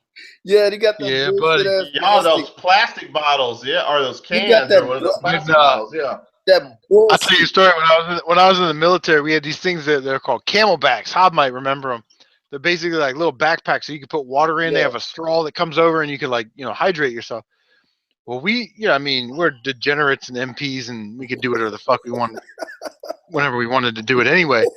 So the first time I had one of those, I never filled it with water. The first time I filled it, I poured a bottle of Malibu rum in there, and then took a 2-liter bottle of Coke and started pouring 2-liter bottle of Coke in this Camelback. And then I realized that, you know, the carbonation, right, would fill up the nozzle, and you'd have to like release it. So then what I started to do was I would take sake, and I'd pour a whole bottle of sake in this Camelback, and then orange juice. So I have sake and orange juice, and then we would just walk around the base the entire time. We walk into the PX, we walk into the movie theater, wherever the fuck we wanted to go. And this little Camelback, and the whole time I'm like, fucking sake and orange juice, just drinking it up. In fact, that was out in that was when we were in Arizona. I was stationed at Marine Corps Air Station Yuma, out in Arizona, and when I went to see my boys up in Miramar, we'd walk around like what's that, Ocean City Beach or whatever the fuck that is. We walked down the beach with these Camelbacks on with sake and orange juice and just drinking the whole time. Holy shit, man. Hey, Fluff, did they have a Neo Geo console in that locker? There was no Neo Geo system in there, which was surprising because there was that one baseball Neo Geo cart. Does he still have that baseball cart? Yeah, he still got it. First? Yeah, I think it's part 2. Oh, part 2. Part 2, I think, is expensive. Let me look. I looked at it online. I think it was worth like $20. The one that he had. Really? No, there's no Neo Geo games worth that much.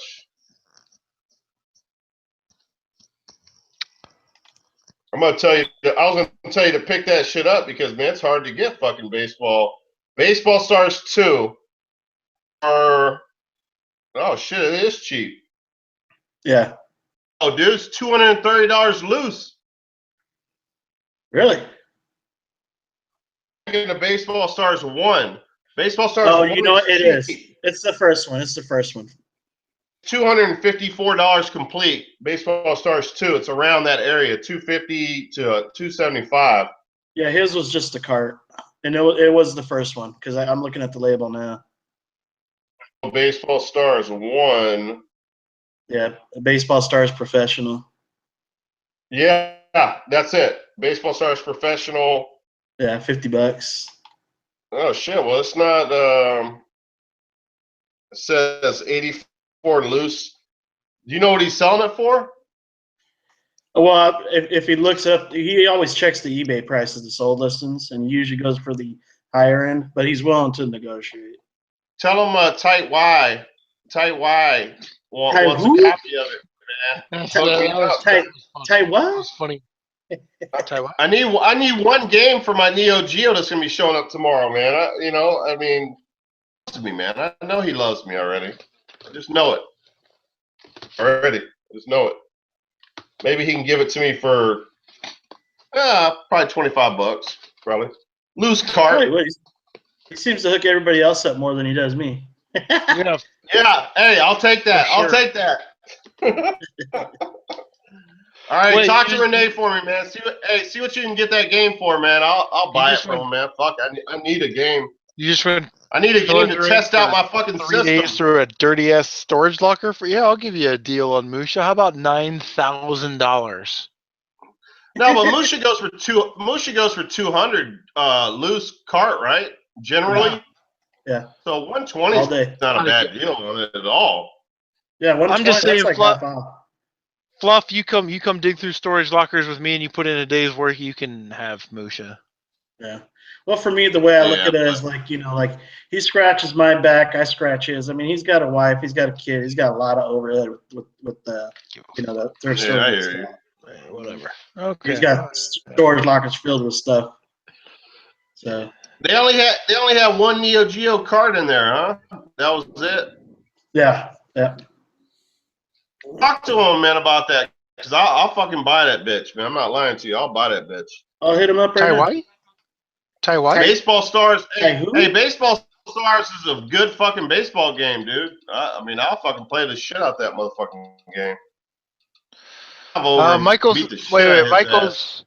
Have like 30 home runs in the first inning on his ass. Michael's saying, Ty White, make sure. Ty White's saying that Renee's. I'm sorry, Jesus Christ. Michael's saying that Tight White, make sure Renee's game is an AES game. You would need an adapter for it to work if it were the more common MVS arcade cartridge. This is the arcade games. They're generally they look a little different. I can tell. The AES games are the black games. Yeah, those are the ones that look like a giant VHS tape. The ones that's for the arcade, right? The ones for the AES also look like a giant VHS. They're black. Yeah. And I think the ones for the Why they got to be black? Why white. can't they be non-white? I don't know. Yeah, that's what I thought. But I want some AES. Baseball Stars is an AES game, I think. Yeah. You're racist, Chris. You're very racist. No, not true. Not true. You're the one that went. You're the one that said Shit. Yo, you got it. Baseball Stars Professional. You said it right, man. That's coming up on price charting, so that means that's an American game. So that's AES. On speakerphone right now, Renee. I want to talk to him. see if Renee will jump in with Fluffy on a Tight White trade show on May 27th, and you guys can work out a trade. I forgot. You guys can work out a trade for your Neo Geo game. Yeah, if he ain't doing nothing, he'd be down. Hey, what's Renee into, man? What is he? Does he like Mega Man rare DS games? He likes anything he can make money off of. Worse than trade fodder. He's really into like Star Wars stuff. He collects a lot of that stuff. Oh, damn it! You got no Star Wars shit. I got some old First thing I got shit. My boy Fluffy Chewbacca. I didn't say that shit at the flea market. He like, you watch Star Wars? You know Star Wars. Star Whose Wars? video was that in where I was like, Power Player Paul was Chewbacca, fucking unshaved? That Can't was remember. Dude, that was Power Player hilarious. Paul. That was mine in the Easter egg at the end of the video. Who the fuck was I watching? They did a tag video from Throwback Gaming. Power Player Paul one time bust out in his video. He had like hair growing up towards his eyeballs. So much hair on his face. He looked like a damn werewolf, Sasquatch, Jewish. I don't know what was going on. Oh, wait, whoa! Now what's racist? Cousin It. I'll tell you what. Paul should have won the Oscar for the elitist throwback elite gamer That shit was guy. hilarious. That was hilarious. Oh my god. He looked dumb as fuck. He looked awesome with the tattoos on his arms and stuff. Paul is the man. Yo, that shit was hilarious. I should have known Jeff was going to say something about that Care Bear next to that Chewbacca. Rat has entered the chat room. Rat. Is it Rat, you play darts for the Cleveland? Not Cleveland. Do you play darts for the Dayton team? Cincinnati team? I don't know.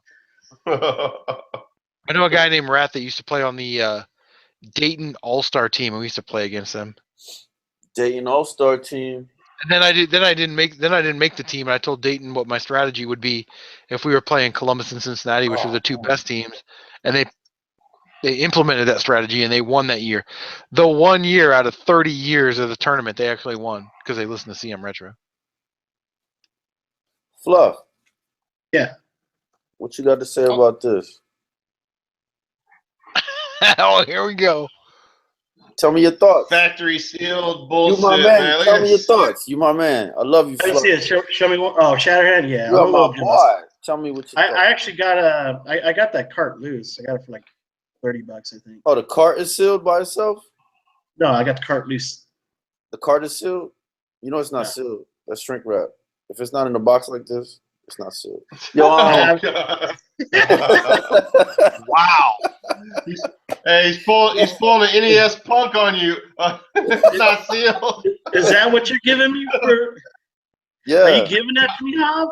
Yo, Pat is like the fucking Rain Man of games and shit. It's like, how much is DDR Max sealed? Oh, about 1,000. How much is Shatterhand sealed? Oh, about $1. I love how like his podcast where like Ian and Pat were talking about me and Price and Bubble Bobble 2 for $500. Like you got Ian who works at a video game store. You got Pat who claims to be a video game expert. But yet they both went up, well, they didn't both, but Pat ended up going online to figure out what the price was for Bubble Bobble 2. Like, can you imagine him being in that locker trying to price everything without having the internet?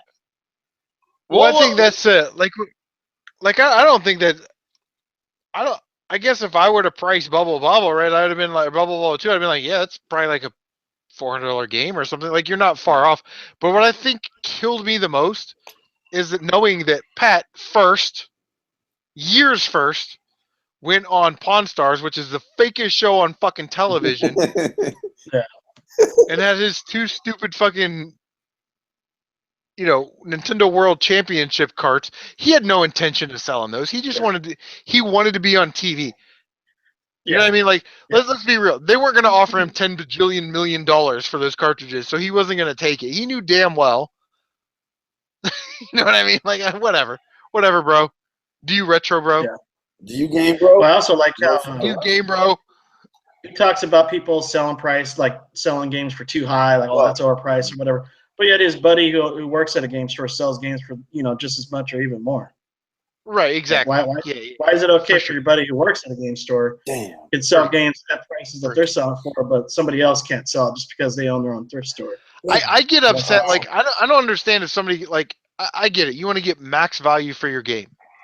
Yeah. But if you look at it on eBay and it's a $200 game and somebody's, let's just pretend in a perfect world that the average is $25 to ship it or whatever. So they say it's $225, and then somebody on Craigslist goes, well, I want $225, and you say, well, no, that's really only a $200 game because that person had to pay for shipping and eBay costs and PayPal. That's where I kind of Like if you're at a retail store and it's a $50 game, I get it. You want to charge $50, but at the same time, why do I need to come to your store? Why can't I just sit on my fat ass at home and order it and have it delivered to my front door? I don't give a fuck about your overhead or your electric bill. You know what I mean? You need to sell that shit cheaper than eBay or Amazon. If you want me to come to your store, you know what I mean? Or at least Renee is willing to say, yeah, this is a $200 game. That's what it goes for on eBay. But if you want it cash out the door, how about 170? Yeah, see, and that's the thing with Renee. He's willing to negotiate. And I've got some game stores around me that are willing to do that. But these guys, oh, that's stupid. That's not. I mean, you don't sell on eBay, so how can you ask eBay prices? And I mean, it's like a whole thing, but it's. And that's the other funny thing about Pat. He talks about people selling, things at eBay prices, and it's not worth that much. And you go to a convention that Pat's at, and you'll see he's selling eBay prices or higher. Yeah, of course. Yeah, I mean, because he wants to make a profit. Yeah, well, of course. But, why is it okay for him and people that he's friends with? It's okay for them, but not anybody else. But, yeah, that's not good. I'll be back in about 5 minutes. I got to go make a 211 run. Hey, For real stuff? All right. Yeah. Stores stop selling beer too. Yo, for real, I'll be back in 5. Huh? Did you crack your screen? Huh? What up? Did you break your phone, Jeffrey? Don't worry about Fluffy. Fluffy's gonna be back, man. Pay attention to me. Hey, listen.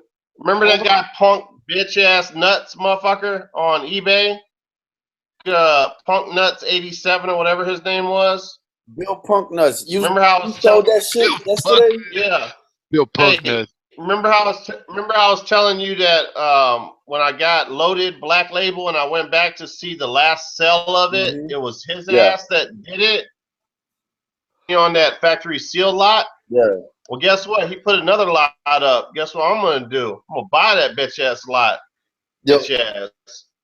And he tries to pull that fucking shit again with the damn shipping. It's gonna be 2 strikes against his ass. I'm gonna fucking get him on eBay. So I'm hot and heavy off that lot. You better hope that he blocked me. He better hope that he blocked me because I'm gonna buy the fucking lot that he has up right now. It's not the same lot that went up earlier, but it's very similar. It's very similar. Bazooka Tone in the jewel case is on there, which is a fucking rare ass. Yeah, fuck yeah, especially in the Julie. Rare ass jewel case variant. He has ISS Soccer factory sealed 98, which is like $100 fucking game. He's got some good shit on there, and it's only like at $70. I'm going after that lot. I'm negging his ass. I'm gonna fucking say the shit is not as described. Carry his bitch ass. I cannot wait. Comment catch up. CaptNRetro says, did he sell the Texas Chainsaw Massacre yet? CaptNRetro then says, yeah, he sold that. Pat's prices are fine. That's untrue. His shit was priced better than eBay. Don't know. I wasn't there. Just kind of spitballing. He sold that game to Fast Walk John, Texas Chainsaw Massacre. I found that out on the channel, watching the channel today. Man, get that shit out of here, man. Damn Ninja Gaiden bullshit. Are you gonna cry or what? Did you see that in the video? I almost cried. Go ahead and do a makeup for it now. But I tell you what, man, this is, oh my God. Video Game Collector hooked me up, man. I can't. He hooked you up with? I can't express in words how grateful I am.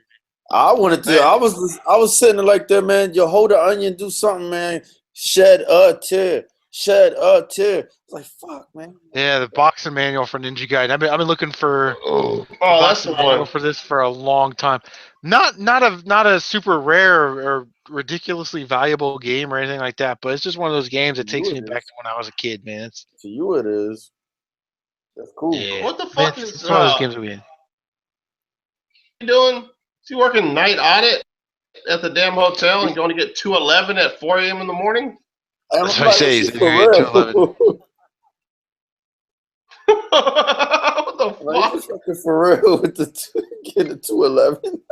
2:11 at 4 in the morning. Wait a second. California is behind us. They're 2 hours behind us. Oh, It's Three. about Oh, to be there's 2. It's about to be yeah, 2. It's yeah. 3 There's behind three. oh, Chris. that's why It's he had to 4:40. rush there before midnight. It's That's what's going on. 4:44 Eastern time, so California time. It's 3 hours behind us, so it's 1 It's about to be 2 for him. 1:44. Yeah. Oh, I don't know where he's Oh, so getting yeah, we 211 probably had to go from. get some.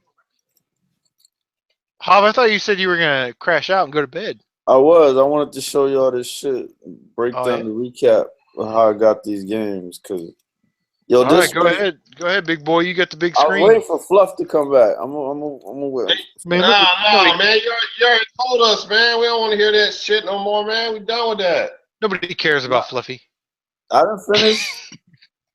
It was straight up, yo. When I saw this, I was like, man, That is how pretty the fucking. fuck am I gonna get this game? Cause you know,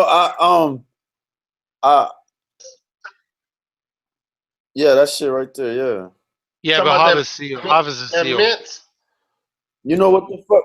And you know what kills me about when you just look at his game and then you see the foil, you be like, God damn. But then when you flip that bitch over and see that hang tag that's not even popped, shit, Yeah.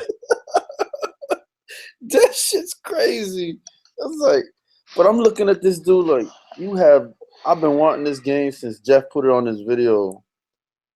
And They I'm got like, some bullshit in the inside of that shit too, man. Some fucked up looking damn crackhead skeleton. I don't even know what the fuck's going on.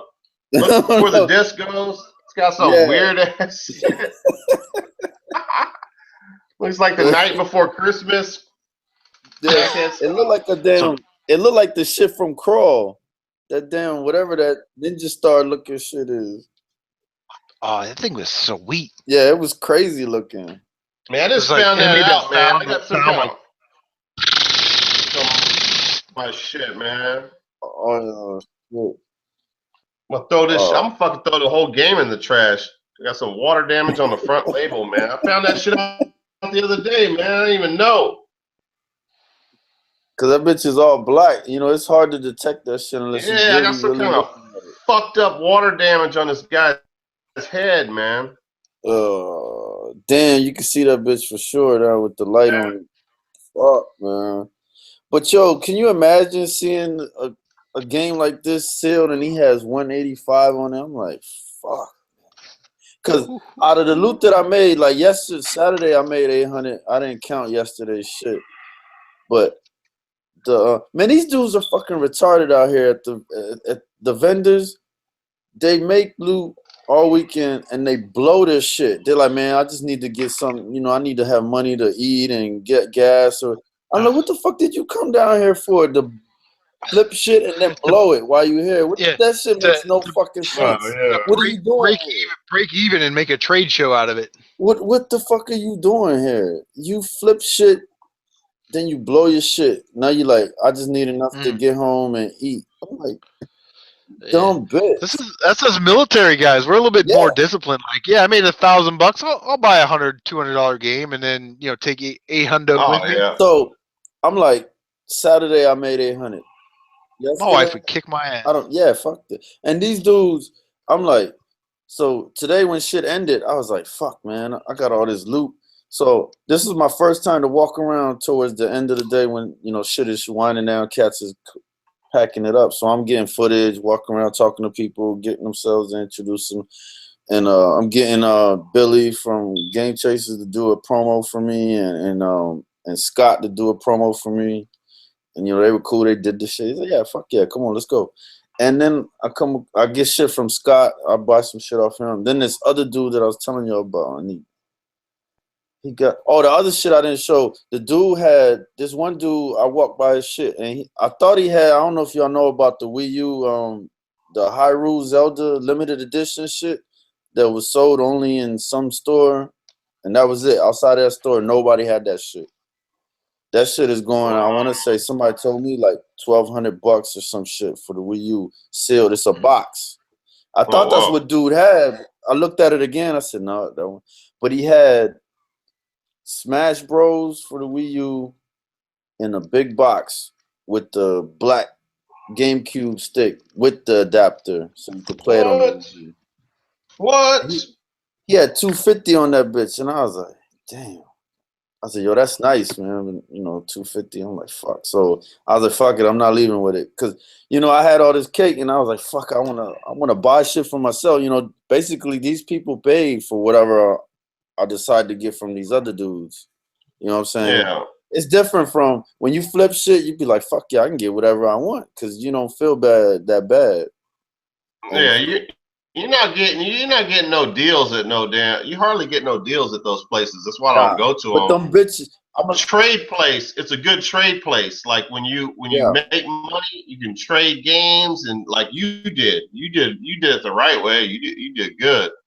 And you know. And so the dude, he the same dude that had the shit, the box Hyrule Warrior shit. He's walking by me. I'm back at my shit, waiting for Kev. So, you know, actually waiting for a damn flatbed to push our shit. And dude's walking by with the shit in his hand. I said, "Oh, yo, you walking with the shit now?" I said, "Damn, that bitch is nice." He's like, "I'll do 200 on it." I said, "I bet. That shit's better than 250." And oh yeah. And so I was like, "Fuck yeah, I'm holding that bitch." Because at first when I went to I didn't look at it fully because it had 250 at the table. I said, "Fuck please, it." Please don't. Well, please when don't he had shoot. it, Please don't this shoot. motherfucker. He making skits and shit. So he had it. He walked by with it. I said, "Yo, man, that shit is sweet." And then I held it because when it had it for 250 on the table, I said, "Nah, fuck it. It's beautiful." I was like, "This bitch is sealed." He was like, "Yeah, I'll give it to you for 200." I said, "This bitch is sealed." Because, you know, big box games like that, like special edition, they don't come with plastic, most of them. They just have that clear plastic, that circles, that clear circle. Yeah. The cardboard has that clear plastic. Yep. And the shit I hate about those is once you pop it, it fucks up the damn cardboard. Yeah. Those circle stickers. Yeah, that fucks the cardboard up. So he said 200. Boom. I said, and I bought some shit from from Scott. And then right across from us, some dudes, they was wrapping shit up. And he had, fuck, I can't remember. It was a Saturn game, but he wanted 35 for it. And then they had 2 for $5 in a bin. There were PS1s and PS2, different games, but I got 7 games, so it wasn't an even 2 for $5. It didn't make it even. So that would have been like $15 or some shit. And then the game was 30. The Saturn game was 35. And I was like, "Yo, how much for all these?" He looked 40. I was like, good looking out, because the Saturn game was 35 by itself, and it was 2 for $5 on the other shit, and I had 7 of them. He just said 40, and fuck it, because them cats, they be looking to get rid of shit. Now the flip side, there's 2 dudes at the fucking con. They some bitches. The one I had arch rivals, right? Now I'm looking out for the average people. I can get 70 easy for arch rivals. But there are a lot of people, you know, they be bullshitting around. Then there are people that are sincere. So I'm telling them 60. You can't get rival schools anywhere for 60. Nowhere. It's like, yeah, true. And this fucking dude at a table down from us, like a few tables down, he kept walking by since Saturday. He's like, "How much you letting rival school?" 60, 60. That's a good deal. He's like 55. I'm like, "Dude, you got a table down there, right? So you telling me you don't have 60, you didn't make 60 all weekend that you could spare?" This is another fucking vendor trying to lowball me, you know what I'm saying? Oh yeah. I'm trying to take care of the people. I'm cutting deals for the people. And this bitch by, pulling a Chris Miller. That's that bullshit. Fuck, I hate them motherfuckers like that. What is it? CM some shit. But what is that motherfucker? So today he's like, "Yeah, you ready to have your fire sale? 50 for that." Look at this motherfucker. He's like, he bust out today and says, "You ready to have your fire sale?" Yeah. I love that shit. He's like 50 for that rival schools, right? Man, I'll go home with the bitch. I'll go home with. Yeah, I'll take it home for 50. I'm like, 'cause that was my slogan. Kev's shit all weekend was like, he's like, I need this shit out of my house. Let's go. Give me a deal. Let's go. I need this shit out of the house. Get it the fuck out of my house. And my shit was like $50, you know, whatever. I'd be like $30, $30 out the door. What's up? Is that agreeable? Let's come on. I know you need the shit in your life. You want it. Let's go, man. I'm just giving you because they'll be like 50. Yeah, I'm giving you a number. That's the starting point. You talk to me. Come on, out the door, out the door. What does it take for me to put this in your life right now? You know, I was willing, dealing, all that shit was fun though. It was fun. I was having fun and making people's days. You curly hair, curly black hair. That guy that was trying to not get that the fire cell. No, and a certain NES guidebook in it seals. Get the fuck my favorite story from Renee was talking about when he used to sell at the flea market to Pat, the NES punk. Every single vendor would not put their games out until Pat left the flea market. Did y'all hear that part? So frustrating dealing with him that they stopped putting games out. Y'all didn't hear that part when he was talking about that? Fluff will tell us about that. Fucking frustrating that vendors got together and they said, we're not going to put games out no more. We're not going to deal with this fucking guy. As soon as he leaves at 10 a.m., then we'll throw the games out on the tables. Yeah. That's the type of people you deal with, man. Man, I don't know. Like, I know from hunting games and going to the thrifts and the flea markets and whatever, I know that whoever's doing that, you know, time is money. So it's gumball machine effect. How many quarters are you going to put into the gumball machine to get that one blue gumball out? Right? It's an odds game. Yeah. So I would sit there. I would hold Pat up for all time. I don't know, man. This is like a $60 game. What do you like? I would just hold him up there the entire time. I just bullshit and stall and negotiate and I'd highball him. Like, and I would make him think like this isn't even worth me coming here because I'm losing so much time. Well, like, you know, all of us will throw a couple things out there like, no, can you do it for less than that? You know, they say $40 and we say 20, 25, 30. We try to meet you in the middle. We throw a couple things out there, but apparently this guy, from what I hear, for 30 minutes and keep on badgering them saying, what are you doing? You're not supposed to sell games for this price. This is ridiculous. And he'll keep at them and fucking, I mean, that's what I'm hearing. I don't know if that's true, but oh man, none of us do that. We you know, we're not gonna degrade somebody. We're just gonna be like, okay, you don't want to do business, we'll move on, go to somebody else. Yeah, I mean, you're gonna have a number. I'm gonna give you my number. You're either not gonna be happy and say no thanks, or you're gonna counter, and we can work from there. Yeah, because that was the thing. Like Kev, he wants me to tell you about the deals. He was making shit, man. People just couldn't walk away from the deals he was throwing them. He's like five. Get the shit out the fuck out of my house. I don't want to go home with the shit. Get it the fuck out of my house. Yeah. He's like, because he'll look shit up. He'd be like, all right, I'm gonna do. He's like, my shit is what the fuck was he saying? He's like, come on, y'all. It's like I'm gonna beat the fuck up out of price charting and eBay. The fuck up. What, like my sister-in-law lives with her husband and their kids in Duluth, Georgia, and one of like it's not even a gaming goal. It's just like a life goal is to like go down there for a week, like on vacation, and literally spend one day with my sister-in-law and her family and 6 days with CaptNRetro and fucking Emceemer. That's my goal. Oh god! And you will not return the same.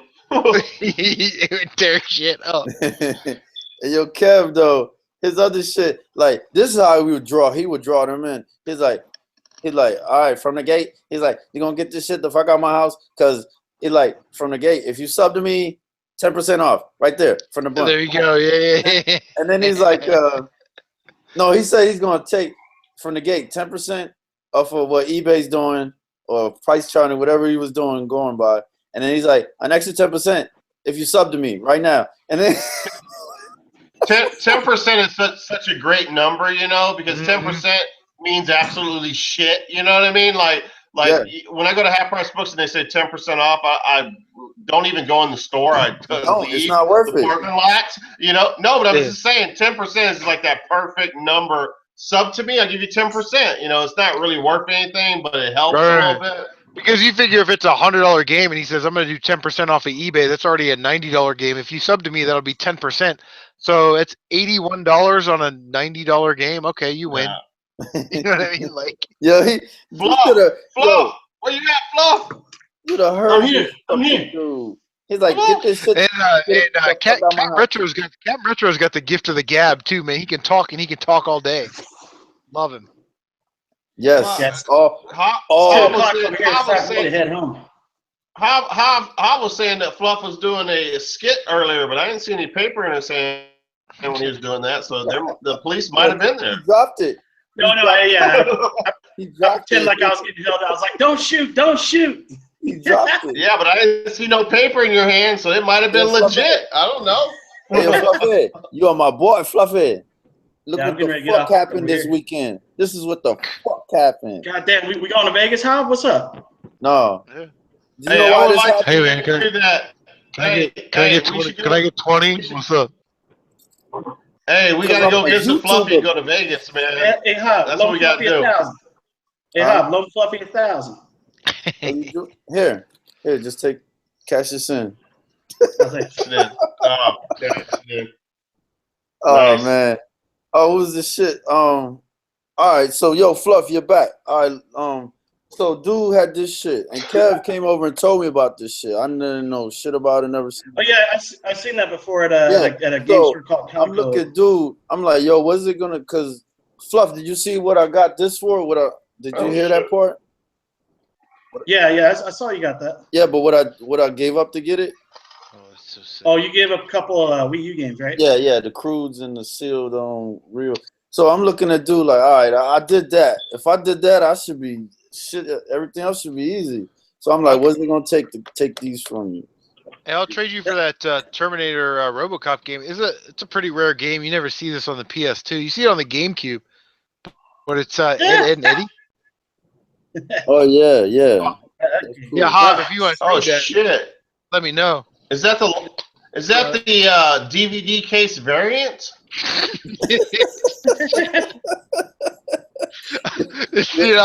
was like, I just only got a couple fingerprints. I can wipe that off for you, but you know, I mean, if you want to, look at how Hey, CM, you should have folded the manual in half and put it in the PS1 case. That was the variant PS1. Yeah, he says that the DVD variant case. You see, Hob's face was like, oh yeah. Like, so, like fucking. That's the misprint Eddie. Misprint Eddie. I got the rare NCAA College Football 2005 Larry Fitzgerald catching it on the right side instead of the left side. Oh yeah. It's like it harkens back to those like late 80s, early 90s baseball cards where it was like negative. The Cal Ripken Jr. with the fucking Juan Gonzalez reverse negative card. Yeah, the fucking mirror edge version. The Cal Ripken All right, Jr. guys. card. It's 2:00 over here. I'm getting off work, so thanks for having me on. I'm gonna go head on home and drink my 211s. Y'all take it easy. I was wondering why you're getting a 211 at like 4 in the morning. It's like, what the fuck? Yeah, no, it's 2 now. I had to go get it before 2 because I stopped. Yeah, you can get You know why? Because this is my vacation, and I want to wake up sometime tomorrow to actually do some video game hunting. I don't want to sleep till 1 p.m. tomorrow, so I'm gonna stay up. Before y'all go, I'm gonna stay up, baby. It's 5 o'clock East Coast. You know how I do. I'm gonna take it all the way to the white meat, baby. Woo! No homo. Yo, guys, I just want. Hey, can I say something right quick?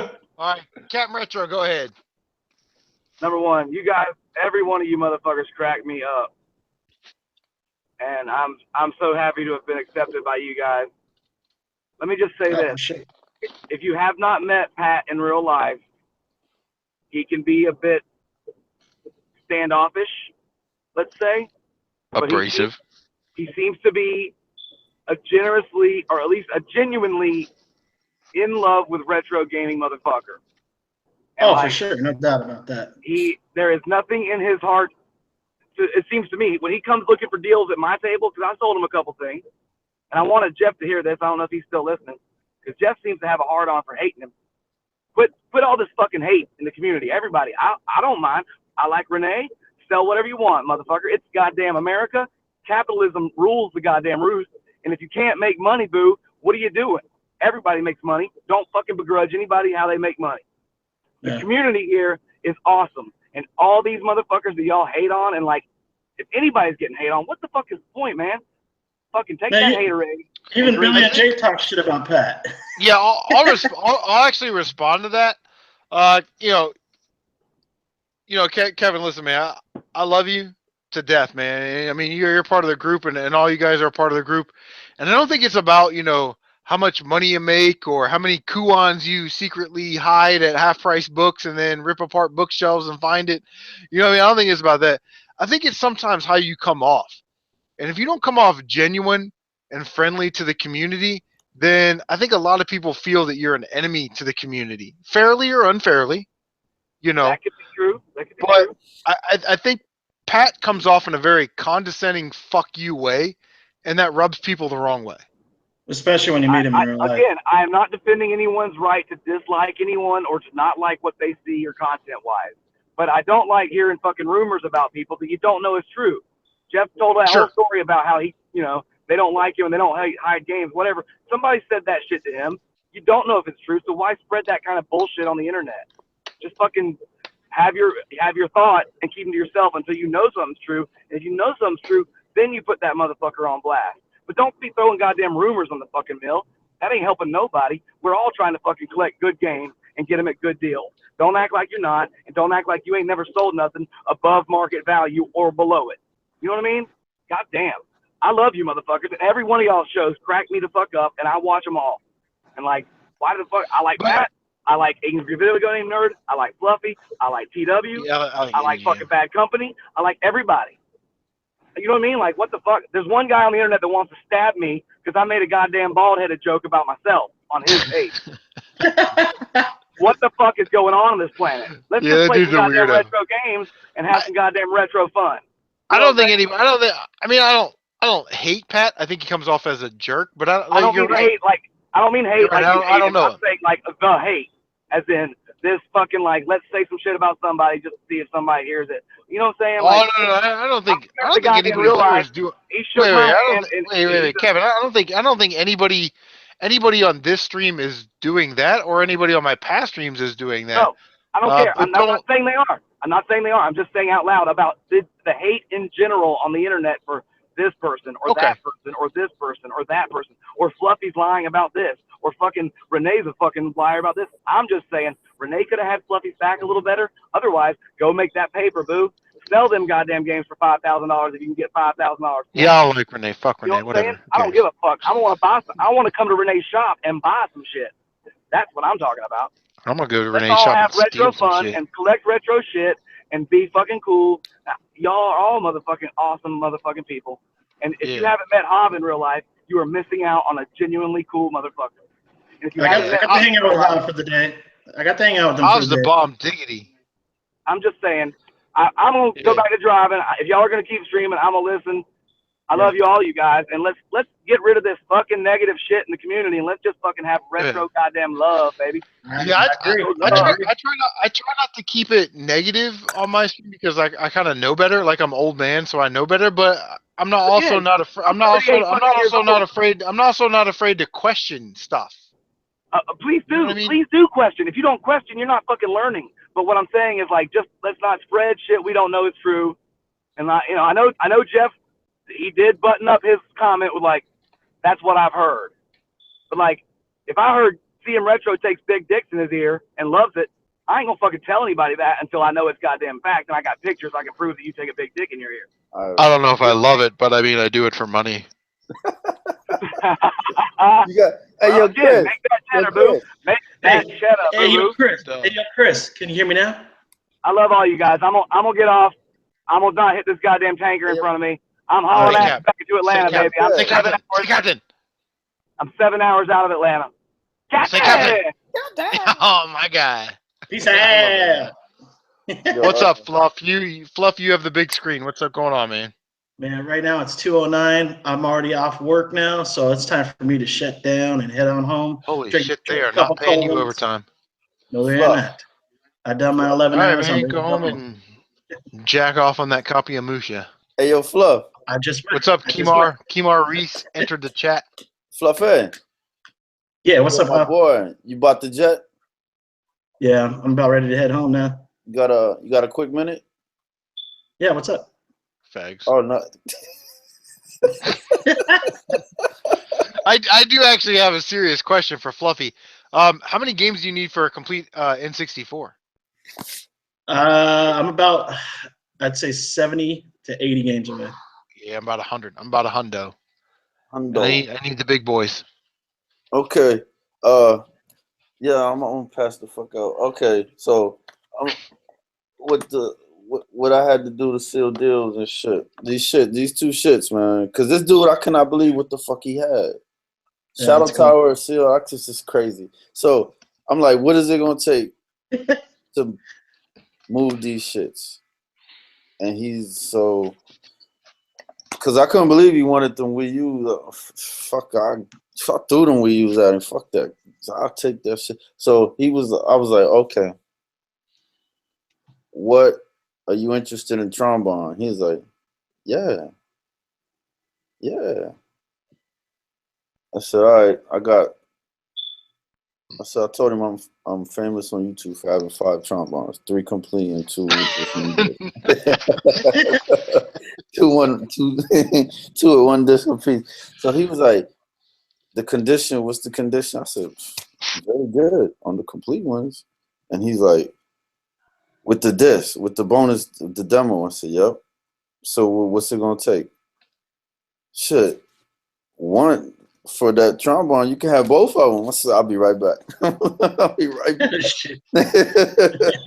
So the last thing that I wanted from him, I was like, all right, I'm interested in mainly this one game, but I'll find something else to make it comparable. I'm like, I can't remember what the fuck I traded him, but I'll remember tomorrow. I'm tired, but when he had this, I was like, the label's not the greatest.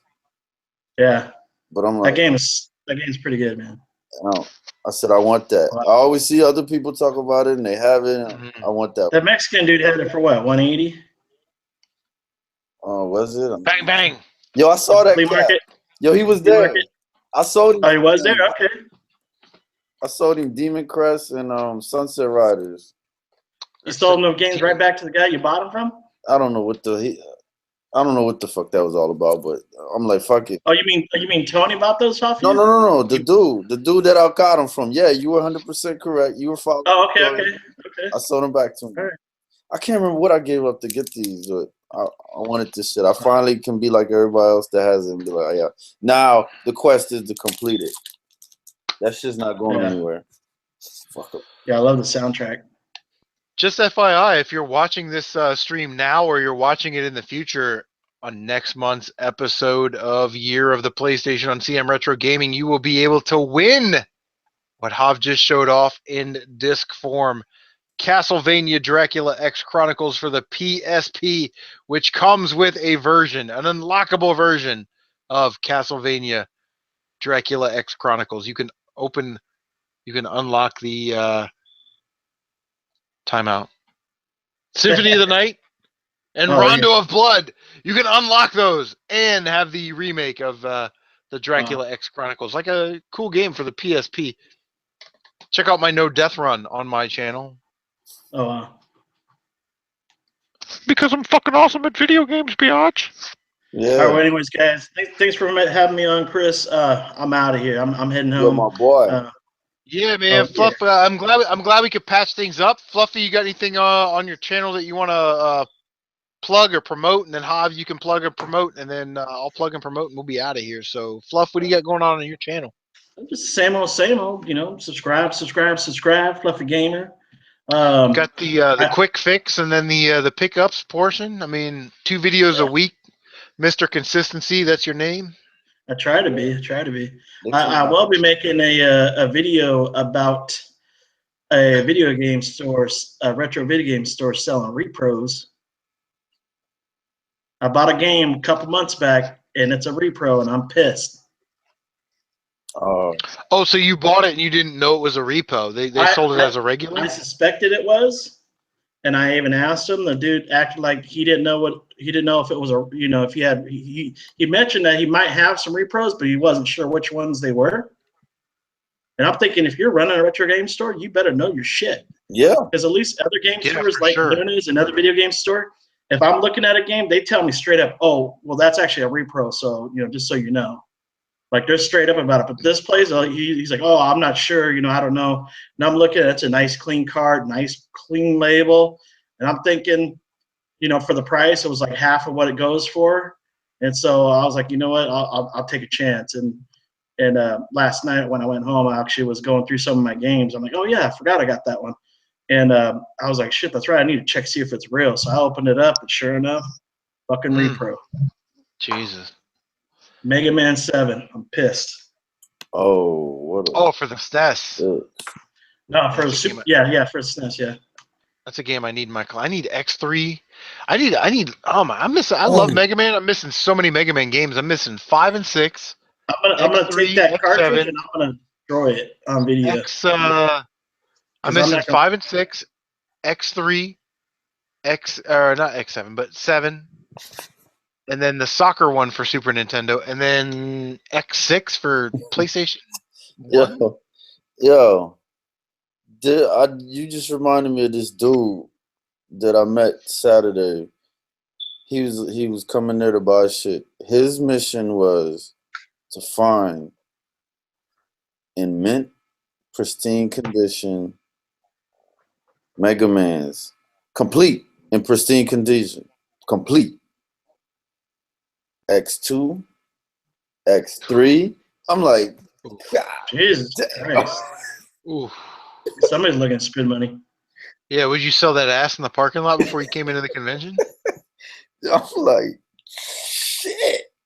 And he doesn't want it if it doesn't meet that standard, he does not want it. I was like, wow. Wow. All right. Well, Retro Gamers 717 Hav. Congrats on 200, man. Yeah, it's crazy. It's like you guys were at like 100 subscribers a day ago, and it's like boom. Look, I can't take the Hav explosion, Hav mania. I can't take credit. But fuck that. I can take credit for a lot of this shit, not all of it. Fuck that. You did all the work, Hav. But yeah, man, if you got anything upcoming on your channel that you want to plug or promote, or anything that you want the people to see, let them know. I know there's only like 8 people in here now, but people will watch this tomorrow, and you know, they want to hear what you have to say. Obviously, Mr. 200 subscribers. When Friday, when I rode to come down to the con, it was sitting at 170 something. By the time yesterday hit, it was 190. Today is 200. Nice. I can't take credit for all of it, but I know. But one thing you got to do, remind everybody, Hav, is you're a motherfucking YouTuber, biatch. I'm a YouTuber, bitch. You see? I mean, I did post a video on my channel Friday, unboxing on Friday of a package that Hav was nice enough to send me for a How console. big was that package? For a console that may or may not be upcoming in the next year, the PlayStation video, and I definitely appreciate that. And I got to be honest, you know, I'd played The Last of Us, right? But I'm playing through the remastered version with my son, who's autistic, and he's like, I want to play that game. I want to play that game. So we're kind of doing it together. So the game that you sent me, because he has a PlayStation 4, he never had a PlayStation 3, he had a PlayStation 4. So we're sort of connect over that console. And he was so excited. He was like, "You got the Evil Within?" I'm like, why? I mean, yeah, I mean, Hav on YouTube sent it to me on Retro Gamer 717. He sent it to me. And it was in this package, and we did it. He's like, "Oh my god, I want to play that game so much. Can we play that game together?" So, basically, what you sent me was about 40 hours worth of hangout time with my autistic son, which is, That's cool. I can't. You know what I mean? Like, there's no.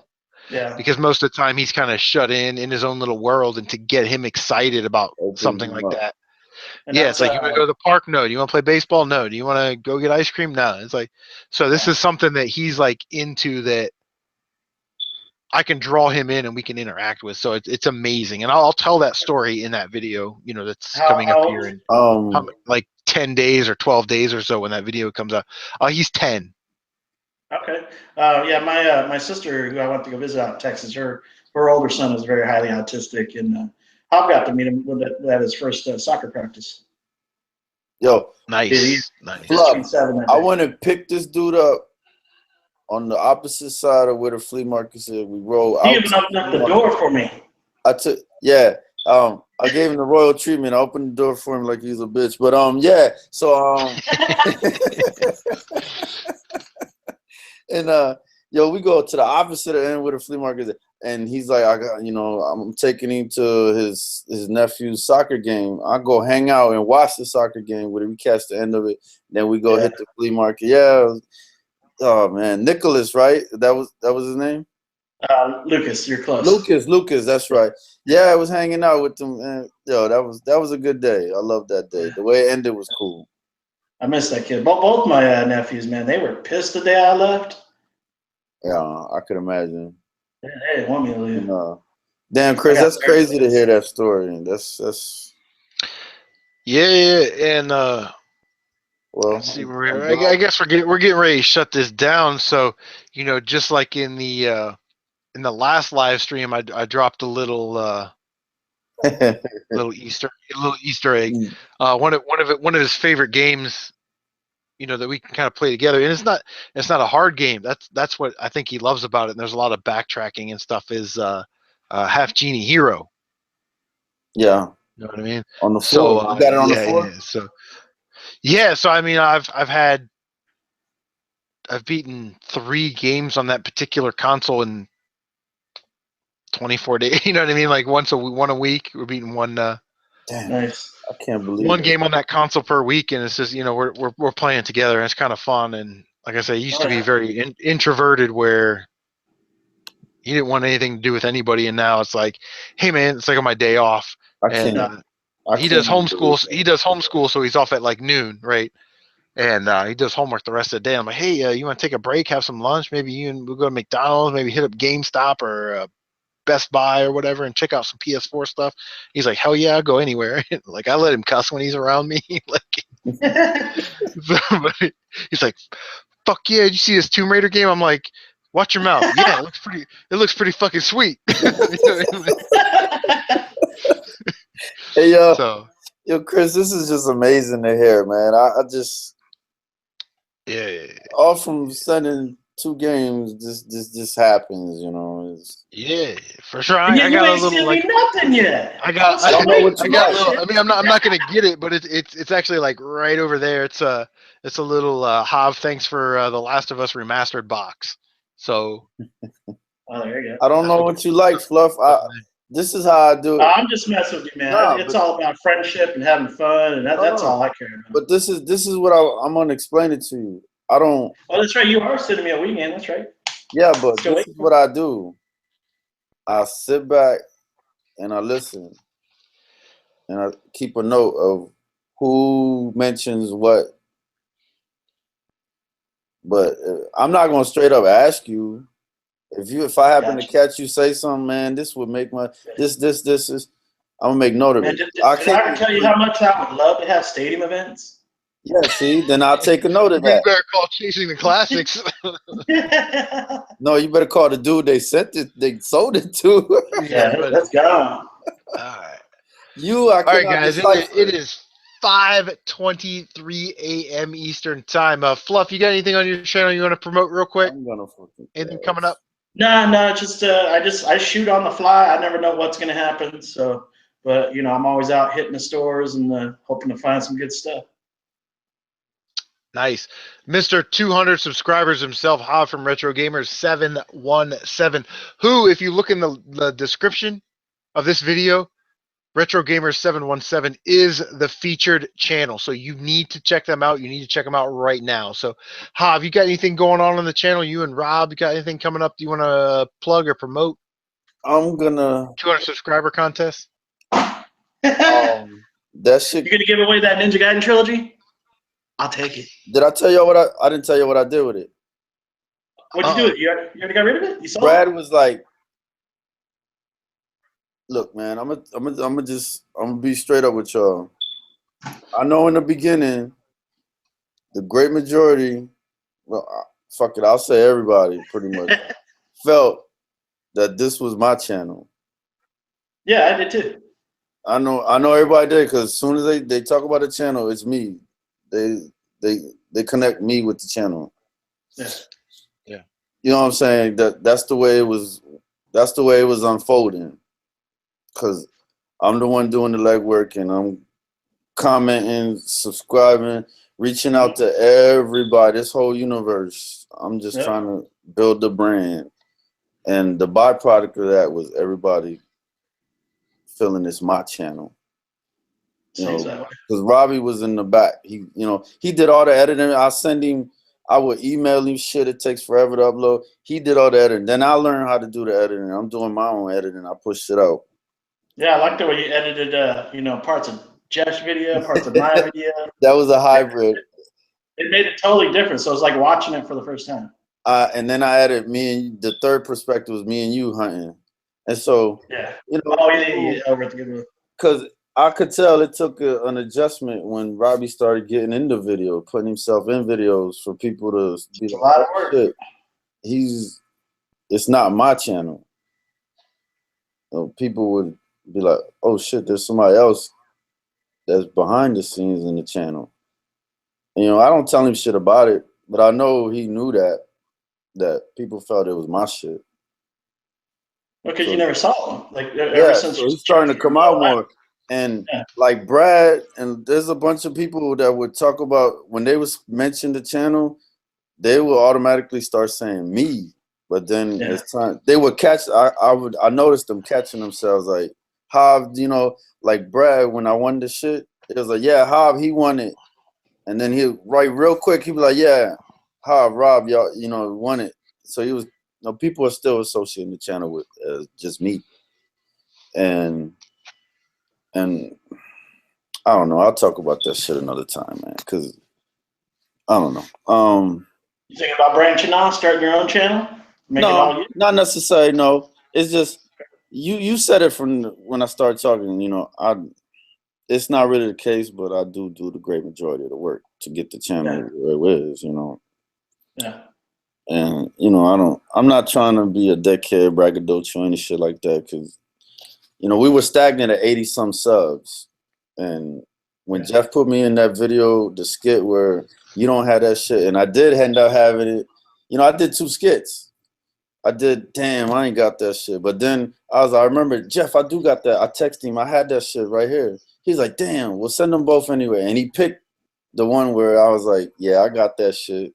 I don't know if y'all remember that shit. But, I stay neutral about it. I don't say shit, I do a lot of the work, so fuck you, I don't care. So Brad was like, yeah, y'all gotta when he did that live shit, it fucked me up. I'm like, we won this shit. But really, I won this shit. Yeah. I'm the one that subbed and did the were you the one that commented on the video to win it, or was it your buddy? Yeah, I'm gonna be the only one that does that shit, straight up. It shows. But y'all know who I am. Settle it though, so you and your buddy don't have to fight. You can just give it to me. Yeah, because Brad was like, see, y'all motherfuckers, y'all got to arm wrestle for the shit or something.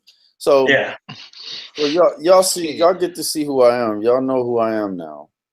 You see the true person that I am. I'm a very generous and giving person. Material objects are nothing. I could be here or I could be going tomorrow. Just all this shit can come and go in a minute.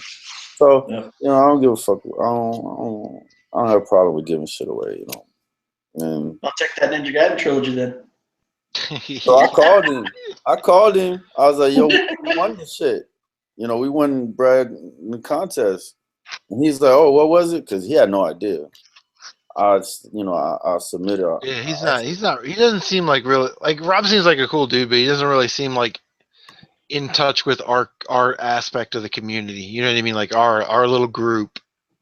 He seems like at a distance. Yeah. But you know, he has family and stuff and all that, which is cool. Sure. Yeah, you know, which is understandable, but sometimes you gotta you know, he's obsessive with collecting this shit, and yeah, it's cool, but you know, I already knew the channel wasn't gonna grow if I left it up to him. I had to use the way I am, my personality to make shit to grow, to build the brand, you know. I'm the one out there subbing every day, comment, make sure I make it a point. I can't get to everybody, but when somebody posts, I gotta comment. Yeah, for sure. And I don't give a fuck. I'll do it. I'm not gonna complain about doing that shit. This shit is work, man. If you want to get to where you want to go, you gotta work for it. And if working is commenting on videos and replying to people, and you know, commenting on what I do is I'll go on like somebody that's got a bigger channel like Jeff or Fluffy, and I'll be like, oh, I'll comment, and then be like, oh, here's comment. Let me comment on their comment. And then when they read my comments, they're like, who the fuck is this guy? And then they check out my channel. You know what I mean? Like that. Yeah. It's all part of it. And if you're not willing to do that nowadays, this isn't like, you know, 2005, 2006 YouTube where you had 8 people that did video game shit. You know, you had, you know, AVGN. You had like, maybe like, Irate Gamer. You know, Chris Boris was doing his kind of thing. You know what I mean? Like, everybody does retro gaming and gaming related content on their YouTube channels. So unless you're like a computer marketing whiz and you can get noticed right away, we absolutely 100% have to rely on each other. Yeah, you got to get yourself to get ourselves where we want to go. Yeah. And that's more subs, more views. Like I could give a damn about, you know, my $6 a month in, you know, AdSense. I want people to look at my shit. Yeah. I make it for people to watch, and I want people to watch. And that may be hard-headed of me, but you know, I mean, if Fluffy had 3,000 subscribers or 4,000 subscribers, and he makes 2 videos a week for 5 years, which is what he's been doing, and he gets 10 people, you know, he gets 10 views per video, that's fucking disheartening. Yeah. You know what I mean? You want to see it grow. You want to take this little dinosaur egg and let it hatch and grow into a full-fledged velociraptor. You know what I mean? You do, but also at the same time, the only thing that really matters, and I told Hob this when we were rolling in his car, like, keep doing it if you're having fun. If you're having fun, make the videos, you know, have fun with it. If it starts feeling like a job, or you feel like you just don't want to do it anymore, that's when it's time. Yeah, for sure. Agree, 100%. 100%. So, all right, guys, we're going to shut down the stream, but I will tell you this. Today is Monday. Well, in my time zone, it's Monday at 5:30. At the end of the day, you will see my trade package that I did with Spruce Game Hunting. I want to thank everybody for stopping by the stream. Check out all the channels in the description. Ha from Retro Gamer 717 is our featured channel of the stream. Fluffy Gamer, thanks for stopping by. Tight White, CaptNRetro, you know, everybody in the stream. E-Rock from Chasing the Classics. Brad from Chasing the Classics. Everybody, I want to, again, thank you guys so much for stopping by. I don't know what to say. You know, I love you guys. I'm glad Fluffy and I could hash out that minor issue that we may or may not have had. Good, because I love both of y'all. There's no. Yeah. So and, we don't need to talk about this shit anymore, right? No more Pat shit. Anybody want to talk about Pat the NES Punk and Fluffy Gamer and Storage Wars and Renee? Anybody? Hav, what do you got to say? No, I'm just kidding. All right, so here's what we got going on. Again, like I said, I've got you know, on my channel this week, I've got the Spruce Game Hunting video coming up tomorrow. I have a package coming my way from the Retro Gamers 717 for 100 subscribers contest. I will give you an announcement video for those of you that are watching now or watching tomorrow on when we will do a live unboxing of that video. I also have a package from the Emceemer that I need to open up. And within the first couple days of the month, next week, you guys, it is Year of the PlayStation. Oh, buddy, we have some PlayStation items to show. So stick around for that, and we will see you. Oh shit! I didn't even say the next one. Take it easy, guys. Yo. Boom. Love you, Fluff. Love you too, man. You're my boy. Cokes.